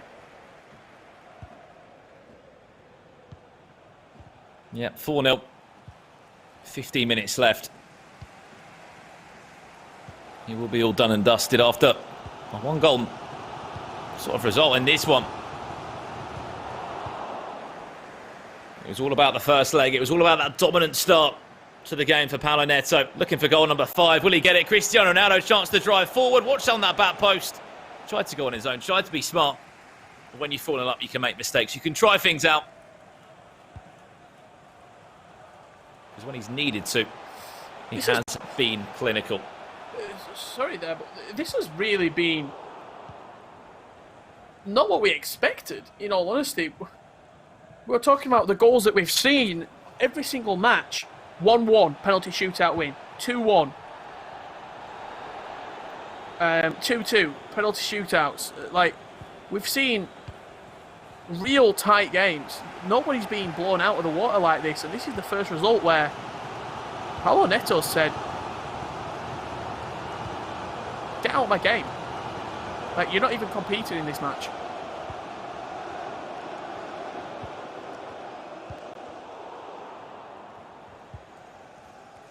I think it's crazy to think, sort of, if you look at Brazil and you want to look for dominance, think back to the E-Nations Cup that took place last year. Unfortunately, didn't get to see that tournament played, of course, this year. But you remember who represented Brazil? It was Tor and Abinho. I believe that was a qualifier, if I'm correct, to find out who would be representing them there. Tor, another player we've just not seen this year, have we? We have not seen him really playing and making events. Just sort of back to that point, though, is that although it was those two players that were involved in that qualifier that occasion, you've got so much talent around it. Like Paulo Neto, a player that's only just sort of bounced onto the scene. You've got Filzer, you've got Resende, you've got Lucas Reb, you've got Rafifa, Senator Bone, Wendell Lira. So much talent. And still so many names breaking through the scene. Added time of just 2 minutes here. We know he's going to be going into Championship Sunday. It will be our first name in day 2 that gets the job done. Congratulations, Paulo Neto. It's a deserved smile. A deserved performance that has done enough to guarantee himself $5,000. And he will be in Championship Sunday, Richard, our third name into the hat in tomorrow's knockout bracket. Yeah, big performance from Paulo Neto. The most convincing performance we've seen in the entire Summer Cup series here in South America on day 2. I think, actually, the biggest scoreline that we've seen in terms of discrepancy between two teams. We saw a 6-5, a 3-1, a 5-2, and a 4-3 yesterday. So 4 goals victory for Paulo Neto, the biggest win we have seen in South America thus far. I mean, if you look as well at that game in general, it was all about Filzer hitting the ground running. He needed goals. He came into it 3-0 down in that second leg. The one thing that couldn't happen did happen, and that was Paulo Neto getting that 4th goal, Richard. And as soon as it went in, you knew it was game over. But guys, 4-0. I'd love to hear the thoughts of Carl and Alan on this one. Guys, we finally have goals in the Summer Cup series in day 2. Yeah. Oh, me and Alan celebrating the exact same. I've got to say, wow. Alan Abbey, he said it was going to be a goal fest. He said that we were going to see the goals in this game. Paulo Neto, well, he made sure, he ensured that we had something to celebrate. Alan, what did you make of it? I wasn't wrong about it. And like Brandon said earlier on, literally, Paulo Neto's confidence was oozing in that game, that performance. Honestly, he felt so comfortable on the ball. You can tell he was out here skilling, something that he really wasn't doing in the first game against Resende. If Paulo Neto keeps it up, keeps on playing how he played in that game against Filzer, he takes that over to day number 3, he's going to be a top contender. He definitely will be. Brandon, I want to come to you about this because yesterday we saw so many goals, but as you guys have said, this was the biggest, let's say, score between two, the biggest difference between scorelines, 4-0 over the 2 legs. Why do you think it took this game for us to see so many goals? Why was it so one-sided, Brandon? I just feel like it's been the sort of contrast to different play styles in all honesty, Carl. Yesterday we saw players that maybe weren't as good defensively. Going forward, they were just more sort of clear-cut with the chances they were able to create. Today we've just seen very, very tight games. I'm sure Richard will agree with me on that. We've just seen such tight matches, and I think coming into this one, you had 2 different play styles. We know that Filzer is a player that likes to keep possession, and he does it really well, but Paulo Neto didn't let him do that, and how we didn't let him do that is by scoring goals, and he scored goals early on into the tie. Just on the back of that, Brandon, I'm sure you'll both agree, Kyle and Alan, that that was the first time that we've seen a player play to their actual potential. I think all the rest of the games that we've seen, players have been off the boil, they've been not really up to it. That was the first time we've seen a player play to what he can do, and he absolutely smashed the Filzer. He definitely did. Congratulations to Paulo Neto. Big thank you to Richard and Brandon as well. We still have our decider match. We will see them a little bit later on. Guys, go and relax a little bit. We'll give you the time off. But for now, we've got Paulo Neto joining us here on the stream off the back of that 4-0 victory over Wolves for Filzer. Paulo, how are you feeling? You're going through to day 3. Yeah. Hi, Carl. Hi, Evan. I'm really happy. You know, I mean, I didn't play this well since I think Romania in the Foot Champions Cup 2. So I'm really happy. I think that I had 2 good games. One against Resende, but on penalties. But against Filzer now, I think that the game was perfect, to be honest. And Paulo, how do you exactly prepare for tomorrow's day?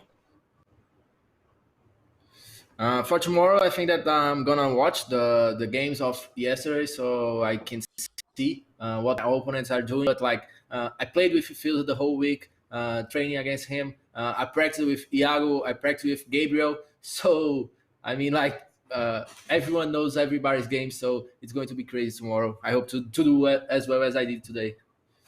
Now, Paulo, does that make it easier? Does that make it harder? The fact that you play with these guys, you train with them, you warm up with them. How does that make you feel going into that Championship Sunday? Actually, I think that it's better because I think that, like, I played with Filzer and I got a good result, better than against Resende that I didn't play with him. So maybe it's a good thing. I just don't know. Maybe if I keep the game, I can win tomorrow. And why do you feel like you scored a lot more goals, felt more comfortable in the second game that you played today compared to the first game? I actually think that I keep more the ball with me in the first game. And I think that Filzer is a more offensive player than Resende, so it's easier to attack on him than in Resende. So I think that this was a good opportunity for me, and I took it. You definitely did. Paulo, thank you so much for joining us. Well done. Congratulations right there. You're going through to Championship Sunday. We'll see you tomorrow. Best of luck. Yeah, see you tomorrow. Thank you. Right there, we have it. Paulo Neto making his way through to Championship Sunday. He is joining West Ham Iago and Gabriel as well. 3 competitors. A finalist tomorrow, let's say, Alan. We've still got 1 more to go. We've got our decider matchup. This is it now, do or die for these players. It's about going forward into that 3rd day, or switching the PlayStation off, as I've said so many times. It is Vinnie taking on Wolves for Filzer. But look at that bracket right there. We're nearly done with day 2, Alan. We really are. It's been a day that sort of has been going up and down, right? I should say down and up, right, in terms of the goals, the action that we have seen. I'm very excited to see this final game, right? It's the rematch between Filzer and Vinnie. Let's see if Vinnie learned something from watching the last game. Maybe he wins this upcoming game instead of losing it like how it happened in the first game between the two. Now, this is something that we keep on seeing, Alan. We keep on seeing these rematches where players get another chance to go head-to-head. We've seen how tightly contested these games have been so far, but now, I've mentioned it, it's crunch time. Do you think that we'll see a few more mistakes because the nerves are high? I feel like we will. I feel like they're going to start a little shaky. Like I feel like the players haven't been living up to their potential in this tournament. I feel like the only player, honestly, Paulo Neto, he just honestly turned up in that last game that we've seen. Not so much Resende, Filzer, and Vinnie. They've been playing kind of slow. I feel like their confidence fully isn't there. So if they still don't find that confidence, I feel like it's going to take a while, maybe until like 2 to see some more goals, then feeling a little bit more confident on the sticks. Well, we'll see what happens in that matchup, the final one of day 2 here at the FIFA 20 Summer Cup Series South America. We have our decider matchup. Wolves for Filzer taking on Vinnie. The winner goes through on to day 3. The loser, well, they go home. Their FIFA 20 competitive season is done, and we'll find out what happens after this break. If someone asks you what you're made of, don't just tell them, show them.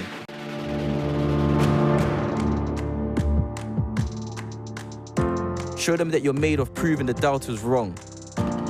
All the doubters. Every single one of them.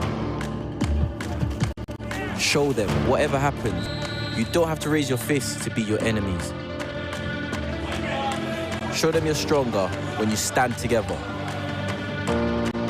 And you never leave anyone out on their own. Show them that where you're from is as important as where you end up. Raheem Sterling has called for players and fans to unite against discrimination and abuse that's overshadowing football, demanding action. And show them, whatever our rivalries, whatever our differences, we stand shoulder to shoulder against all forms of prejudice, so it's got no place to grow. Because when we show our best side, we don't just play the game, we change it.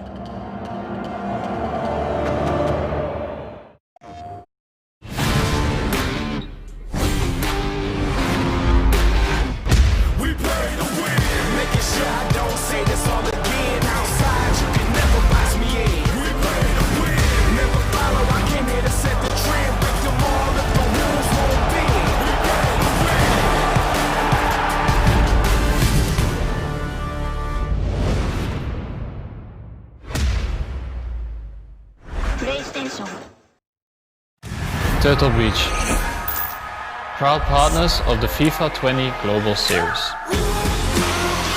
Hear everything, defeat everyone.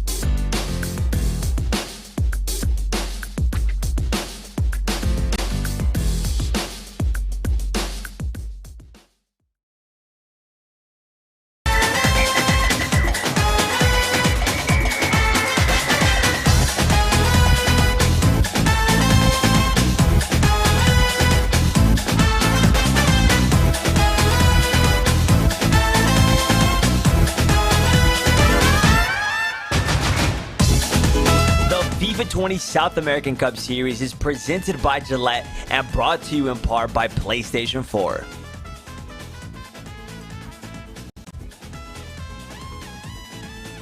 It's time to link your EA and Twitch accounts. If you haven't done so already, it's day 2 right here at the FIFA 20 Summer Cup Series South America, and we have these viewership rewards for you. As you can see, we have the 97 rated Prime Icon Moments R9 Ronaldo, plus the team of the season so far, 99 rated Lionel Messi, and those could be yours. All you have to do is link your EA and Twitch accounts. Now, these drops will take up to 72 hours to appear in your account following the last day of the tournament, so make sure you go to ea.com/Twitch linking for all information.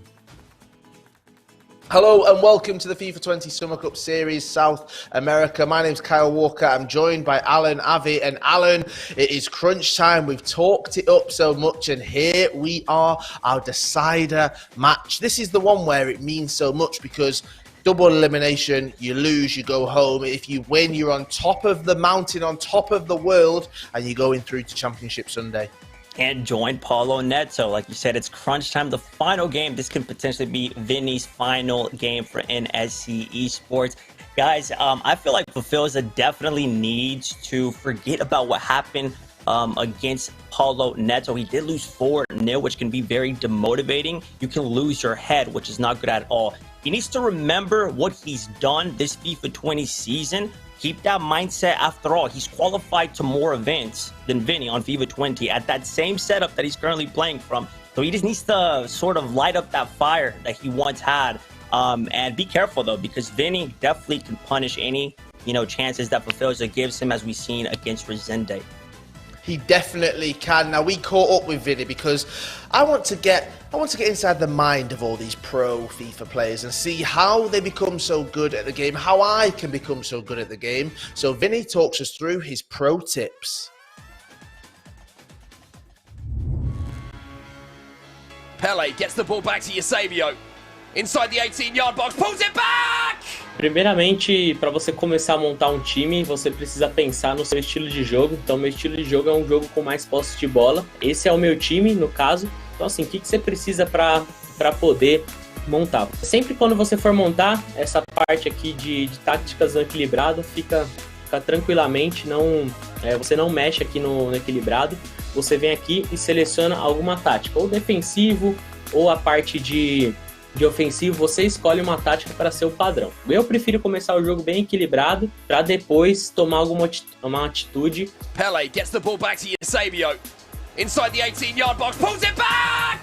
Então aqui é a 4-2-3-1, igual eu mostrei para vocês aqui, né, os três meias estão bem alinhados ali no caso. Normalmente os laterais têm que ficar na defesa, tá? Essa parte assim, para você se resguardar um pouco, eles precisam ali tá ali na defesa para sair jogando também. Eu tenho sempre o pensamento de deixar um pouco mais para trás. Já o outro volante, eu gosto de sair um pouco mais com ele pro ataque. Então, eu já deixo ele só para cobrir o centro mesmo, na parte defensiva. E na parte do ataque ele fica padrão. Tá? Já os três meias, né, você tem que pensar bastante em questão de ou ele tá... ou eles estão movimentando bastante, ou eles marcam posição. Então, se eles marcam posição, você não mexe em nada nele aqui no meio central, tá? Inside the 18-yard box, pulls it back! And there is the goal for Vinnie! Já os atacantes, o atacante no caso, você precisa pensar do jeito que você joga. Então, assim, no meu caso, eu gosto que o Ronaldo apareça por trás da zaga. Sempre quando eu tô trabalhando a bola com os meias, eu gosto que ele passe nos espaços vazios. Então eu deixo com ele aqui chegar por trás e ficar no ataque. Então é assim que você pensa em montar um time de acordo com o seu jogo. Espero que vocês tenham gostado aí das dicas. E é isso aí é assim que eu jogo no caso.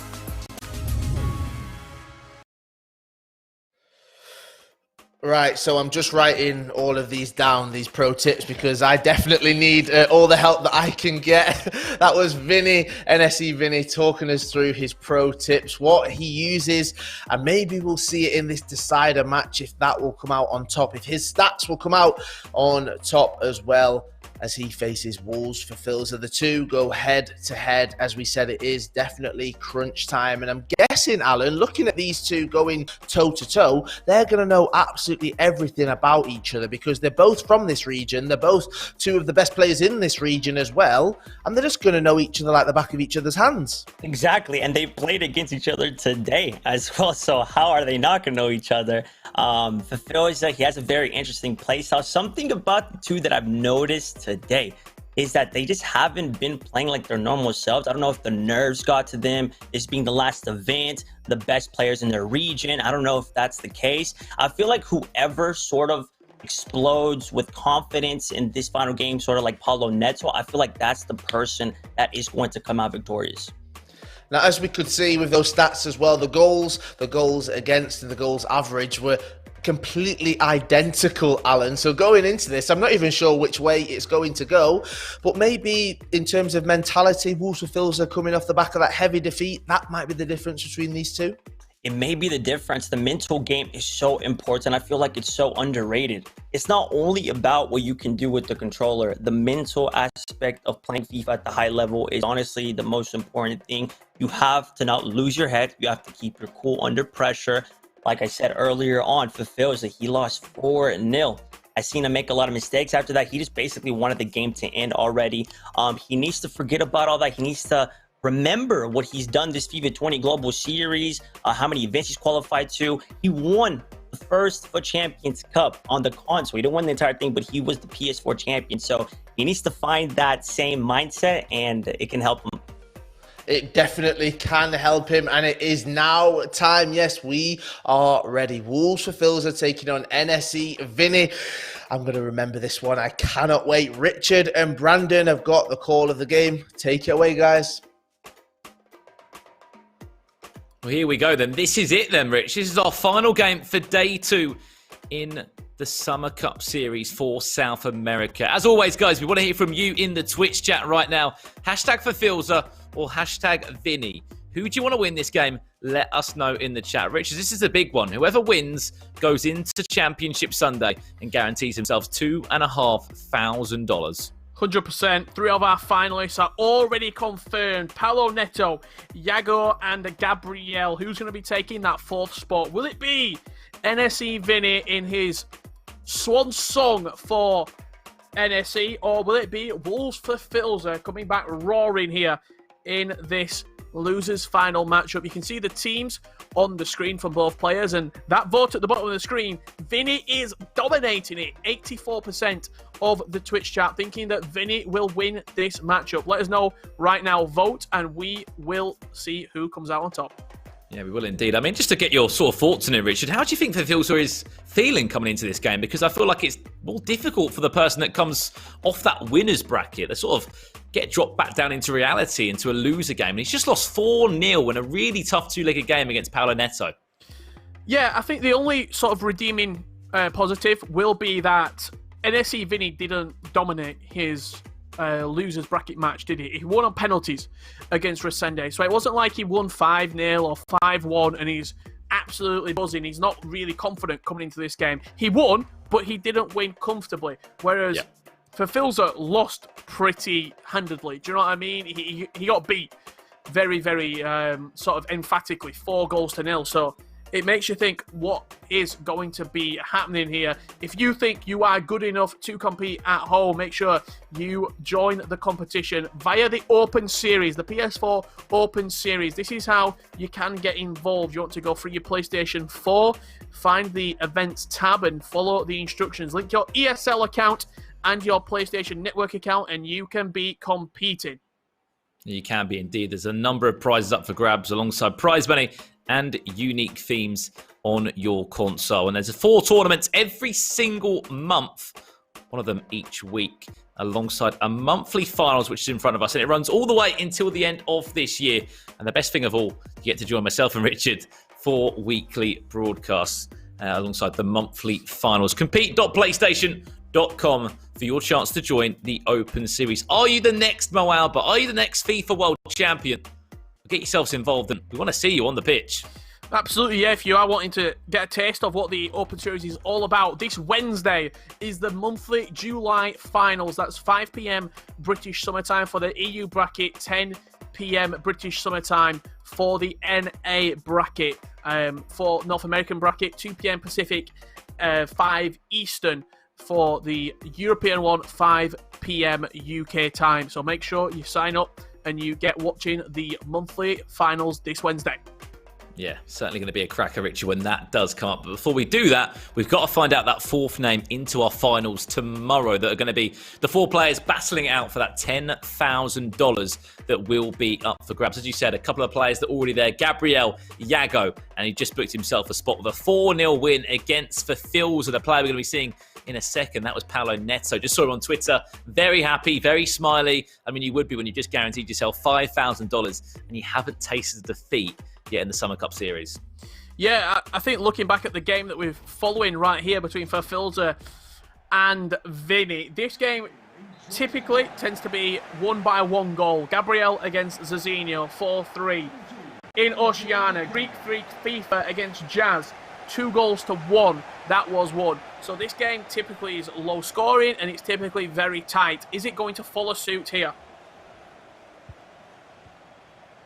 Well, here we go then.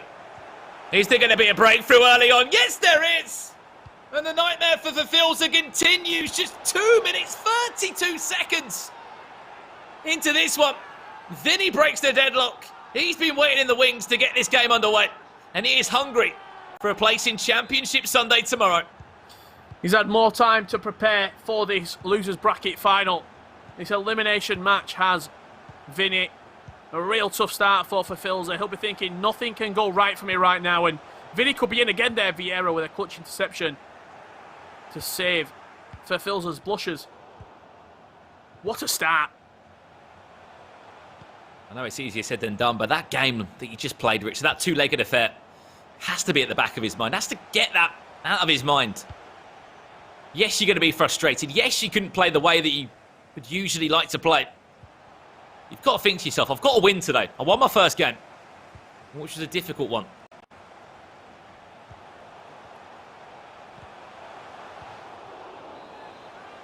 Massive save there.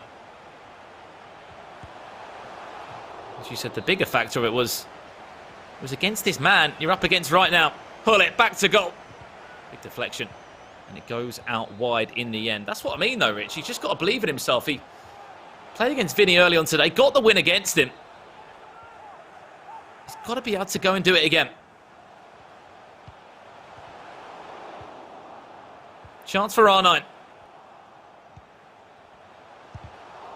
Unfortunately, no way through on that occasion. Oh, I'd love to hear what's happening with Filzer in the break as well. He's only had probably about 8, 9, 10 minutes in between leg one. I should say game in the winners final, now back in the losers final. Has he been on with a coach? Has he been just take a step away from the PlayStation and have a walk around the house? Get some fresh air maybe? If you can cast your mind back to the second game of the day, Richard, sorry to interrupt, is that although it was a smash and grab, it was a really tight game. The Filzer. Ronaldo does get a shot away, but he's offside. It was R9 that was actually penalised, I think, for a free kick. It did go the other way. Back to the point. Filzer beat Vinnie 2-1 in our second game of today. Yes, this is a big one. Yes, this is an elimination game. But really, he's got to back himself. But it didn't start like this. He wasn't 1-0 down inside the first 4 minutes. It was Wolves for Filzer, and he's not coming off the back of a thumping to the hands of Paulo Neto, 4-0. His confidence will be shot, but he has to pick himself back up. He's won his side of the bracket many times before. He's won championships before, has for Filzer. He has to show that quality right now. As you said, that's obviously what he's got to think, and now he's got to go into this tight, knowing what he's achieved, knowing what he's done. Because it really is impressive.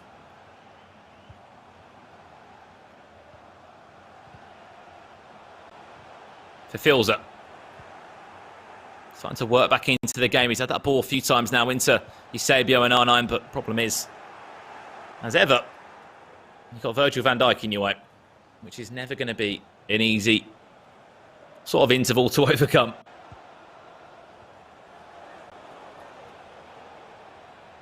Real tough centre-back duo, isn't it, to get around Vieira and Van Dijk, the double Vs, we'll start to call them. And if you've got those two in the team, there's only one letter that's going to be coming to your mind, and that's a dub. Because you'll be getting a lot of wins with both of those two at centre-back.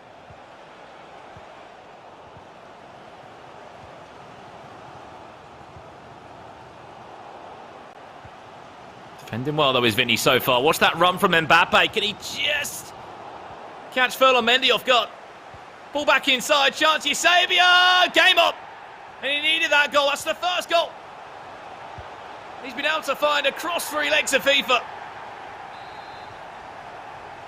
I'll tell you what, Brandon, that potentially could be one of, if not one of, the best goals that we've seen today, and maybe even the Gillette position play of the day. Beautiful dribbling out wide from Kylian Mbappe. And fired it in with the striker. That nearly didn't last too long. Chance comes in from Vinnie. Goes out for a corner. Looking to maybe play that short. Eusebio does come short. It's flicked towards the edge of the box where Mbappe's there. So was R9.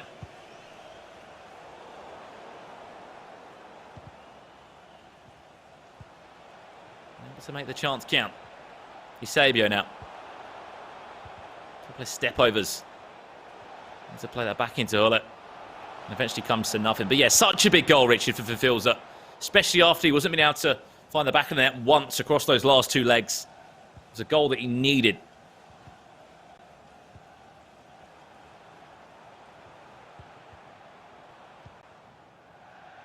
This is a little bit reckless from Filzer. Again, I don't think either of these 2 players have played at their maximum capacity. I don't even think they've played at even 70% of their maximum capacity. It's been a few poor passes, a few stray balls from both of these 2. The only good performance, in my opinion, that we've seen today was that of Paulo Neto in the previous matchup, where he beat the man on your screen for Filzer 4-0 to book his place into tomorrow's finals.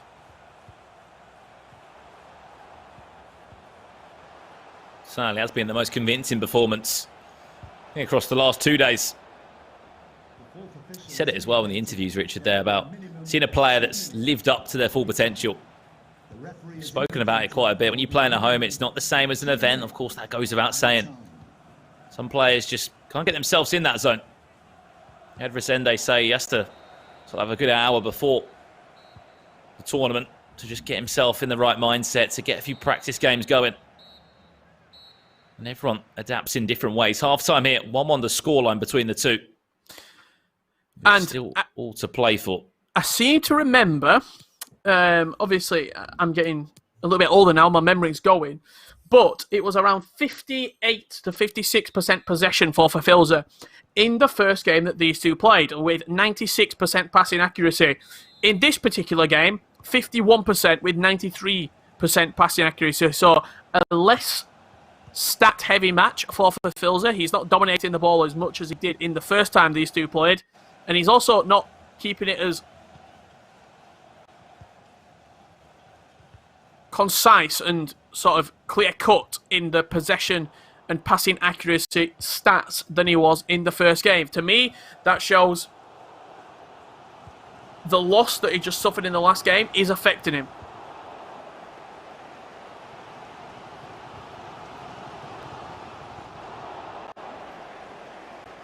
As you said, the one positive he has to take. That's for Filzer. He has been able to get himself a goal. Not let the game run away from him, which unfortunately he was able to do. What a ball that is. And what an interception that is. It's headers and volleys around the box. And eventually, for Filzer, just about deals with the pressure. Things can go so badly, so quickly there. Van der Sar off his line. Quick enough to stop Eusebio there from scooping it around him.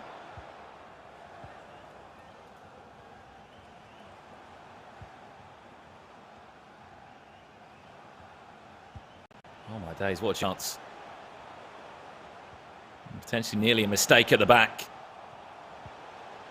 Frustration for Filzer. As soon as that ball goes into Eusebio or R9, there's always a defender there. The timing of the runs have been absolutely brilliant.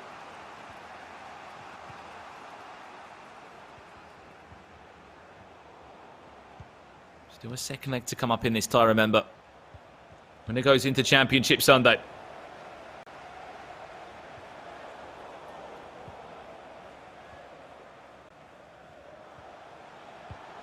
Loser, unfortunately. That's the end of the road for FIFA 20.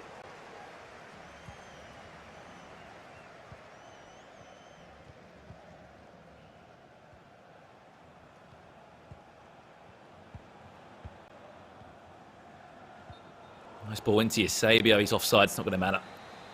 It'll be time for a couple of changes. Last 30 minutes here. Johan Cruyff, Pele. To list a few.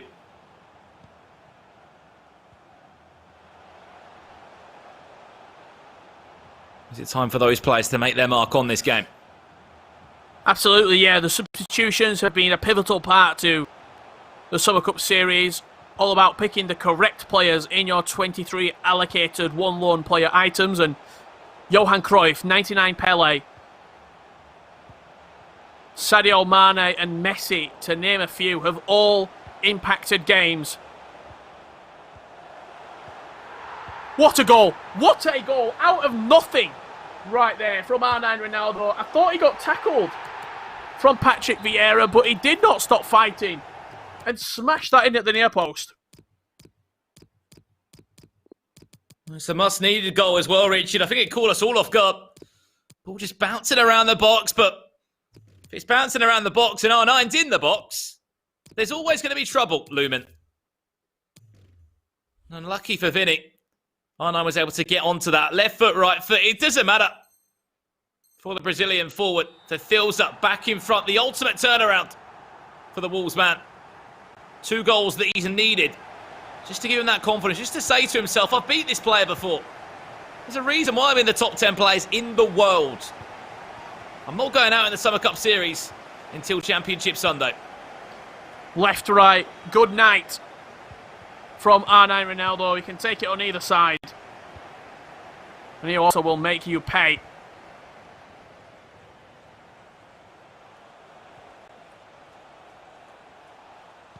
Composure at its finest right there.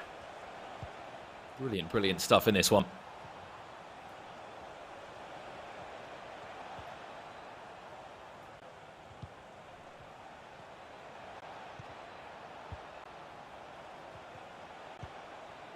Cruyff. Once again, pushes it through in hope that R9 will get onto the ball, but it's just not as easy as that, unfortunately.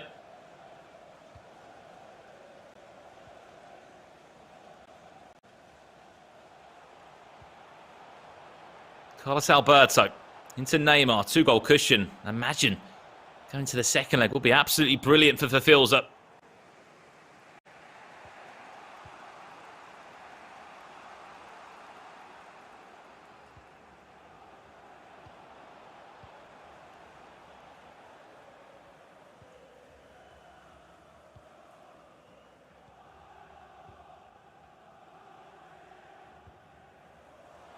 Kevin De Bruyne ticking it on here for Filzer. That second goal quite fortunate when you look back at the game. To have snuck in at the near post. But he's looking to build on that. It's unlucky.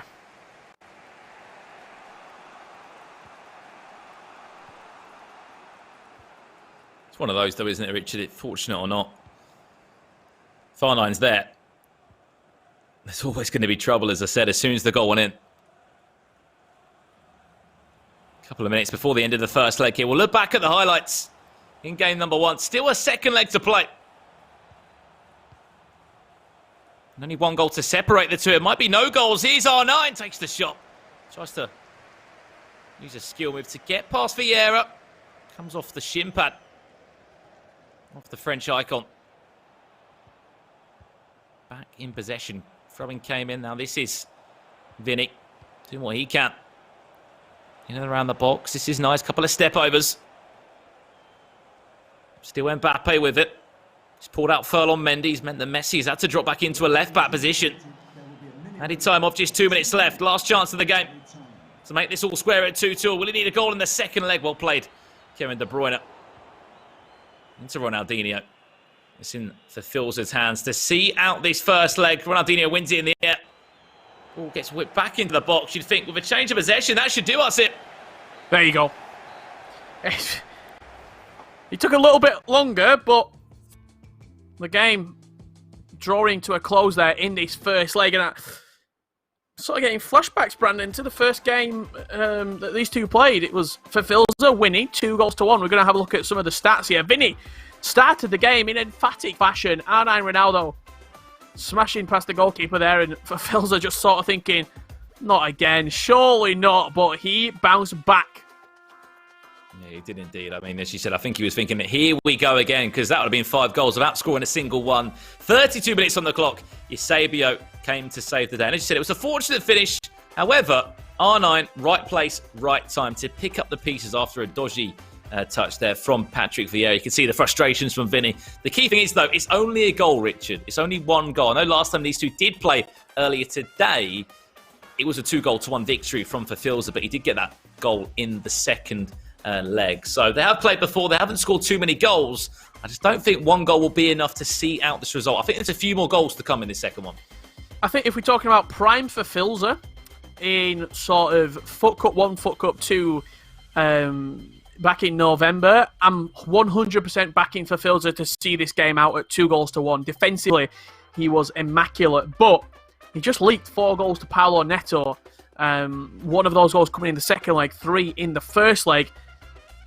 This game's not finished yet. Do not go to bed yet, because this game is far from over. We've got 1 leg of FIFA left to find out who will be joining Paulo Neto, Iago from West Ham, and Gabriel from R10 in tomorrow's finals. 100%, Rich. There's still so much FIFA to play in this one, and we can't wait to see how it all breaks down. As you said, 1 more leg in front of us. Currently, the score for Filzer leads by 2-1. Who will be joining that final spot, that 4th spot in Championship Sunday tomorrow? If you win the game, $2,500 will be guaranteed. You'll be on that loser bracket side going in, which means if you do make it to the final tomorrow, you'll have to win 2, consecutive series of 2 individual-legged games. We'll explain a bit more about that tomorrow. But it's all about who can be crowned that champion. I think the one thing that this region has done, Richard, it's brought surprises. I think there was a couple of surprises in Oceania. We didn't expect maybe Footwiz Jamie to fall as early as he did. In Europe, of course, we saw Tex lead the competition slightly earlier than we all expected there. But South America, I mean, it really has been one of those where we've got a lot of surprised exits. We've lost Zezinho, we've lost Resende, we've lost Spider-Kong. Yeah, 3 of the biggest names from this region all falling on the chopping block in the early stages of the tournament. Who's going to be going through to the finals day, to Championship Sunday? Let's find out. Well, this is it. Our final game of day 2 in the South America Summer Cup Series. It was Vinnie that got a goal just 2 minutes 30 into the first leg. Eventually, though, Filzer was able to get 2 goals back and to conclude the tie at 2-1. First goal's going to be massive here. If Filzer gets it, that's that 2-goal cushion reinstored, and you know what a fantastic possession player he is. At one point tonight, it's 96% possession across a 45-minute period, which goes to show how good and sort of clever this man is on the ball. A real sort of top footballing brain on the Brazilian. Whilst on the other side for Vinnie, if he was to score a goal, then he would start to be feeling confident. Without doubt. He broke the deadlock in the first game within 2 minutes. He's looking for another early starter here.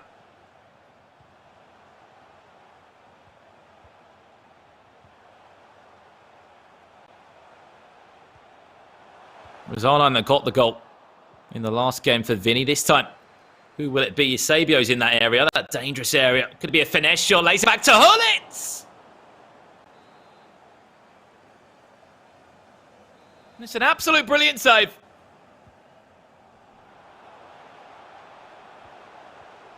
Unbelievable save. Once again, it's that hero in between the sticks. It's Edwin van der Sar.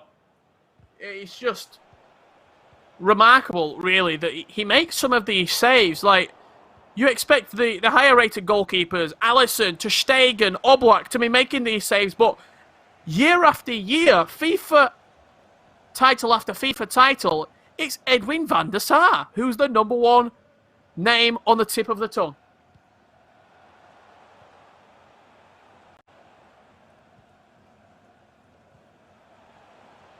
Really, really is, Richard. Unbelievable scenes. Ronaldo into Hulle. This is nice from Vinnie. Oh, just didn't have enough on it, though, for R9 to do what he could. R9 will press the ball. As we said, you won't find a better player in terms of possession style of play in the Brazil player list and in the region of South America. And for Filzer. And expect this. Expect to keep the ball and tick this clock down.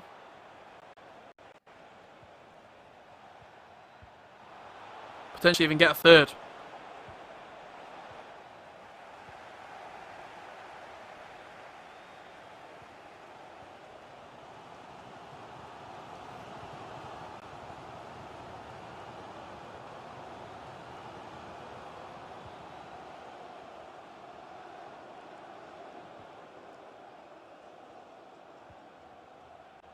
Ronaldo.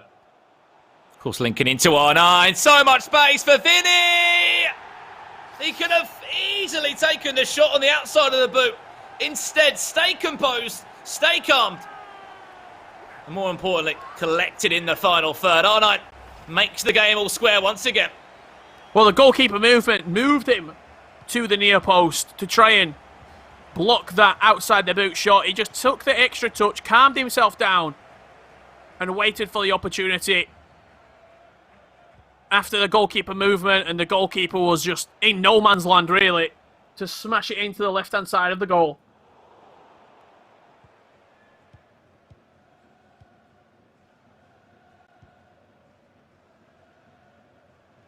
There really is nothing to separate this two, is there? 2-2, the game's all square again. And once again, we are left on the fence, guessing which way this game is going to turn.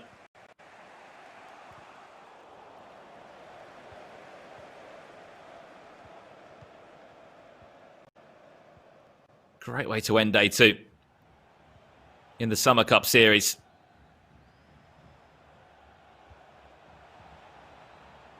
For Filzer. Looking to restore that lead as soon as possible.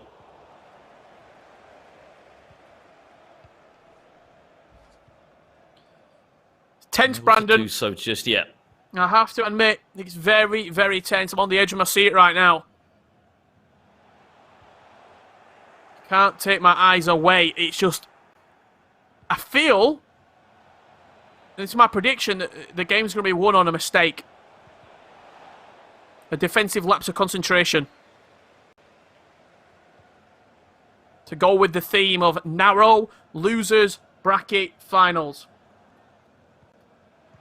And real harsh eliminations as well, Brandon. There have been. You know, you look at Resende. The man went to 2 penalty shootouts today. But honestly, he's one way to go out of the tournament, and I think it shocked a lot of us. He came so close in his first game. Panenka it on his 5th to try and see out the game. It was a great save. Went to sudden death. He lost, and this time round in the second game, it was Vinnie that was able to hold his nerve from the spot.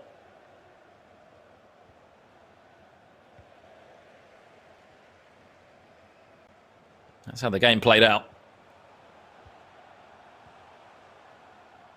Eusebio. Trying to interchange with Hulle. Nothing able to happen there. Nearly half time in this second leg. 2-2 the scoreline. Placing Championship Sunday. He's on the line in this one. And if you lose, you're out of the tournament. Last chance of the half for Filzer. Cristiano Ronaldo into R9. Is he offside? Yes, yep, he is. He is. You just look up, don't you, at the top of the screen to see if that linesman flag does go up. And I tell you what, we're going to be going in to the second half here of the second leg. If the referee does blow up for half-time here, driving to the byline, Virgil van Dijk's going to cut that out. And 45 minutes left to decide who will be going home and who will be going through. How do you see this game going, Richard? You know, a little slight different story there, as you said, Vinnie, with the more possession out of the two. Are we going to go to the extra 13 game minutes of extra time? Or is there going to be a winner in these next 45 minutes, Richard? What's your prediction? I'm going to go with a Filzer late winner. What about yourself? I think we're going to see 2 goals, one each, and we're going to extra time. When we get to extra time, I'll let you know what's happening.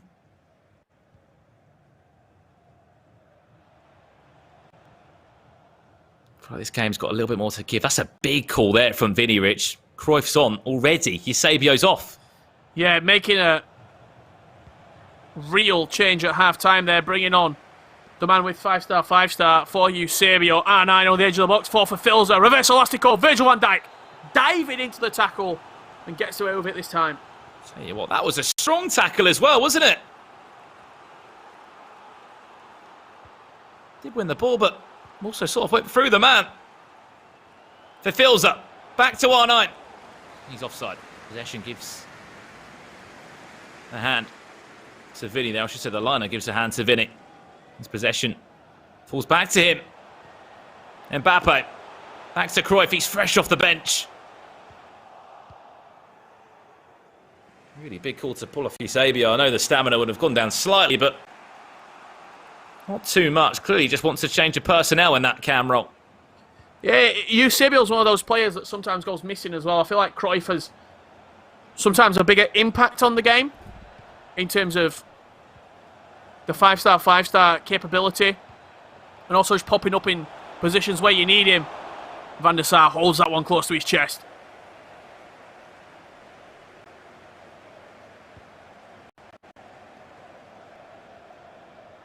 That's what you need to see about this game. Look at the shots on the top of your screen there, just below the scoreboard. There's been 3 shots in the game.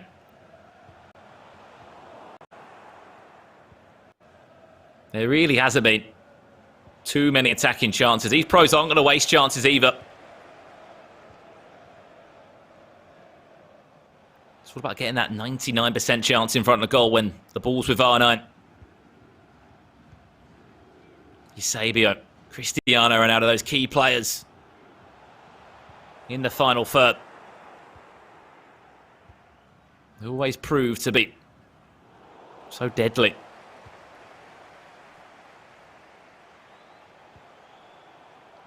That's nice. Cruyff ticking it over in the attacking third.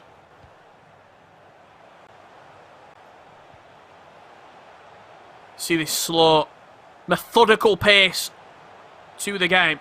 And then it just speeds up, it accelerates. 0 to 60 as soon as you get in around the box. The drag backs come out.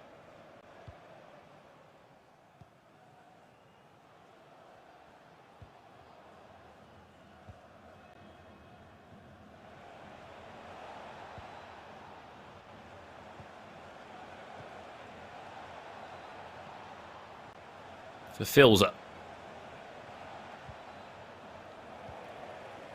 Come into this leg. 2 goals to 1 up after being down by a goal to 0. She said, if you don't know the story, these two played earlier today in the tournament in the first game of the day, where Vinnie actually did lose 2 goals to 1. They've both been on different journeys after that. For Filzer went up to the winners bracket. Vinnie went to a penalty shootout against Resende, which he was able to win that. And then suddenly, Richard, they've both met up again. We've seen it happen many times across the Summer Cup series so far. It's a great format. Yeah. It also just brings up these ties that, as you said, as sort of a rematch. People's destiny just glued together. For Filzer, already beaten Vinnie in a 2-legged game of FIFA, but that talk about the mistake at the back, that was one right there from Filzer, giving the ball away recklessly. But almost let off with it there.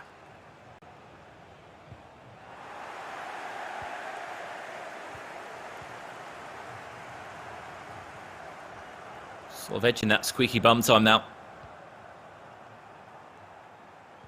Just over 10 minutes left for Filzer with that pause cued. Looking to bring on a couple of in-game players to just inject some pace and some energy into the final third. One chance, one piece of magic, or even one mistake will cost one of these two this matchup. and a place in tomorrow's finals. Which way is the game going to go? Cruyff. He's going to play it into R9. It was a great defensive tackle from Vieira. Still not fully dealt with. Here's Cruyff. Not for too long. Wants to play back to Hull. It will fall back once again to Vinnie. How many chances is this man going to get? Another chance wasted. Another bad pass. So tight, wasn't it? That ball from Cruyff to R9 was the killer pass. Just had a little bit off of it.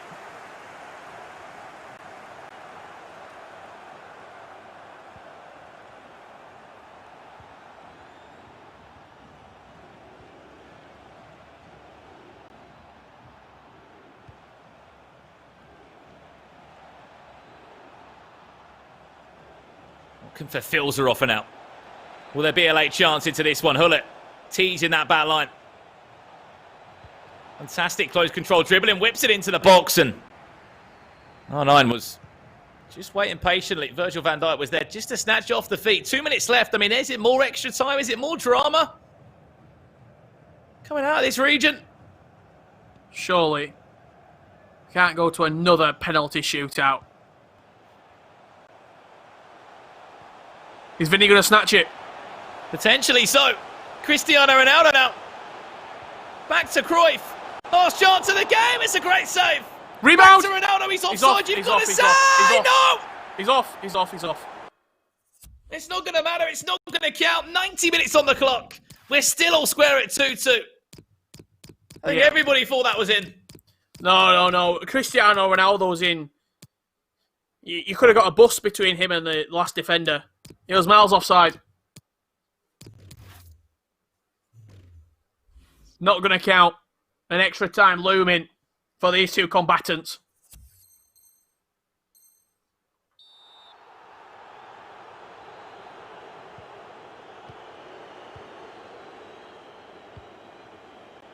Oh my.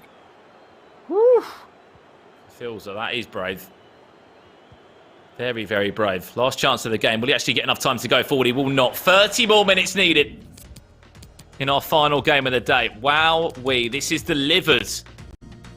More than we could have thought. 2-2 the scoreline. We need 30 more minutes to separate them.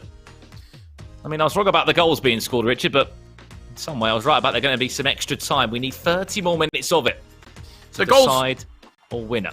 The goals might not have been there, but the entertainment certainly has been. Both Cruyff and Neymar introduced here in extra time for Filzer. We'll see what impact they have on the game.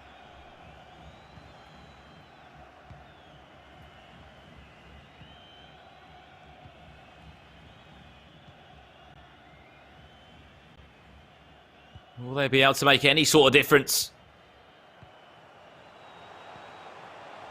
in this tie? Vinnie.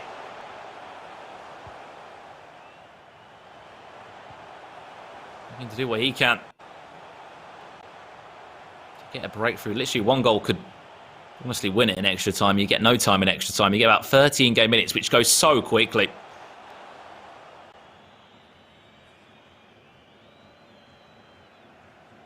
Be lucky if you can have more than one good chance. Pull it. Into Cristiano Ronaldo. A couple of step overs. Cuts it back inside. Nearly onto that right boot. That's what he was looking for.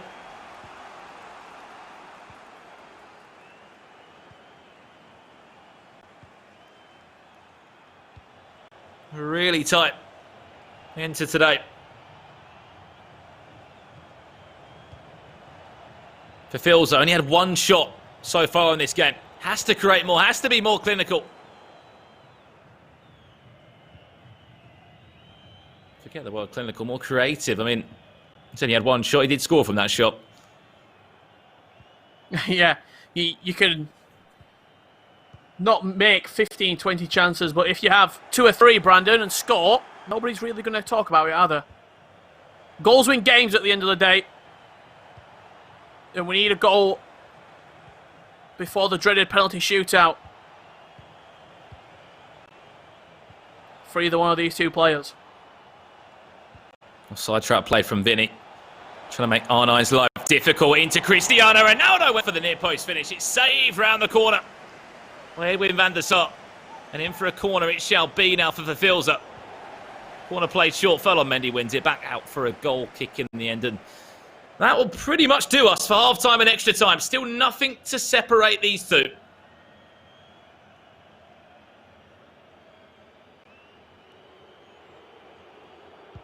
One more attack here. Potentially, that's the mistake that we're talking about. Oh, he gave it away. Ooh. I'll tell you what. Vinnie right there. Very, very tight. To throwing the game away.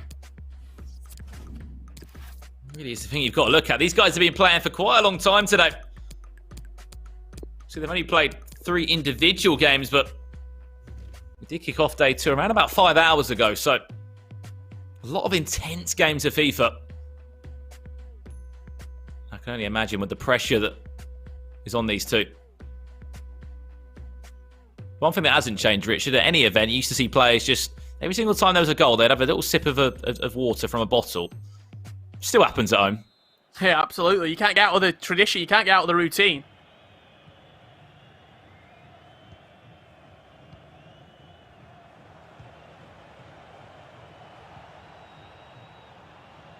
There's a late change, Richard, which could actually be a really nice tactical change late onto the game. Messi comes on for Ronaldo. Of course, you lose the height and the strength that Cristiano Ronaldo offers, but you bring on a fresh player that's got a wand of a left boot. Especially with fatigued defenders as well. All you need is a tiny bit of space for Messi in around the box, and he will make you pay. There he is there. You can just see him trying to tee up a run. Will he be trying to get him onto the ball? Ricochets off the post. What a chance that was for the Filzer. Out of absolutely nothing right there. Neymar with a rocket off the right boot. Another chance. This time Cruyff.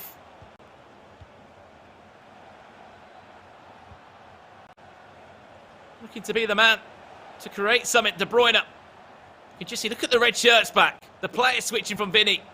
There is no room to get anyone on the ball. There's no option other than just to play back to Hullet. A chance to potentially counter-attack here. For Vinnie. You see this, waiting. He wants the final chance of the game. He's going to play slow. He's going to switch the ball until he gets to about the 119th minute, I imagine. Then he'll really go forward. He's gave it away.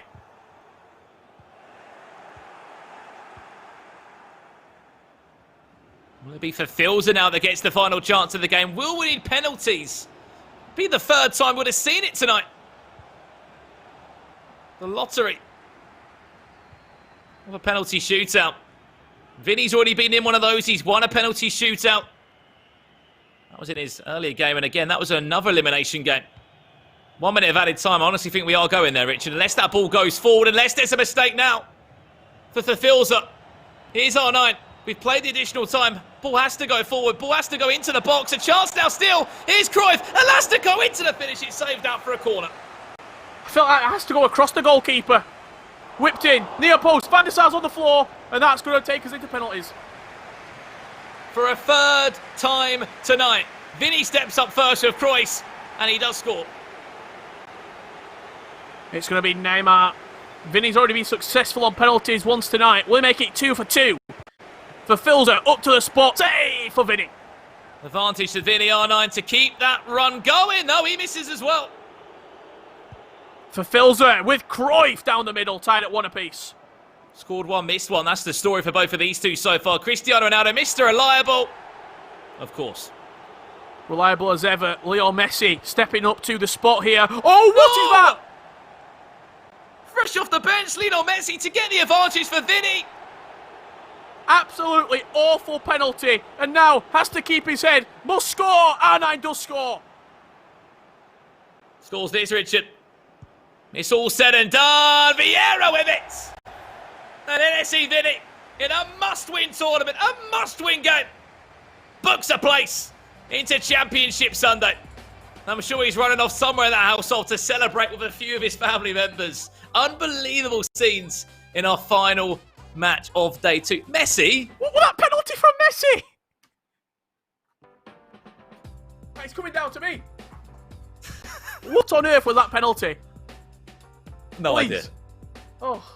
No idea what that penalty was from Messi. Again, a completely awful penalty as well. Have a look at some of those highlights in the game, Richard, from that game. As we said, Vinnie did get back into the tie 24 minutes into it in the second leg. But after that, there was no goals. There wasn't really any chances to talk about or to commentate over. And it went down to the dreaded penalty shootout, if I could get my words out. And this was the winning penalty. Vieira, he's been so good at the back. He's actually pretty decent from the spot, apparently. Yeah, stepping up, tucking it home. And you see Vinnie there. I can lip read, that's a Valos. And a big one at that. Vinnie goes through to tomorrow to join Paulo Neto, Yago and Gabriel in tomorrow's finals. What a day, Brandon. Yeah, incredible scenes. Incredible scenes. We'd love to get the thoughts of our two analysts as well, Carl Walker and Alan Avi. Guys, I don't know if you've seen where that ball is from Messi. It's still in the sky somewhere, I think. It's right here. It's actually right here. It landed here at my apartment. Thank you so much, Messi. Wow, what a day it has been. The third time we've gone to penalties. We talked about before, we had to find tooth comb to try and get the differences between these players. Once again, Alan, it's gone all the way. There was the only thing that separated them was that ball ended up in your apartment. What are your thoughts on it? Honestly, I hate to say it, but I feel like for Filzer, it was just an off day, and you just hate to see it. The final tournament of the season, he was giving the ball up a whole lot. I wish I could see his passing percentages. I was just sitting there just counting all of the turnovers and whatnot. He was taking shots from angles where he normally doesn't take shots from. If he would have done the extra pass, the extra ball roll, dribble, he would have scored. I feel like that right there was a deciding factor. Richard, Brandon, how are the nerves? Because 3 times into penalties. Richard, how are you feeling? Got a bit of a sweat on there. I have indeed, mate. It's very hot in this flat right now, but I think one thing that I just want to shine a light on, look, we've looked at the players going through to tomorrow, but the players that have been knocked out, Zazinho, Spider-Kong, and then today, for Filzer and Resende, I feel like all of our predictions have gone out the window. The only player flying the flag for us is Yago at the minute, because everybody else seemingly has been eliminated. The so-called favourites all falling by the wayside.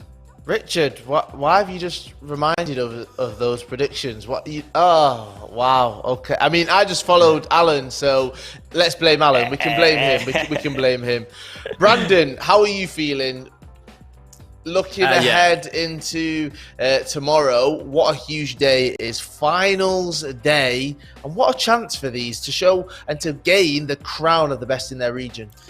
Yeah, an amazing opportunity, Carl. I mean, tomorrow's set up perfectly, isn't it? As you said, this region, we knew it was going to be competitive, but as Richard said, I don't think we expected to see that many big names fall out of this tournament. It's all to play for tomorrow in our first Championship Sunday in a while in the FIFA esports scene. $10,000 on the line. I cannot wait for this tournament to play out. It is going to be a good one. Richard, Brandon, thank you so much for all of your hard work today. We'll see you tomorrow.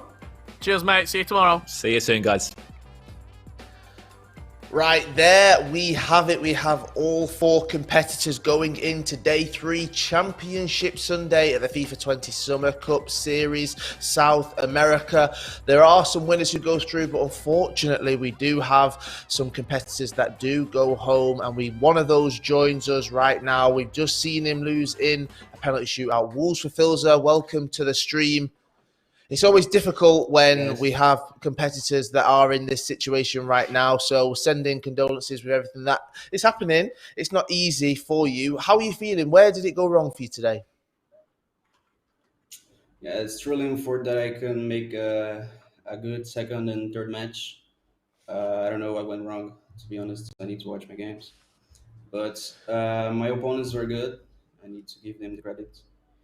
But yeah, the level here is very high, so we're gonna have a very nice competition tomorrow. Was there something in your game that sort of just didn't feel right today? You know, like something that you feel like, man, this was not clicking today. Usually does. Anything of that sort? Yeah, usually in the middle, it's my strongest side. I used to dominate, But today I couldn't in the second and in the third game because they were ready to play against me. But I know it's more good job for them than my mistake, you know. For Filzer, it's been, I'd say, a great season for you so far. Do you look back on it with positive memories of this season for FIFA 20 with the competitions that you've been involved in? Yeah, sure. This is probably my best season. I made good tournaments and I went to high spots in the rankings. So yeah, definitely this year is good for me, but it could be better. But yeah, we cannot change. But it was a good overall. Yeah, man, yo, for Filzer, I'll tell you to keep your head up because you have been a top competitor, very consistent. Definitely your name is out there. You have showed a lot of success, right? And I definitely don't think this is the end of your journey. Do you have a message to your fans, what they can look forward to in the future? Anything you want to tell your family, friends?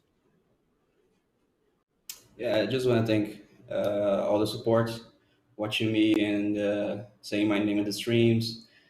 Yeah, this is huge. Yeah, I'm looking forward to next season. Now we have like 2 months to rest. No FIFA, and just want to thank everybody and let's go. Next Well, season. take that rest, okay? Enjoy it. Take some time off. Take some time to yourself. And hopefully we'll all be back at live events and I'll be able to see you there. Maybe I'll be able to crown you a champion, give you that trophy once again. Wolves for Filzer, thanks for joining us on the stream.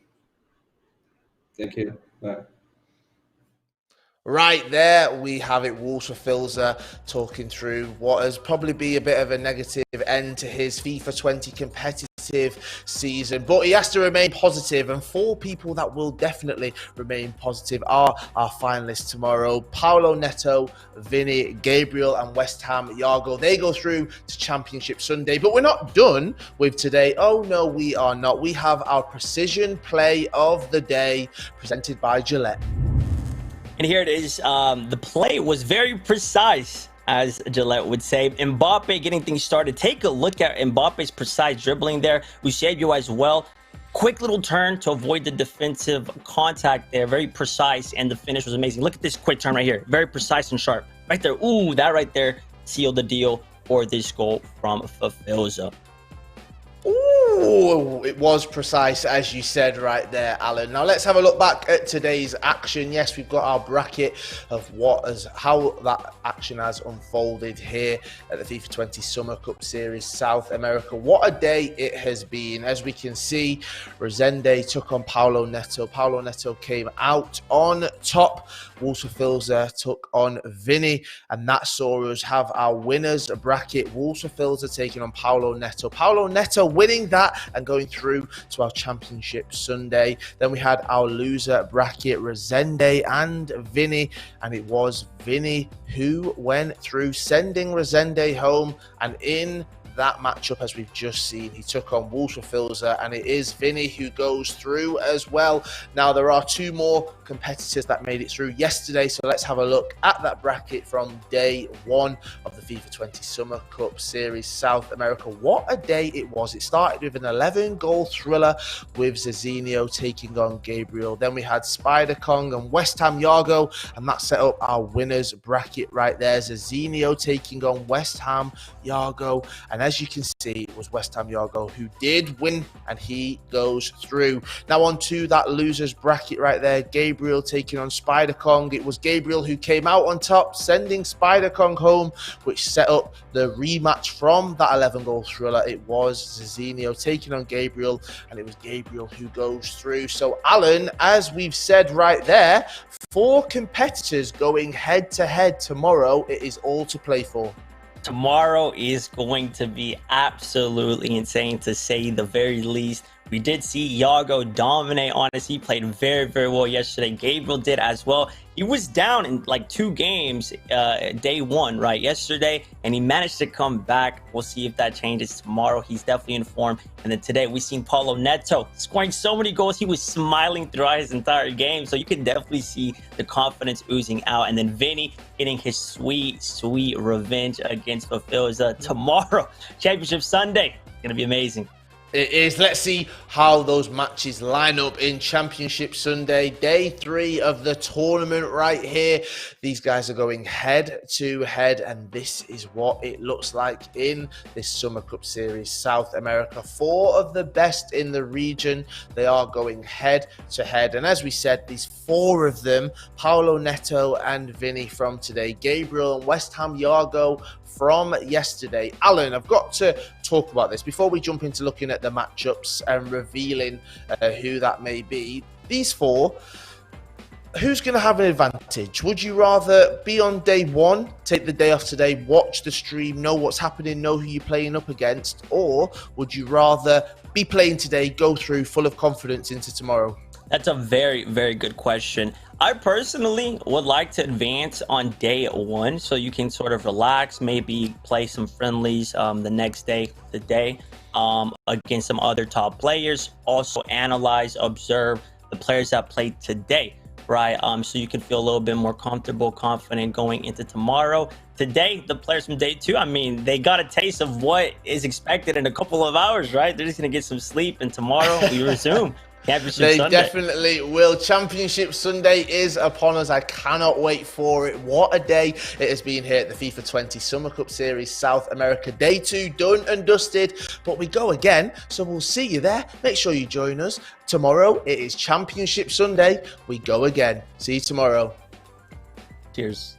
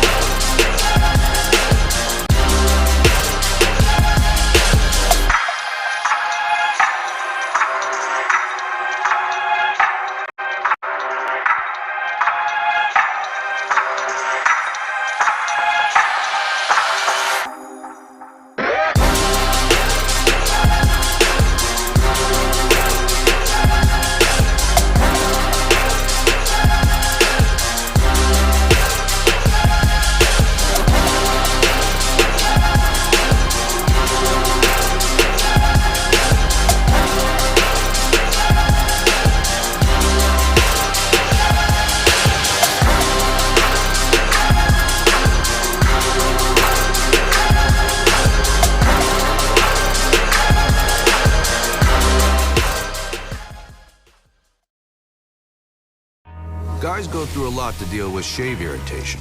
So we built the new Gillette Skin Guard with a specialized guard designed to reduce it. Because we believe all men deserve a razor just for them. The best a man can get. Gillette.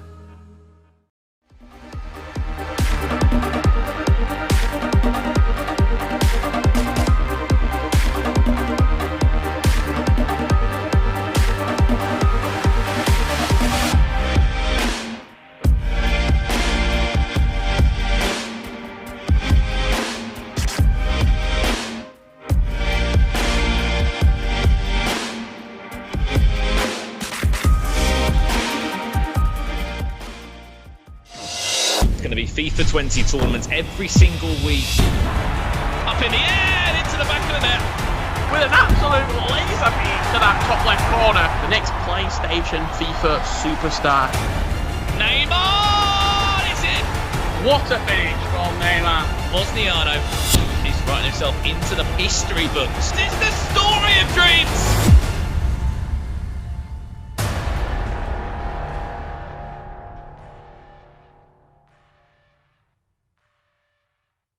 PlayStation.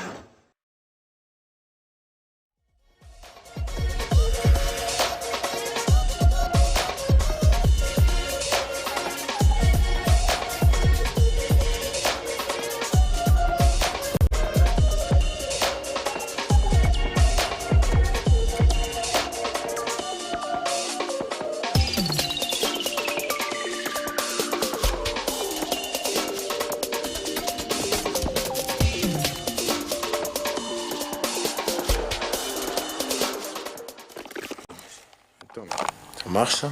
Ouais. Allez. Yo les gars, ça va plus trop aller parce que là, je vais m'occuper de vous là. C'est parti. Our stories are the same, raised and carried by the people around us. To experience something great is to experience it together. Bien sûr, comme tous les enfants, j'ai rêvé. J'ai peut-être rêvé un peu plus. Each of us strive, but it's the team that makes us. Look, this guy, you think he's good? We've triumphed and conquered, but sometimes we stumble, even fall. Quando estamos a passar momentos difíceis, temos a família e temos os amigos. We are confident, controlled, and unified. Can you do this? And we made a way. Yeah, we made a way. Oh, what a goal! From who else? Erling Haaland. Still we made a way. There's a certain spirit within the city. I want to be someone that fans know will die on the pitch for them. Shoulder to shoulder in this game. We never play alone. Find the biggest T and keep the sticker on the shirt. Moving to the birds. I ain't say a word. Couple neighbors that was hate getting on my nerves. Yeah, we made a way. Gotta go through obstacles when they in the way.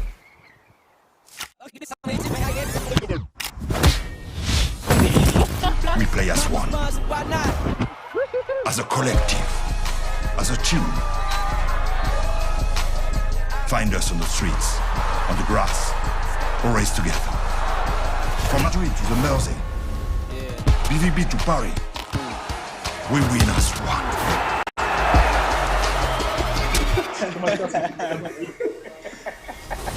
And we made a way. Yeah, we made a way. Gotta go through obstacles when they in the way. Still we made a way. Still we made a way. Don't be sweating by that blessing. Hold up.